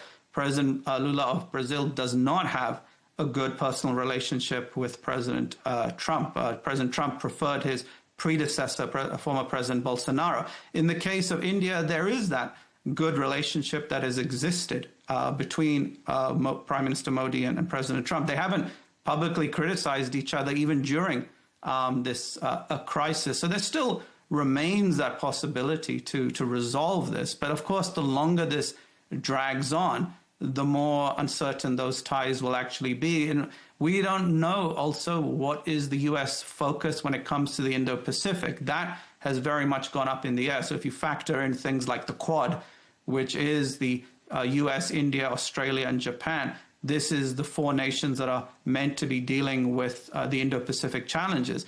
The future of the Quad is also being questioned. And then there's a Quad Leaders Summit that is supposed to be in India later this year. Will President Trump go to that? All these things are going to be important to ascertain. Okay, well, we really appreciate your analysis. As ever, a pleasure talking to you. Dr. Sarjan Gohel, thank you for your time, sir. My pleasure. Well, for more on this, we can cross to Beirut and speak to the Lebanese MP, Dr. Marwan Hamadeh, who joins us now. Thank you very much indeed for taking the time to speak to us. You are, of course, a Lebanese politician and journalist. You've worked with L'Orient Le Jour and Le Point. You've also served in a number of ministerial roles, amongst them Minister of Education, Telecommunications and Health. You've had a long career and there's lots to talk about, but I'd like to start by asking you, how do you rate the progress of this new administration led by President Joseph Aoun and his team? Does it feel like your country has turned the corner? بكل تأكيد كانت It goes without saying that the process that has been initiated by this government and the ministerial statement has driven Lebanon to move into a new chapter, the chapter of having the state's monopoly over arms and sovereignty. We have failed in achieving this over many decades and through cascading ministries. And on each occasion, we were just confronted with assassination or acts of violence. And sometimes we were confronted with foot-dragging and intended procrastination, which led to the non-implementation of the Taif Accord or the Lebanese constitutions, along with the international resolutions, as well as the Ba'abda declaration that has been issued with the approval of Hezbollah. Yet on the following day, they said that it is what it is, and we will not just go to implement it. Today, we are at a very important crossroads.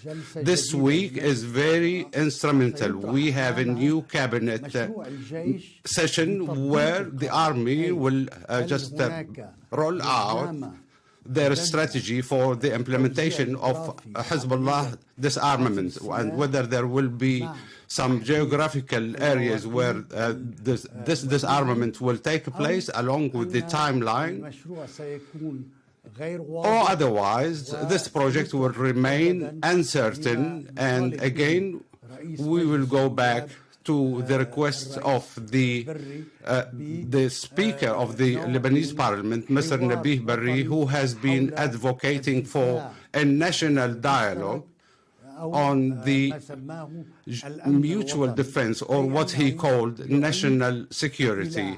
In other words, he is just reiterating the same fact that arms cannot be restricted, and it will only be just with two parties.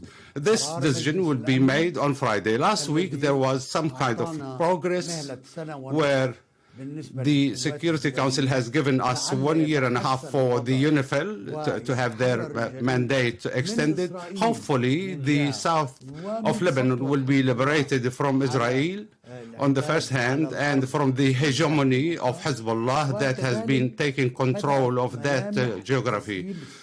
And at the same time, we can see that the process started from the Palestinian camps where they surrendered their arms. And this could send a first signal that will not be completed unless we have other factions, not only from Fatah, and here I mean Hamas, and other factions such as the Popular Movement, Democratic Movement, and other minor groups. On the first hand, we can say that we have achieved some progress, but there is still also some dragging on, and we have a sense of anticipation following the visit of Tom Burges without any certain response from Israel on the proposal that we have already endorsed.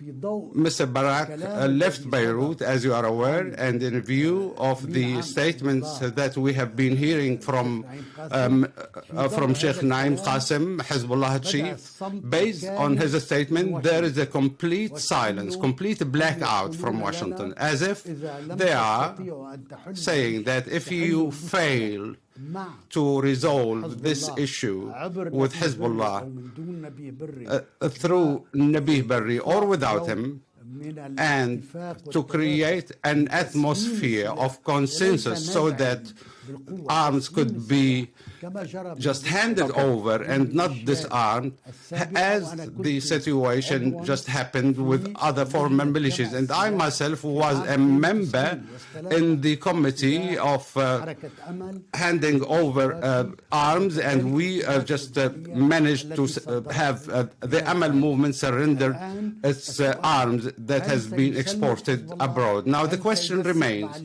whether Hezbollah will surrender the arms. Are they going to coordinate with the army so that they can give them the opportunity to take over of those areas? If they fail to do so, then we have two scenarios: either the erosion of confidence in the Lebanese government, as it will be failing just to stand up to this challenge, or alternatively, we are, may God forbid, might face a new cycle of violence with Israel, and then the continuous bombardments on the outskirts of Beirut and also in the southern area. Everything will be determined just during this week. So fingers crossed that the statement of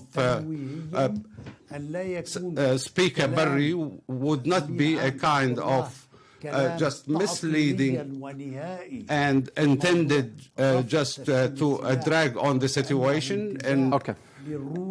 And I mean that they will not just let Hezbollah surrender their arms. We know that the Shiites are present everywhere in the judiciary, in the government. It is not a component that has been deprived of their rights, as some people claim, since the days of Imam Musa Sadr. Today, the Shia components are a fundamental part of the Lebanese community. But they have to abide with the Ta'if Accord and the National Pact. In other words, that we have to establish a state controls over arms. Okay, Dr. Ahmadi, you made some very important points there, and I'd like to move the conversation on. Looking backwards, a tumultuous decade for Lebanon, perhaps we can look back now 5 years, because the 5-year anniversary of the Beirut port blast was only last month, and that prompted your resignation from the government. And I want to ask you, who do you blame for the Beirut port blast, and are we any closer to finding the truth?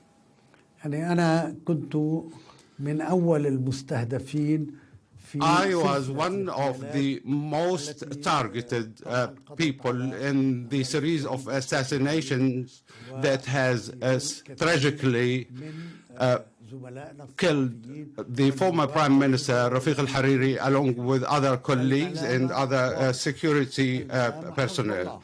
So the blame is to be pinned on the shoulders of Hezbollah. Even the resolution that was passed by the International Court was clear. Salim Ayyash, and with the orders he received, has managed to carry out this assassination. All the investigations that were conducted afterwards have assigned the blame on Syria. And Syria, and we're not talking about the Syria under the rule of the Assad. They have been an accessory to this crime. But the perpetrator who carried out those crimes and also led to the invasion of Beirut in 2008 and also by starting a war with Israel in 2006, which eventually led to the toppling of governments continuously. So they have taken control of the government institutions in full. That situation has remained in place until the fatal mistake that has been committed by Hezbollah. We told them that they have not to be involved in this process. And I'm talking about the Gaza war here. It is a game of nations, and Lebanon cannot afford really to be a part of that. Yet, with orders from the Islamic Republic of Iran, they have waded into the situation, and unfortunately we have been defeated by the destruction of a very precious part of Lebanon and putting the southern part of Lebanon in shambles, the matter which deepened the economic crisis. And due to those reckless policies that we could see at times in Syria and at other times in Yemen, here we are now. We are totally bankrupt. We are in a complete state of danger, but yet we have an opportunity now that has been seized well by the government, and I think it's time just to hold on to this opportunity without, of course, rushing into any likely civil war, nor to just be subjected to blackmail of a civil war. This process and this scenario has brought the demise of many governments in the past that have failed to stand up to those realities, as for example, led to the explosion of Beirut port.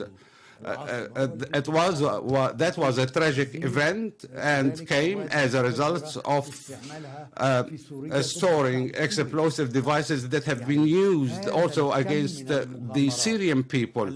So those reckless adventures by Iran and its militia Hezbollah, and also hand in hand with Syria under the rule of Assad, all of those are just history. Today, Lebanon is facing a new reality, either just to seize this opportunity and choose to come to the fold of the Arab countries, the peaceful Arab countries that are seeing greater opportunities in the region to come out of this hell that we are living now in every spot, starting from Iraq, Yemen, Sudan, Libya, you name it. The list is too long. And also in Syria and Lebanon and Palestine. What we are seeing in Gaza today is, frankly speaking, is something really precarious. We don't want just to bring this to Lebanon, the same scenario, maybe to Beirut, not only to the southern part of Lebanon. Maybe Beirut itself could be a target, as was the case in 2006. And also back in 1982, when Israel almost came to the outskirts of Beirut. Okay, you've again made some very important points, and you mentioned Syria a number of times there. And I want to ask you, because you're someone who's had decades of dealings with Syria, most notably during the rule of President Bashar al-Assad and his father, a rule that lasted half a century. Clearly, the relationship between Lebanon and Syria is very different today. How do you characterize the state of ties now between Beirut and Damascus? يعني ما في شك أنه العلاقة لا تزال It goes without saying that the relationship between Syria and Lebanon is still complex, and this is attributed to the challenges facing Syria today.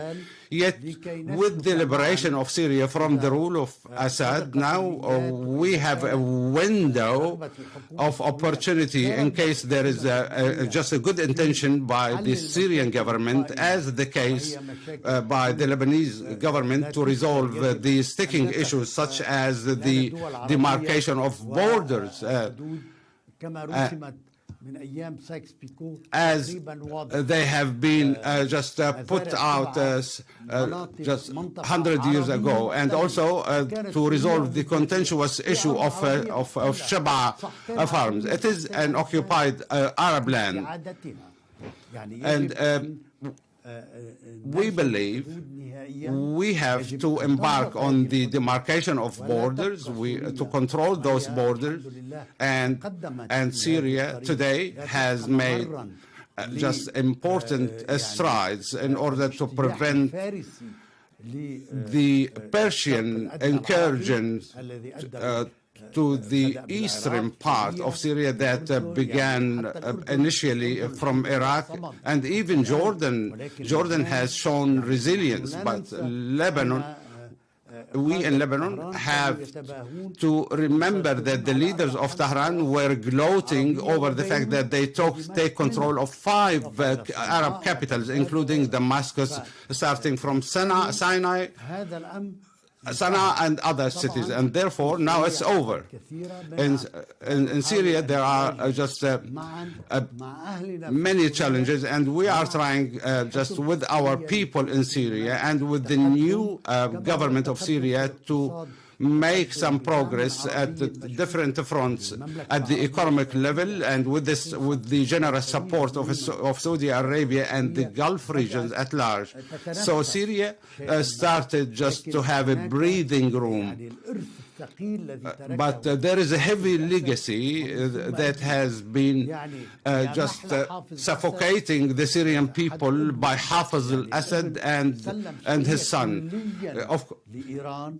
Bashar al-Assad has just given Syria to Iran on a golden platter, and from there we could see the mafias that started the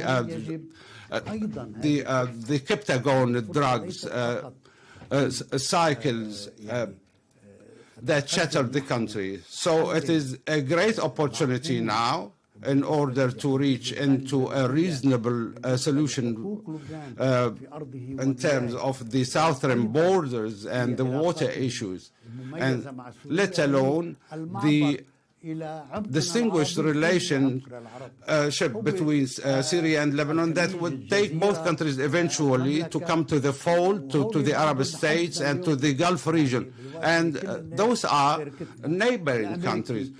At a time when we have been deserted by everyone, we could see that the U.S. is trying to broker some kind of peaceful negotiations, and we are still hopeful that this government is resilient yet decisive in making its own decisions, and that is to say, to have a monopoly over arms by the state. And this could pave the way for economic prosperity, full sovereignty, and we could just play our role as a leading example in the eastern part of the Arab region. We have been kidnapped over the last 30 years by the follies of some leaders, and that's why this week could be vital and instrumental, where Lebanon will be having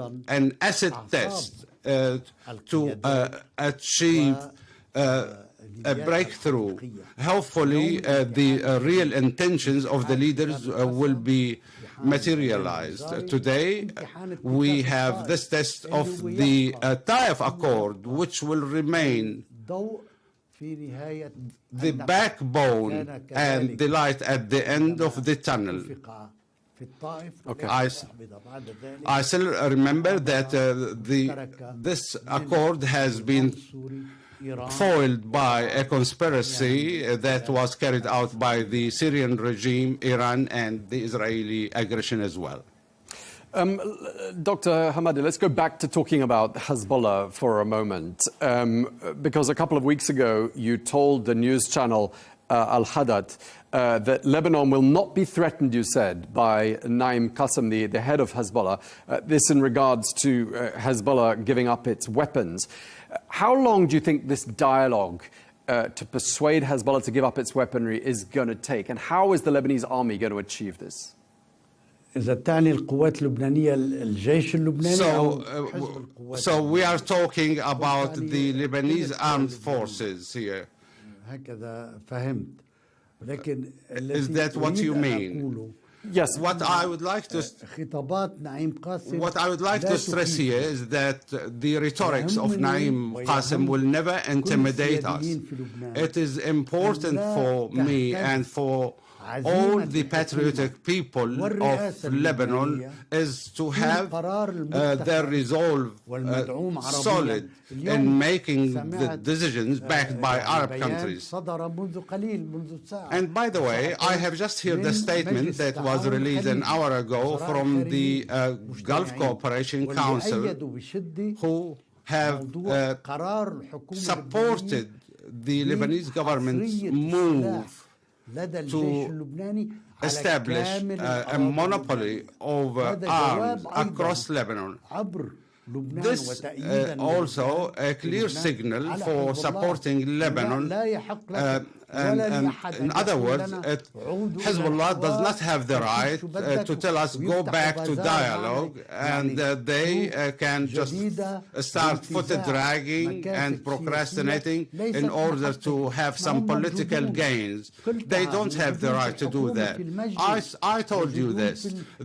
Hezbollah or the Shiite components are present in the cabinet, in various state institutions, and they have no grievances at all. And I think if there has been any kind of grievances, then it could have impacted other components as a result of assassination. We cannot forget what Lebanon has been through the Syrian tutelage and guardianship, and especially the Persian attack that has become unconscionable. And now we can see just any Iranian minister of the first class or the 10th class visiting Lebanon and barking orders on the government of Lebanon of what to do. And that's what happened during the era of Michel Aoun. What the masters of Tehran wanted just to do, they used just to back those orders on us. Okay, and just when you look back at some of the events of the last year, obviously we're nearly a year away from the killing of Hassan Nasrallah, the former head of Hezbollah. We're less than a year since the downfall of Bashar al-Assad, the leader of Syria. What's your reaction to these tumultuous events? Do you sometimes have difficulty believing what's happened, especially because a lot of this has been very personal to you, and you may believe that Hezbollah and Syrian forces were behind attempts to assassinate you and many people around you? What's your feeling? I stated that on more than one occasion, and allow me just to repeat it again. When fairness is absent, and I mean here the fairness of the international tribunal and the fairness on this earth, then maybe we had a divine fairness. And all those who just took part in the assassination seem to have faced the same destiny, and especially the leaders of the 14th of March and leaders in Lebanon and those who supported independence. All of them have perished. Yet it saddens us deeply that I hope that they have brought to justice and appear before the court instead of having a U.S., French, Israeli operations starting from Ahmad Mughniya, Mustafa Badruddin, and others, to name a few, where there were some kind of score settling that started with the Marines camp, and we had the French air forces, let alone the foiled assassination attempt against the Emir of Kuwait then. And therefore, within 2 months, the whole situation has changed upside down. As I said, it saddens us that this change has to come by Israel. But honestly, we were delighted with the toppling of the Assad regime, and Lebanon has sent a delegation to Damascus, and I think it was the first delegation. I myself have not visited Syria since 2004 when I was the Minister of Economy. And at that time, I was heading to Damascus International Fair because there was the assassination attempt and the frequent other attempts that followed.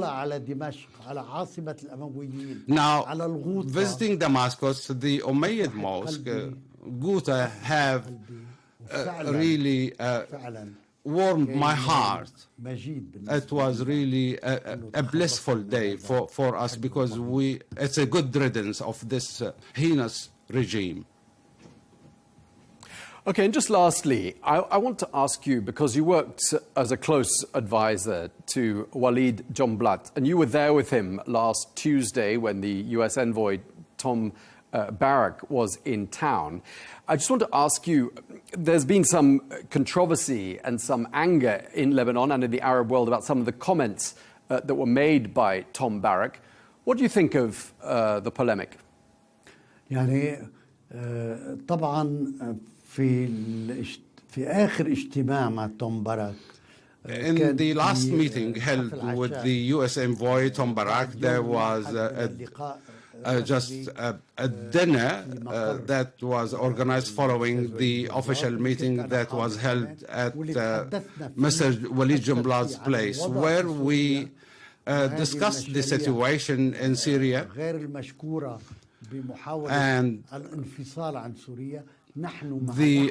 those attempts of separating Syria. We are supporting Syria's coming back to the fold of the Arab states, and with that, Syria has to rely on moderate approach and fairness. That was one of the topics broached, and Tom Barak was giving assurances to the Lebanese president about the situation in Syria.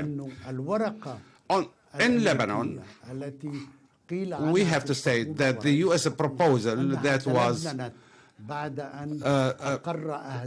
dubbed as it has become more of Lebanese nature after the objectives have been stated, has not received any response yet from Israel. As if Israel said, and this is what Tom Barak said, is that implementation is what matters about placing the arms under the control of the state. And the Arab world has been hearing frequently from Lebanese leaders something on the same lines, like just down the road there will be sovereignty and the Lebanese armed forces will have full control of arms. But this time around, the situation is different. Tom Burges somehow has been blaming the Lebanese government. I think maybe he was venting his anger, but his comments were not really quite positive, especially with the journalist. And he himself explained what happened and extended an apology about what he said, explaining that he was so stressed out at that moment. I think this is something very minimal, but we have to know what will be the fate of the U.S. proposal. Would it lead to the withdrawal of the Israeli forces from the 5 occupied points, exchange of prisoners, and also to have just demarcated borders that aligns with the truths that have been set out by Britain and France 105 years ago? The other question is, are we honest, are we sincere, and do we have the intention to implement the arms monopoly? I think everyone is having an acid test, the Lebanese government, along with the overwhelming majority of the Lebanese people.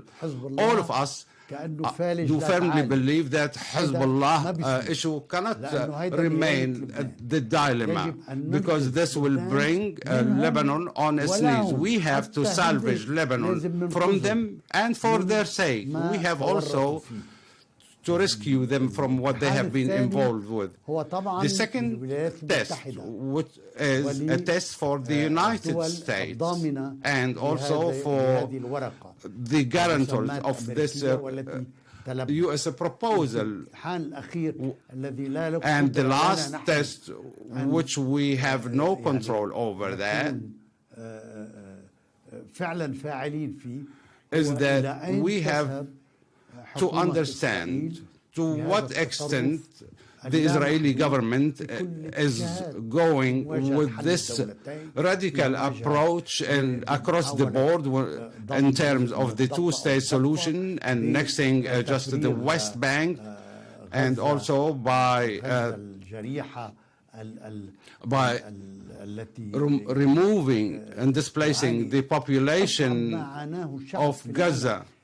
I think the bloodiest suffering in the world is what we see in Gaza. It is a test for Lebanon, a test for the United States and for Israel. We have the back of Arab countries, and Saudi Arabia has been on our side. They have told us more than one time, just get rid of this cancer and then you will have the remedy from us. And they will help us with healing us. But if we have just to get funds for economy and for the army, then we have to liberate ourselves from this hegemony and this blackmail that lasted for more than 30 years, and mainly because of Tehran.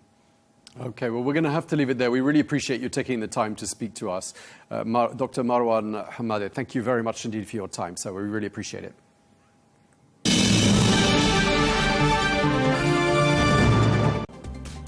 Well, that is all we have time for on Global News today. Thank you very much indeed for watching. Be sure to join us again tomorrow for more exclusive interviews. Until then, bye-bye.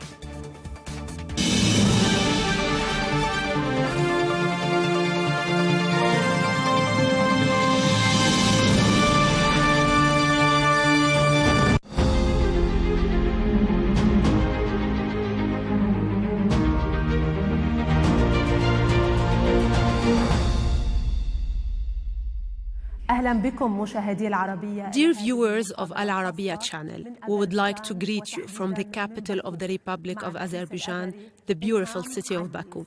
Today, I will have the honor of conducting a special interview with the President of Azerbaijan, Ilham Aliyev. Of course, this meeting comes in the period following the agreement signed between Armenia and Azerbaijan with the support of US President Donald Trump.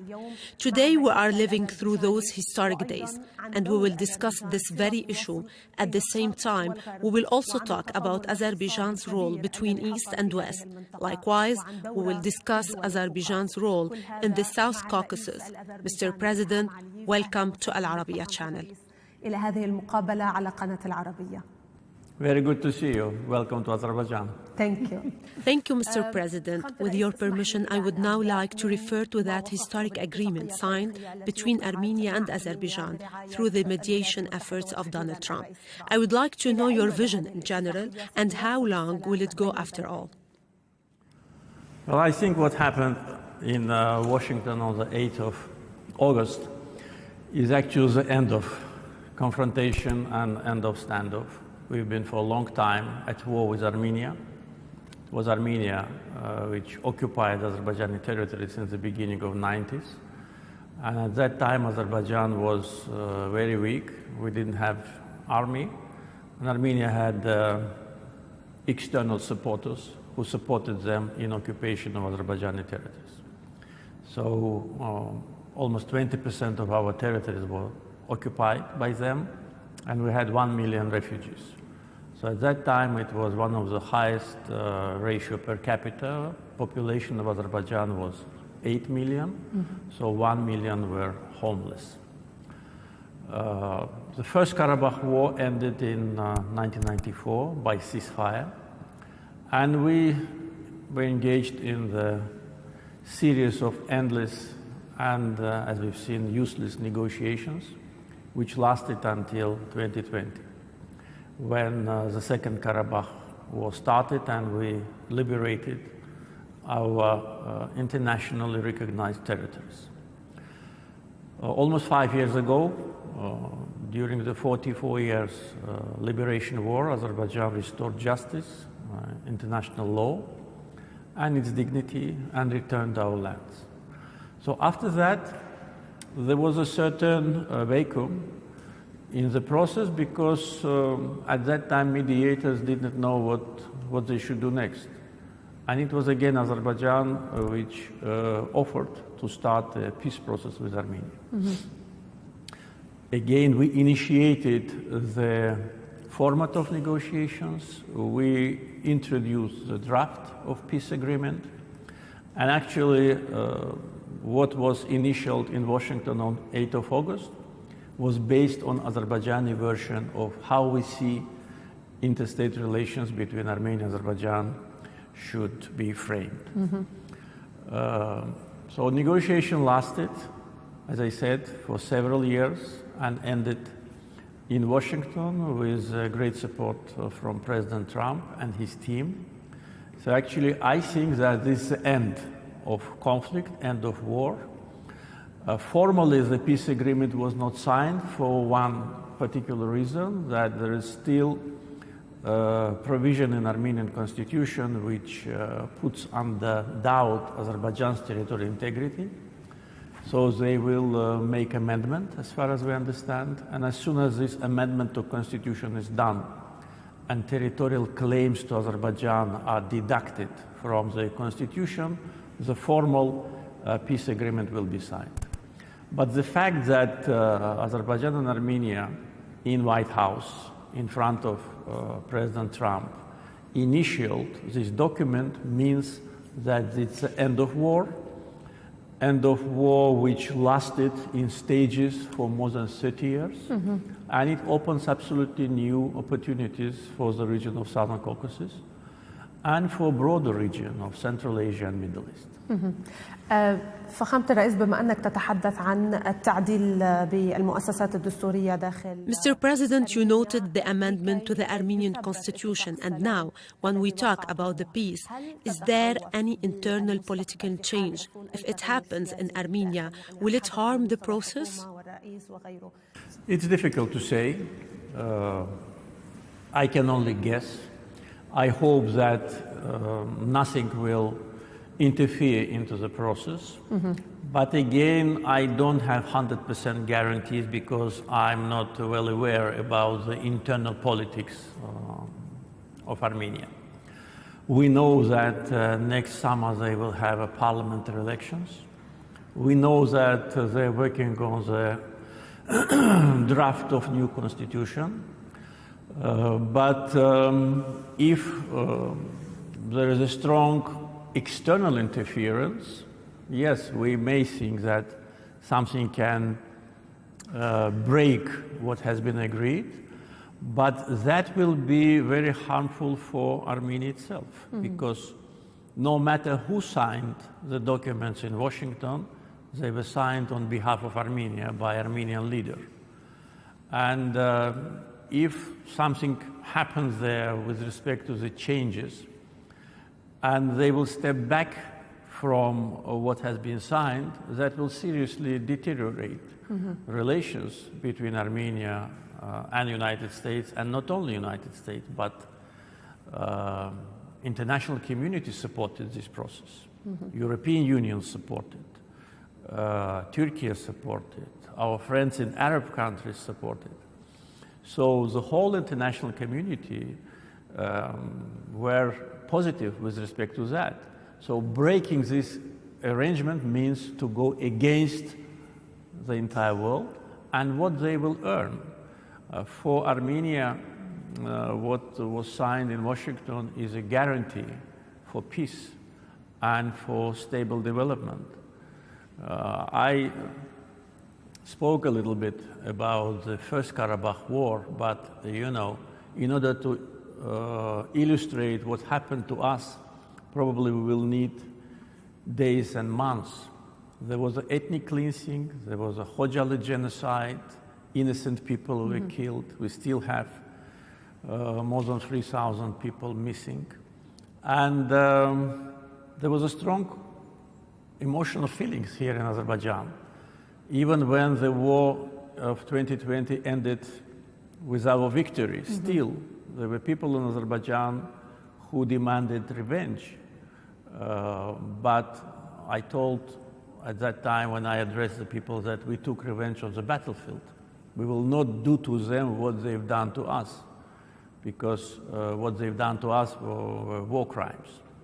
So what I'm trying to say is that if any future government of Armenia, no matter when this government or if it comes to power, will put under doubt what has been signed in Washington, then Armenia will face serious complications. Because the balance of powers in the region is absolutely in our favor from all points of view. I think it's obvious to everyone. And if Armenia would again put under doubt our territorial integrity, we will respond adequately. The importance of what has been signed in Washington is that both sides recognize territorial integrity of each other and will plan their future interaction based on these fundamental thesis of international law. So if they stop recognizing our territorial integrity, we will do the same with their territorial integrity, and who will win and who will lose, I think it's a rhetoric question. So I think that there'll be enough wisdom and reasonable approach from any future Armenian government not to put under doubt what we agreed in Washington. And again, it's agreement between two states. It's not agreement between Pashinyan and myself. Sure. سيد الرئيس بما أنك تتحدث عن يعني ضرورة أن يبقى هذا. Mr. President, as you have noted, the understanding should stay stable in the future. And there were a lot of tragedies in Nagorno-Karabakh. How you have started the reconstruction? Because we would like to know the IDPs, both Armenian and Azerbaijani. And in addition to that, did the Minsk group end by this signing? Yes, the solution of the Minsk group was one of the conditions which Azerbaijan put forward in the very first stages of negotiations, and our logic was based on the fact that when Minsk Group was created by OSCE in 1992, it was created to address the Karabakh conflict. So when Armenia officially recognizes Karabakh as part of Azerbaijan, and when they say that the conflict is over, that means that the legal existence of Minsk Group is absurd. And if they insist on keeping it alive, that means that they still have territorial claims to Karabakh. So that was the logic which was the basis for our position. And it took us a lot of time and effort to persuade Armenia to agree that both sides should write a letter to OSCE in order to dissolve the Minsk Group, what happened in the presence of President Trump. So now the process has started, and that will be the legal death of Minsk Group, because it's already dysfunctional for almost 5 years. With respect to IDPs, during the First Karabakh War, there have been no Armenian IDPs, because Azerbaijan did not occupy territory of Armenia. They occupied our territory. That's why we had so many refugees and IDPs which lived in difficult conditions during these years. We introduced the program of the resettlement even during the times of occupation, because absolute majority of them lived in tent camps for more than a decade. So we started to abolish tent camps as soon as I became president, and we finished that process in 2007. But still, tens of thousands of them lived in very poor conditions. So now the process of return, based on the program which is called the Program of Great Return, have started. And we already settled more than 50,000 of former IDPs in the liberated territories. And the process is continuing. There have been two major impediments. First, landmines. Armenians have planted more than 1 million landmines during the times of occupation. And after the Second Karabakh War ended in November 2020 until today, we have almost 400 casualties. More than 70 killed, and the rest severely injured because of the landmines. So these landmines do not allow us to have a broad, large-scale reconstruction process, because we need first to provide safety. And second, there was a total destruction of infrastructure in Karabakh. Our cities and villages were leveled to ground. Sanitation, water supply, electricity, railroads, highways, all was totally ruined. So we spent most of our money in these first years of reconstruction to build infrastructure, and in parallel to build villages and cities. So now we are almost in the final stage of infrastructural development. I think the full infrastructure projects will be ready maybe in 2-3 years. And now we spend more money for housing projects. So it's now visible, like buildings are coming from the middle of nowhere. And our plan is to provide decent housing conditions, jobs for all the former IDPs, and the process has started. As I said, more than 50,000 already live on their ancestral lands. Mr. President, one of the main issues arising from the agreement was to make Azerbaijani dream come true. What we talk about it is the dream of Zangazur corridor that come true, or what we call Trump route. Why Trump route has come to the table? In addition to that, which stage will this Trump route promise for Azerbaijan to undergo? Of course, this corridor will play an important strategic role between Azerbaijan and Europe. In order to answer this question, I should go into a little bit of history and just to explain the people who watch us how it happened that Azerbaijan is divided in two.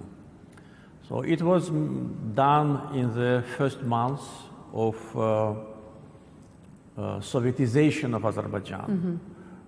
When Russian Empire collapsed in 1917, Azerbaijan established Azerbaijan Democratic Republic.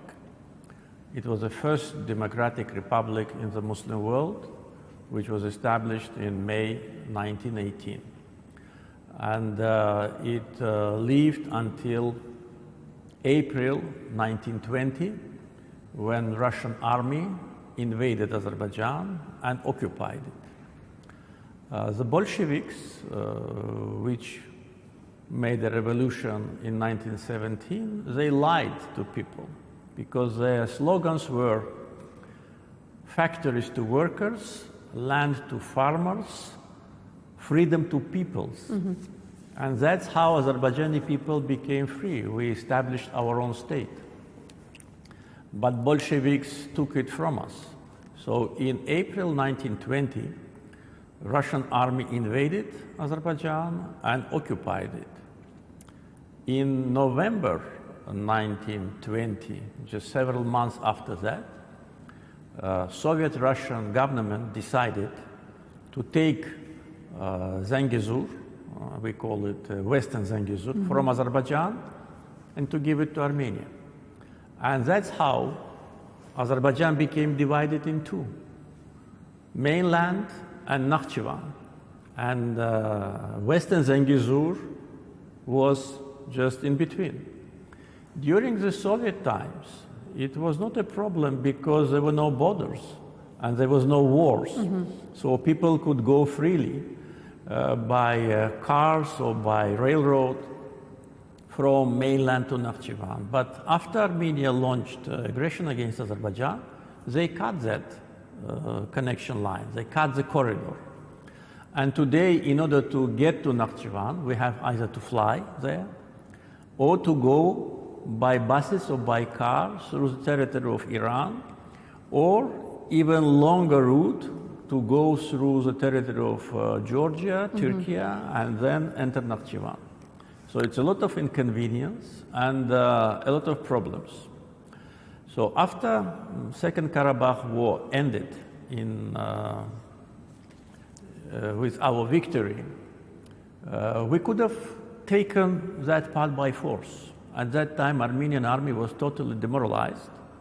There have been 12,000 deserters, people who ran from war, in Armenian army, and 0 in Azerbaijani army. Azerbaijani army was motivated, people were motivated, and there was no one in front of us. We just stopped on the 10th of November 2020 on our border. We didn't take that part by force, but we told Armenia that they cannot block us from communications with Nakhchivan. So for almost 5 years, we've been negotiating with them about these connectivity lines. In the meantime, we started to build railroad towards Armenian border to connect it with Nakhchivan, and started to build highways. Highway project probably will be ready next year, as well as a railroad. But during this almost 5 years of negotiations, Armenia was not demonstrating constructive approach with respect to our demands or legitimate requests. So when President Trump and his team started to be involved in the process and wanted to facilitate, so our message to them was, without Zangazur corridor being operational and being safe, so that Azerbaijani citizens can go safely this 40+ kilometers route, there must be strong security guarantees. There must be international security guarantees. So only security guarantees from Armenia will not be enough So Trump's administration accepted this legitimate concern with a proper attitude, and that's how it turned into TRIP, Trump Route for International Peace and Prosperity. So now when President Trump gave his name to Zangazur corridor, I'm sure that it will materialize very soon. From point of building the physical infrastructure, I mean the railroad, it should not take a long time because it's only 42 kilometers. If we were to build it, we would have done it in 1 year. Maybe for Armenia, it will need some more years because we have more experience in building railroads. By American investors? It is not yet decided, but yes, it is possible to be done by American investors. Actually, for us, it doesn't matter.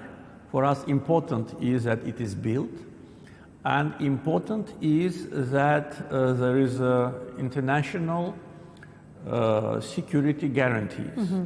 In other words, when Azerbaijanis travel from Nakhchivan to mainland and backwards, they should not feel discomfort. They should not be afraid of their security, taking into account the long-lasting standoff and the hostility. So now I think it is very close to be implemented, and it's now for Armenia to do their part of the job. As far as we're concerned, again, I'd like to say that all infrastructure to connect two parts of Azerbaijan on our territory is now being implemented. But it's not only about connection to parts of Azerbaijan, it's about building a new transportation line.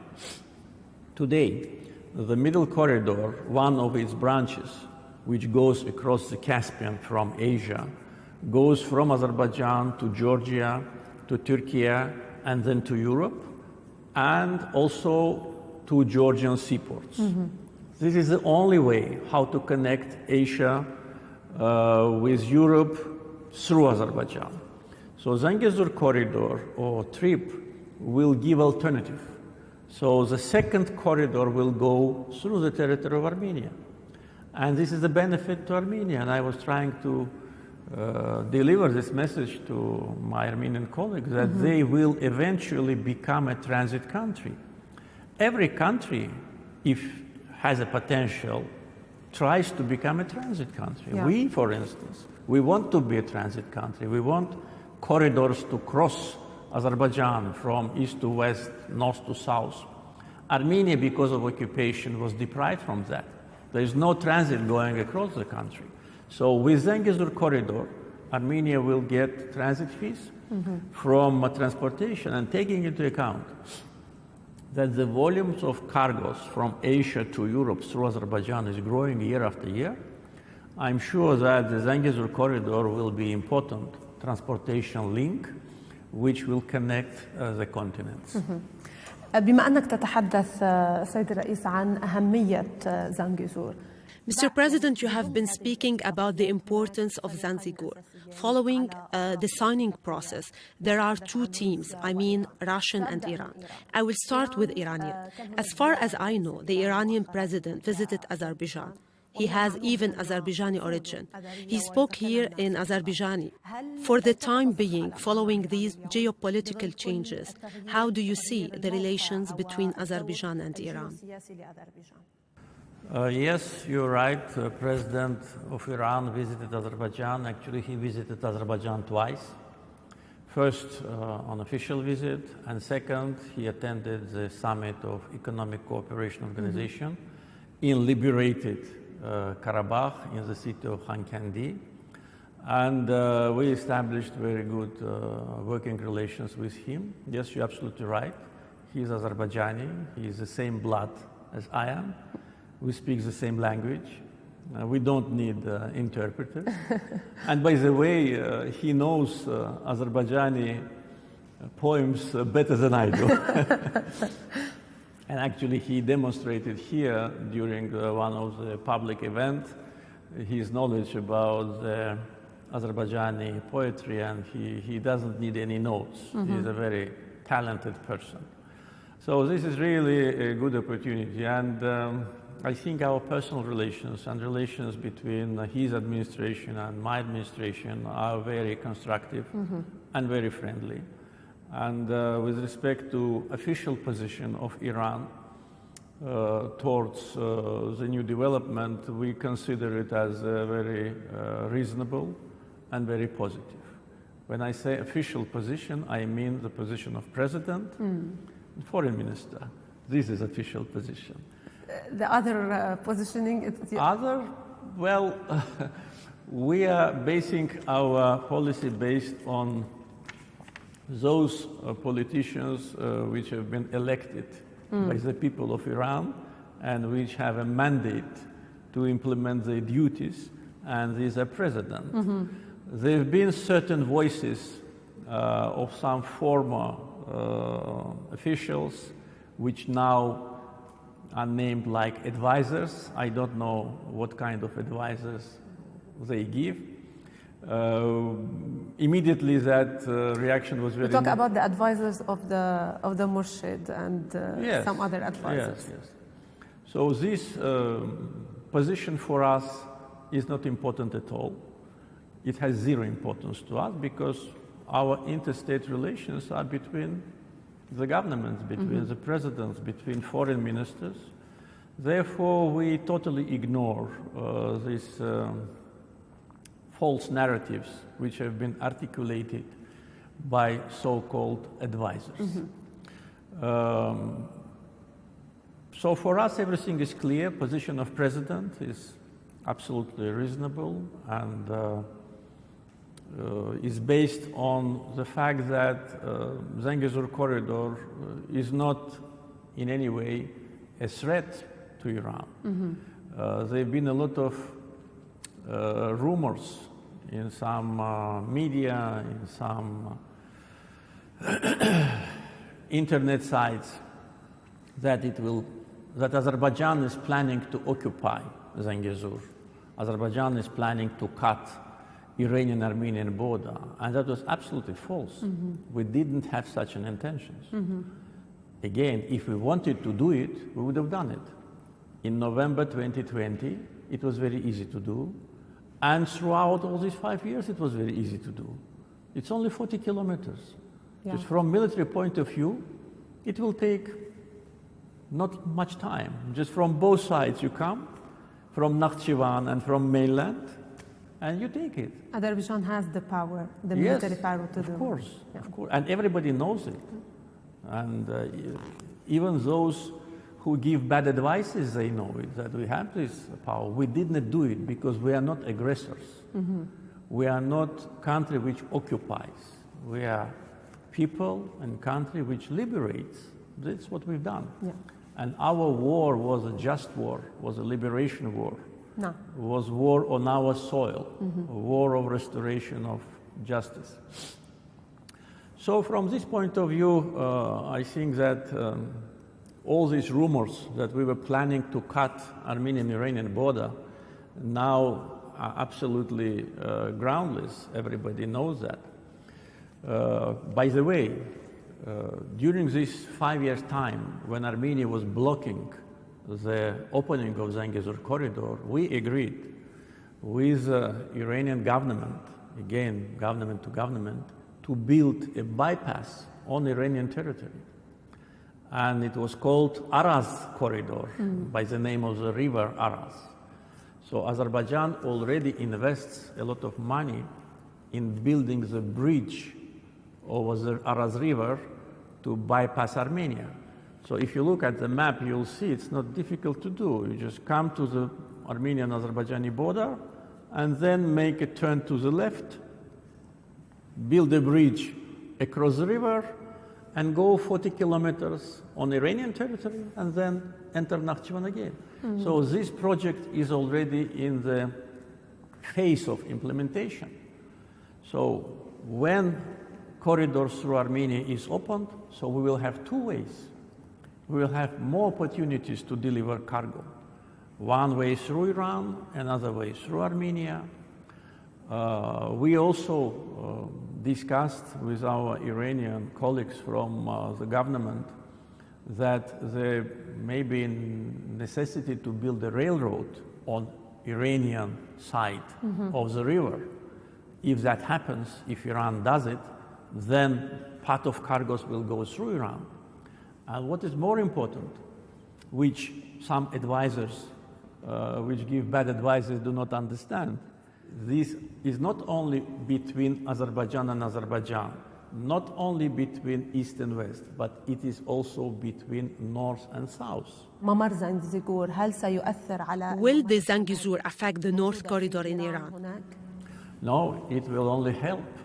Because first, the North-South corridor, which originally was planned and designed, goes from Northern Europe, Russia, Azerbaijan, Iran, just straight line. If you look at the map, it goes on the territory of Azerbaijan, partly just by the shore of the Caspian Sea. Will they meet at some point? Now, yes. So this is an authentic North-South corridor, which is fully built on Azerbaijani territory. We have full railroad and highway connection between the Russian border and Iranian border. The missing part is on the territory of Iran. They need to build some 150 or more kilometers, but that will take time, maybe several years. What can happen with connection between North and South? It can go through Zangazur. Again, if you imagine the map, it can go from Northern Europe to Russia, to Azerbaijan, and then from Azerbaijan, it can go to Zangazur, enter Nakhchivan, and from Nakhchivan, we have a railroad connection with Iran. So actually, the Zangazur corridor will not only be east-west, but also north-south transportation corridor. And instead of one north-south route from Russia to Iran, Azerbaijan, Iran, we will have another one from Russia to Azerbaijan, Armenia, Nakhchivan, Iran. So it will be, I think, a win-win situation for the whole region, and there'll be no losers. And I know that Iranian government, coming back to your question, understands it, and Azerbaijan will do everything in order to strengthen regional cooperation between all the countries of the region. Currently, Russia on the other side, as we know, there was a shooting down of Azerbaijani plane, and the relations are not the same. Will it be an attempt to revise the diplomatic relations? The shooting of Azerbaijani civilian plane by Russia and the reaction of Russian officials to that create a very big frustration and disappointment in Azerbaijan. First, this shooting shouldn't have happened in the first place, because when there are drone attacks on Russian airports, they announce the special regime. They call it a carpet, in Russian kovер, and all the planes get a signal that there is a drone attack, and they turn back. 2 weeks before it crashed, the same happened with our plane, which was flying to the same Russian city, and they got this signal, so they turned back. This time, they did not give this signal. They gave the signal after the plane already was shot down. So they did it in order just to mislead those who would investigate. They shot it twice. Only professionalism and courage of the pilots made it possible for plane to land. And fortunately, it landed in Kazakhstan, not in Russia.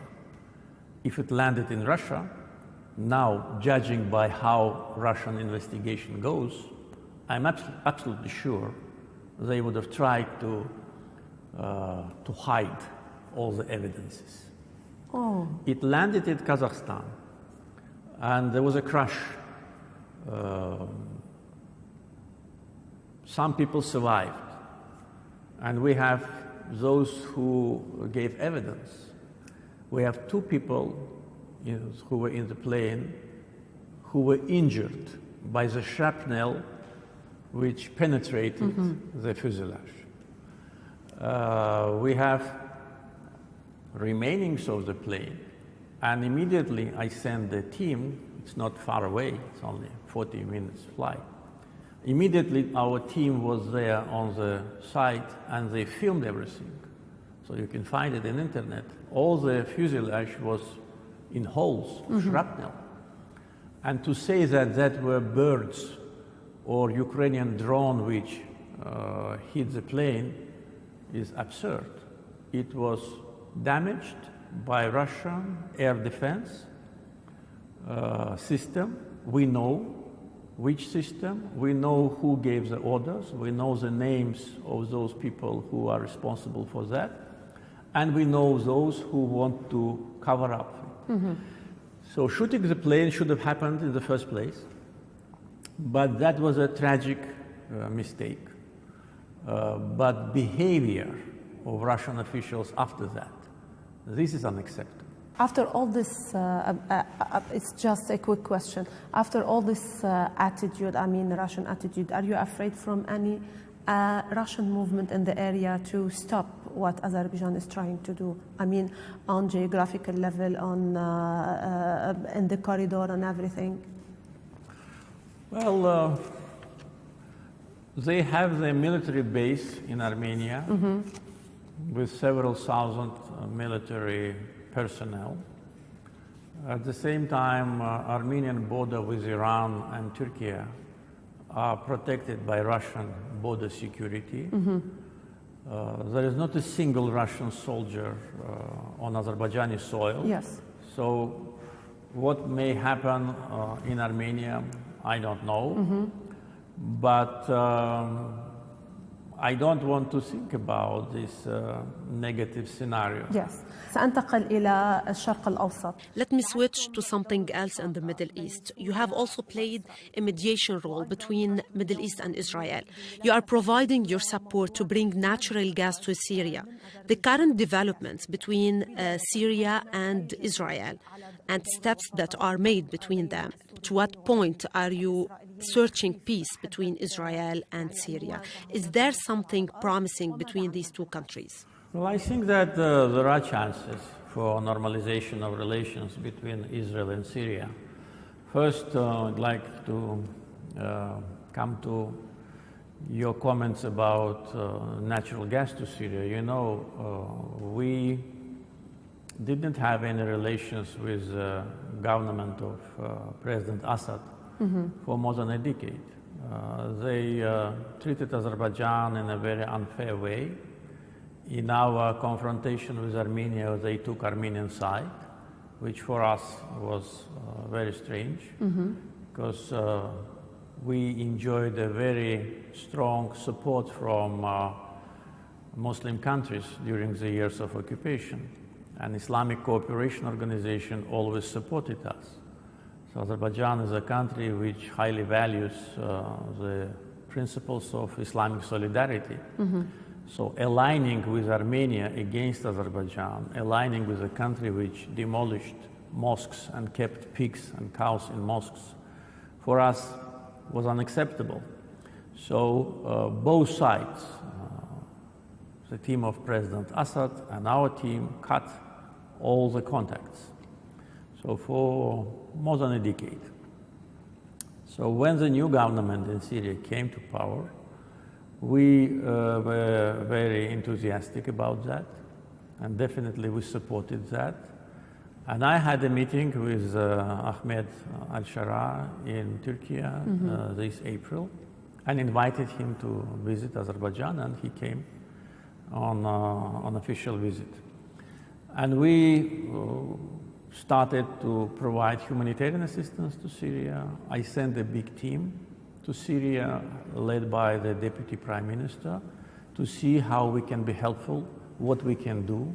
We only want peace for this country, for these people who suffered for so many years. And we want that they live in peace and to see development there. So this started. And then the issue of shortage of electricity came to our attention, and we started to think how we can be helpful. And we had a trilateral and even quadrilateral arrangement between Azerbaijan, Syria, Turkey, and Qatar in order to help Syria with natural gas, to convert it into electricity. So the ceremony of the beginning of that process took place on the 2nd of August. Azerbaijani gas through Turkey is coming to Syria, and the Qatar government was so generous to provide funds for that. So far we agreed about 1.2 billion cubic meters of natural gas to Syria, but their demands are higher. So in the future we can increase the volume of gas so that they have less shortages. In the meantime, negotiations between officials from Israel and Syria took place with our mediation. We want peace around us. We, as a country and people who suffered from aggression, from war, we understand what it is to be refugee, what it is to be homeless, not to have gas, electricity, water, or food. So we actually became already for many years a donor country. We provide financial support, humanitarian support to almost 100 countries, 80 plus countries. So our goal was only to help to have normalization and to create a predictable situation between Israel and Syria. And if we helped a little bit, we are happy with that. We see that there is a potential for normalization, and that will bring additional elements of peace and predictability to the Middle East. Israel, they agreed on having this normalization while respecting the unity of Syria? Yes, definitely. Azerbaijan, as a country which suffered from violation of territorial integrity, supports territorial integrity of all the countries. And our position on that is straightforward.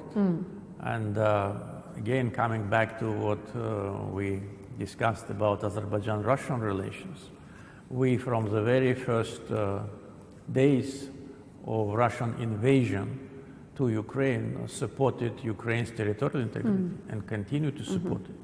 And of course, unity and territorial integrity of Syria is number one precondition for any kind of relationship.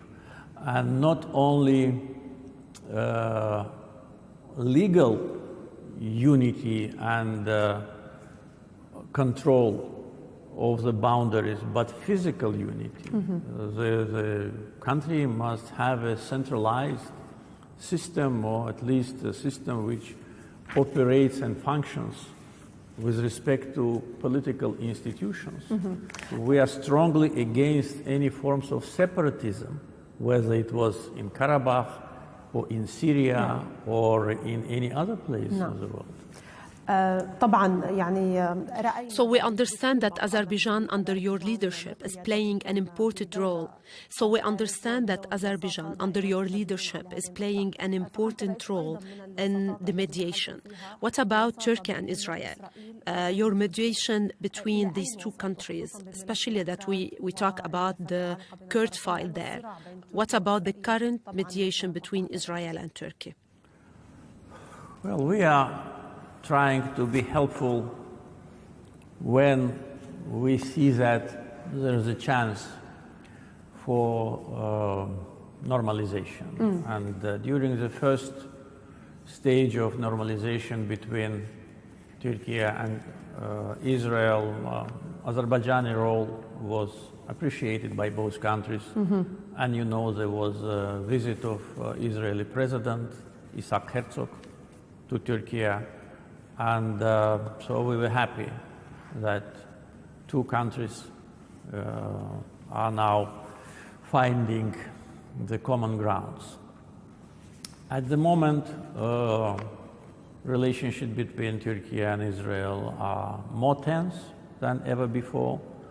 Therefore, if we are asked to step in, we will do it. If not, we will try just to use maybe some not very public diplomatic efforts in order to help to find a ground, because the most important is safety and security.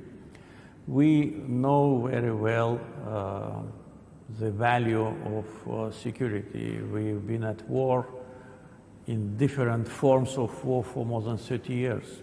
So it makes you totally preoccupied with that. No. For me as a president for 17 years, since I became president until we liberated Karabakh, that was issue number 1, number 2, number 10. I was totally preoccupied then day and night.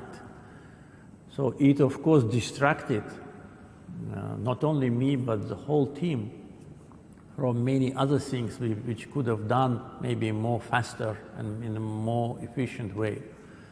So any potential threat, any even hypothetical threat of physical confrontation is harmful.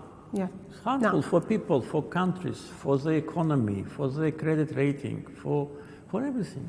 So we are trying to provide, based on our experience, because we had experience of being occupied, we have experience of being a victorious country, we have experience being at war, and now we have experience how to reach peace. So we know how to do it. And also our diversified foreign policy directions also allows Azerbaijan to be in the middle of events, because not many countries today can talk in a very sincere way to those who are now in difficult terms. So we are ready to do it. We hope it will work. But of course, we don't want to impose ourselves on anyone. We just do what is necessary when we are asked for that. Currently in the Middle East, there is a big role played by Azerbaijan, and this role is measured by not only natural gas of Azerbaijan. The natural gas of Azerbaijan goes to European countries and to Eastern countries. Is it possible that natural gas from Azerbaijan can go to some Arabian countries like Egypt or any other country around Syria? And will it help the situation there in general? With respect to energy, so yes, you're right. Our main destination for natural gas is Europe. We provide gas to 10 European countries. 8 of them are members of EU. So for these countries, Azerbaijani gas really plays an important role in the energy security, and this role will grow. I already publicly announced our plans for the coming years. By 2030, we will have guaranteed additional 8 billion cubic meters of natural gas, plus to what we have today. And the question is how to use it, in which direction. And of course, entering Middle East with our natural resources is a first experience for us. We think that, as I already said, we can increase the volume of gas to Syria. And also we can provide gas supplies to other countries through Arabian gas pipeline or through other means, through swaps. Also, we are trading energy resources. We are not only selling our own oil and gas, but we are working as an international trader. So our potential is bigger than one can imagine. So from this point of view, I think it's an important factor. With respect to relationship with countries of Middle East, primarily with members of Gulf cooperation countries, are very good, very friendly, and very result-oriented. We have a very strong partnership with these countries, and by the way, our main investors in renewable energy are companies from UAE and Saudi Arabia. So they are our main investors. They already are investing now. And by the way, our renewable potential also should not be underestimated. By 2030 again, based on the signed contracts and investments from primarily UAE and Saudi Arabia and China, we plan to have 6 gigawatts of solar and wind energy. Plus, we are actively building the hydropower stations in Karabakh. Already almost 300 megawatt we already created. So this is important part of relationship between Azerbaijan and members of Gulf Cooperation Council, because we have fossil fuel and also we work actively on renewables. And together we can do many good projects. By the way, ADNOC, very important energy company from UAE, became a shareholder of one of our biggest gas fields in the Caspian. At the same time, our state company, SOCAR, became a shareholder of one of the projects in oil development in UAE. We really are now in the active phase of working on a broad investment portfolio.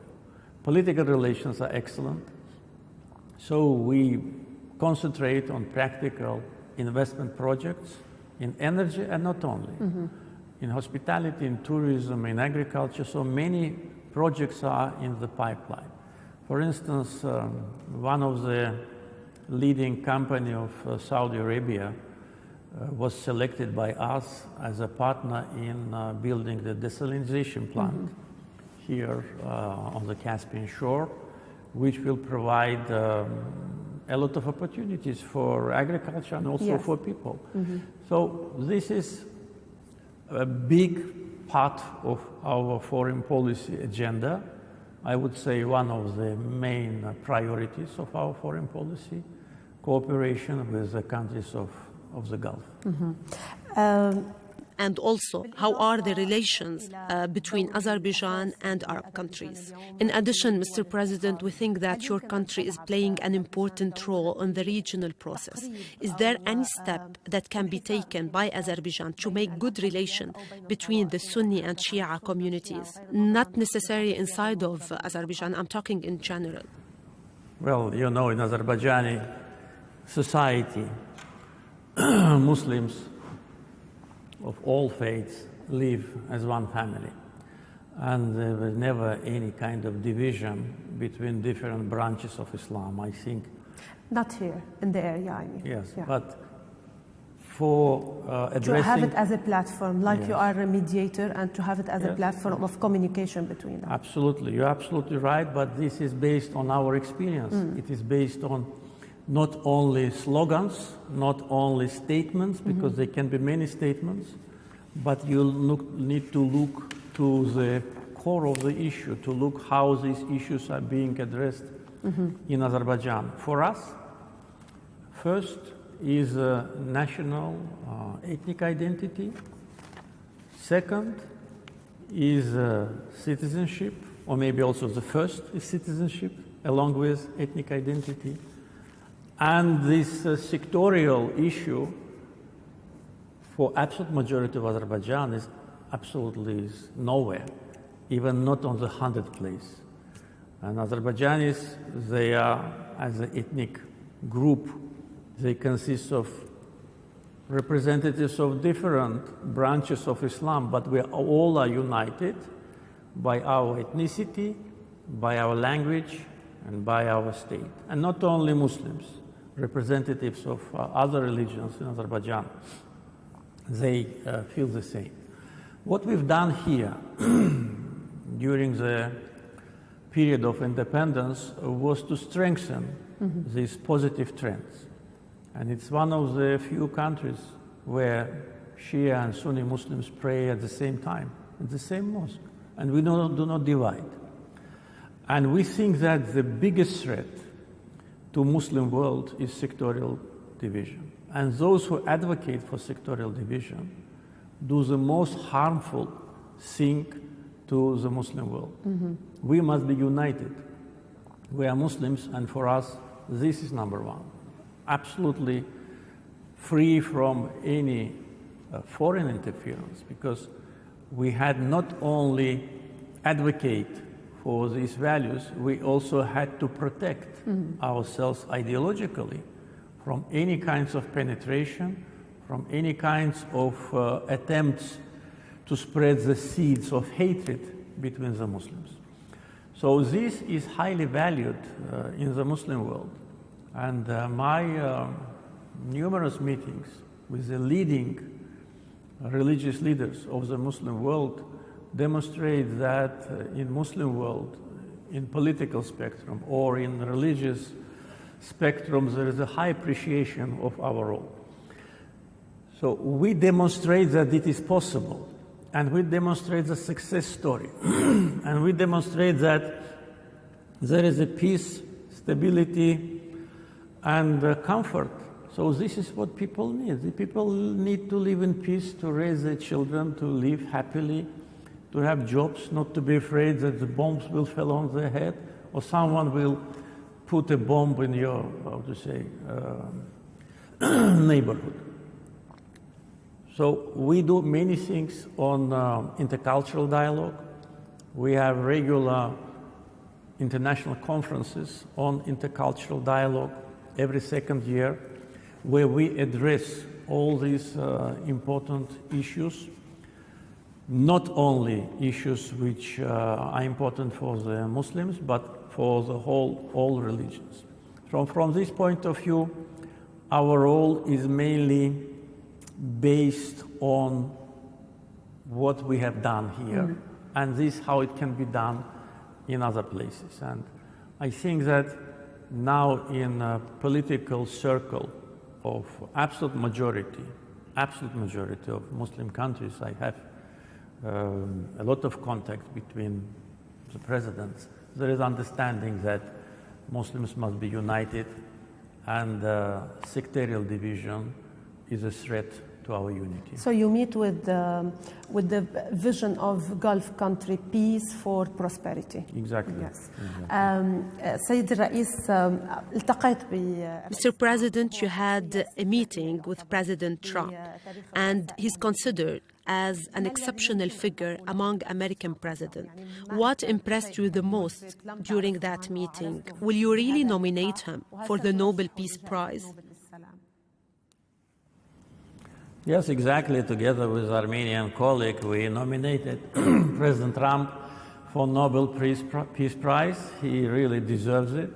As I said in my comments in Washington, in several months, he made a miracle in Africa, in Asia, in Southern Caucasus. And this is his character, this is his nature. He wants peace. He is a person which is absolutely different from a traditional image of Western leader.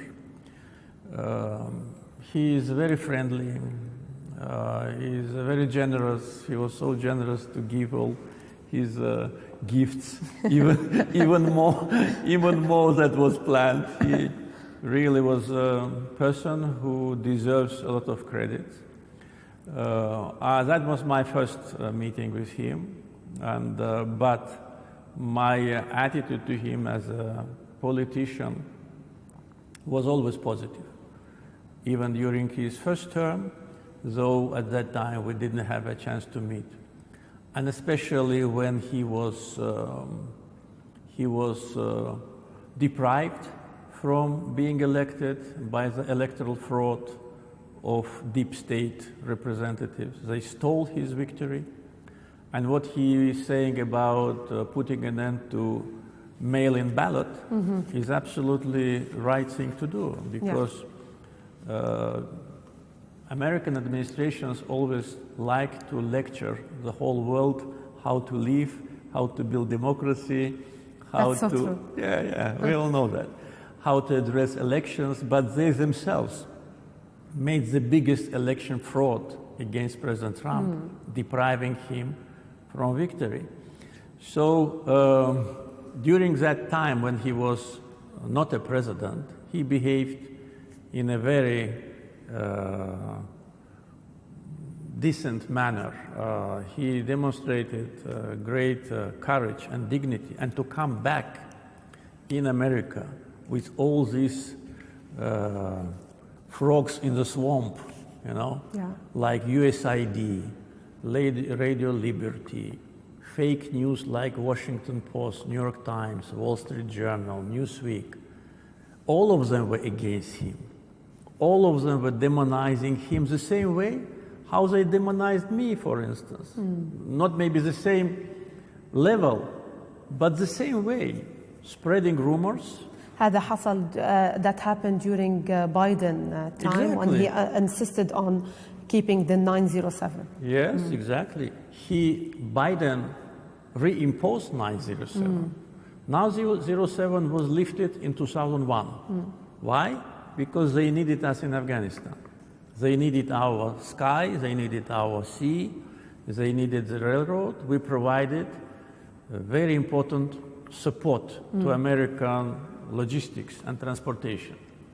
So as soon as Biden ran away from Afghanistan, they reimposed the sanction on us. So can you be so unthankful? What we would think about you, and we cut all the relations with them. With Biden administration, it was zero. It was a disaster. So Trump is absolutely different. He is a person which not only, I'm sure, will make America again great, he will make America again to be admired, as we all did in all times, when America was a symbol of prosperity, of freedom, of development. He will do it, I'm sure. If he managed in 6 months to bring peace to so many locations, he will do it, but he has a strong resistance. The system is against him.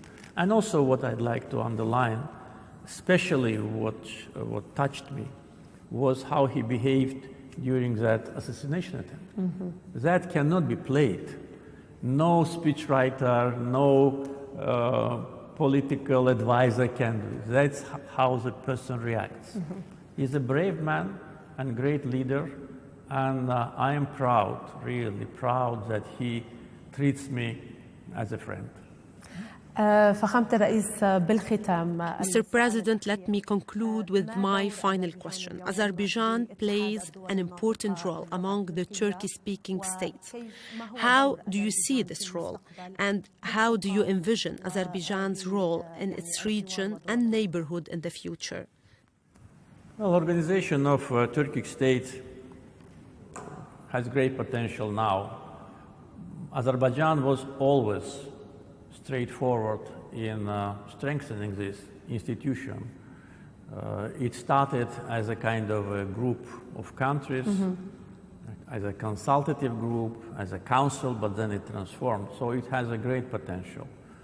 And our close relations with Turkey, which are now based on alliance declaration, which we signed with President Erdogan in Shusha in 2021, which makes us military allies and political allies from legal point of view. It's an important factor not only for both countries, but for the whole Turkish world. Last year we signed an alliance agreement with Uzbekistan and also with other members of Organization of Turkish States. We have strategic partnership agreements or declaration. So it's a big potential. We are united by our roots, which makes this organization unique. Because if you look at other international organizations, not all of them, or maybe I don't know which of them also is united by the common ethnic root. Yeah, we are different peoples, but we have all common, our roots coming from the Turkic ethnicity. We have growing population, which is also an important factor for every country. When it is supported by economic development, it is advantage. Sometimes it's disadvantage when countries are poor, but our countries are not poor. We have natural resources, not in every country, but in many. We have broad geography. Turkey is a leading military force on the global scale. In NATO, it's second army after United States. Azerbaijani army also demonstrated itself on the battlefield, not on parades. And connectivity. And when we talk about today about corridors, you cannot avoid us. You cannot. You should use us, our territories, our facilities. And also important is that in all members of organization, there is a political stability and friendly relations between each other and between all. So this is really makes organization unique. So we need to strengthen it. And we need to strengthen it by concrete projects, by investments, by energy, by transportation, by cultural projects. So I see in the future this organization as one of the important global actors. So our view is to transform it into a global actor which can play a role on international arena, which not only be preoccupied with our internal issues, but to play a stabilizing role on international arena, positive role, generating opportunities for the neighbors, and demonstrating that on such a huge geography, you can build a strong unity, which is not a threat to anyone, but which is an opportunity to many.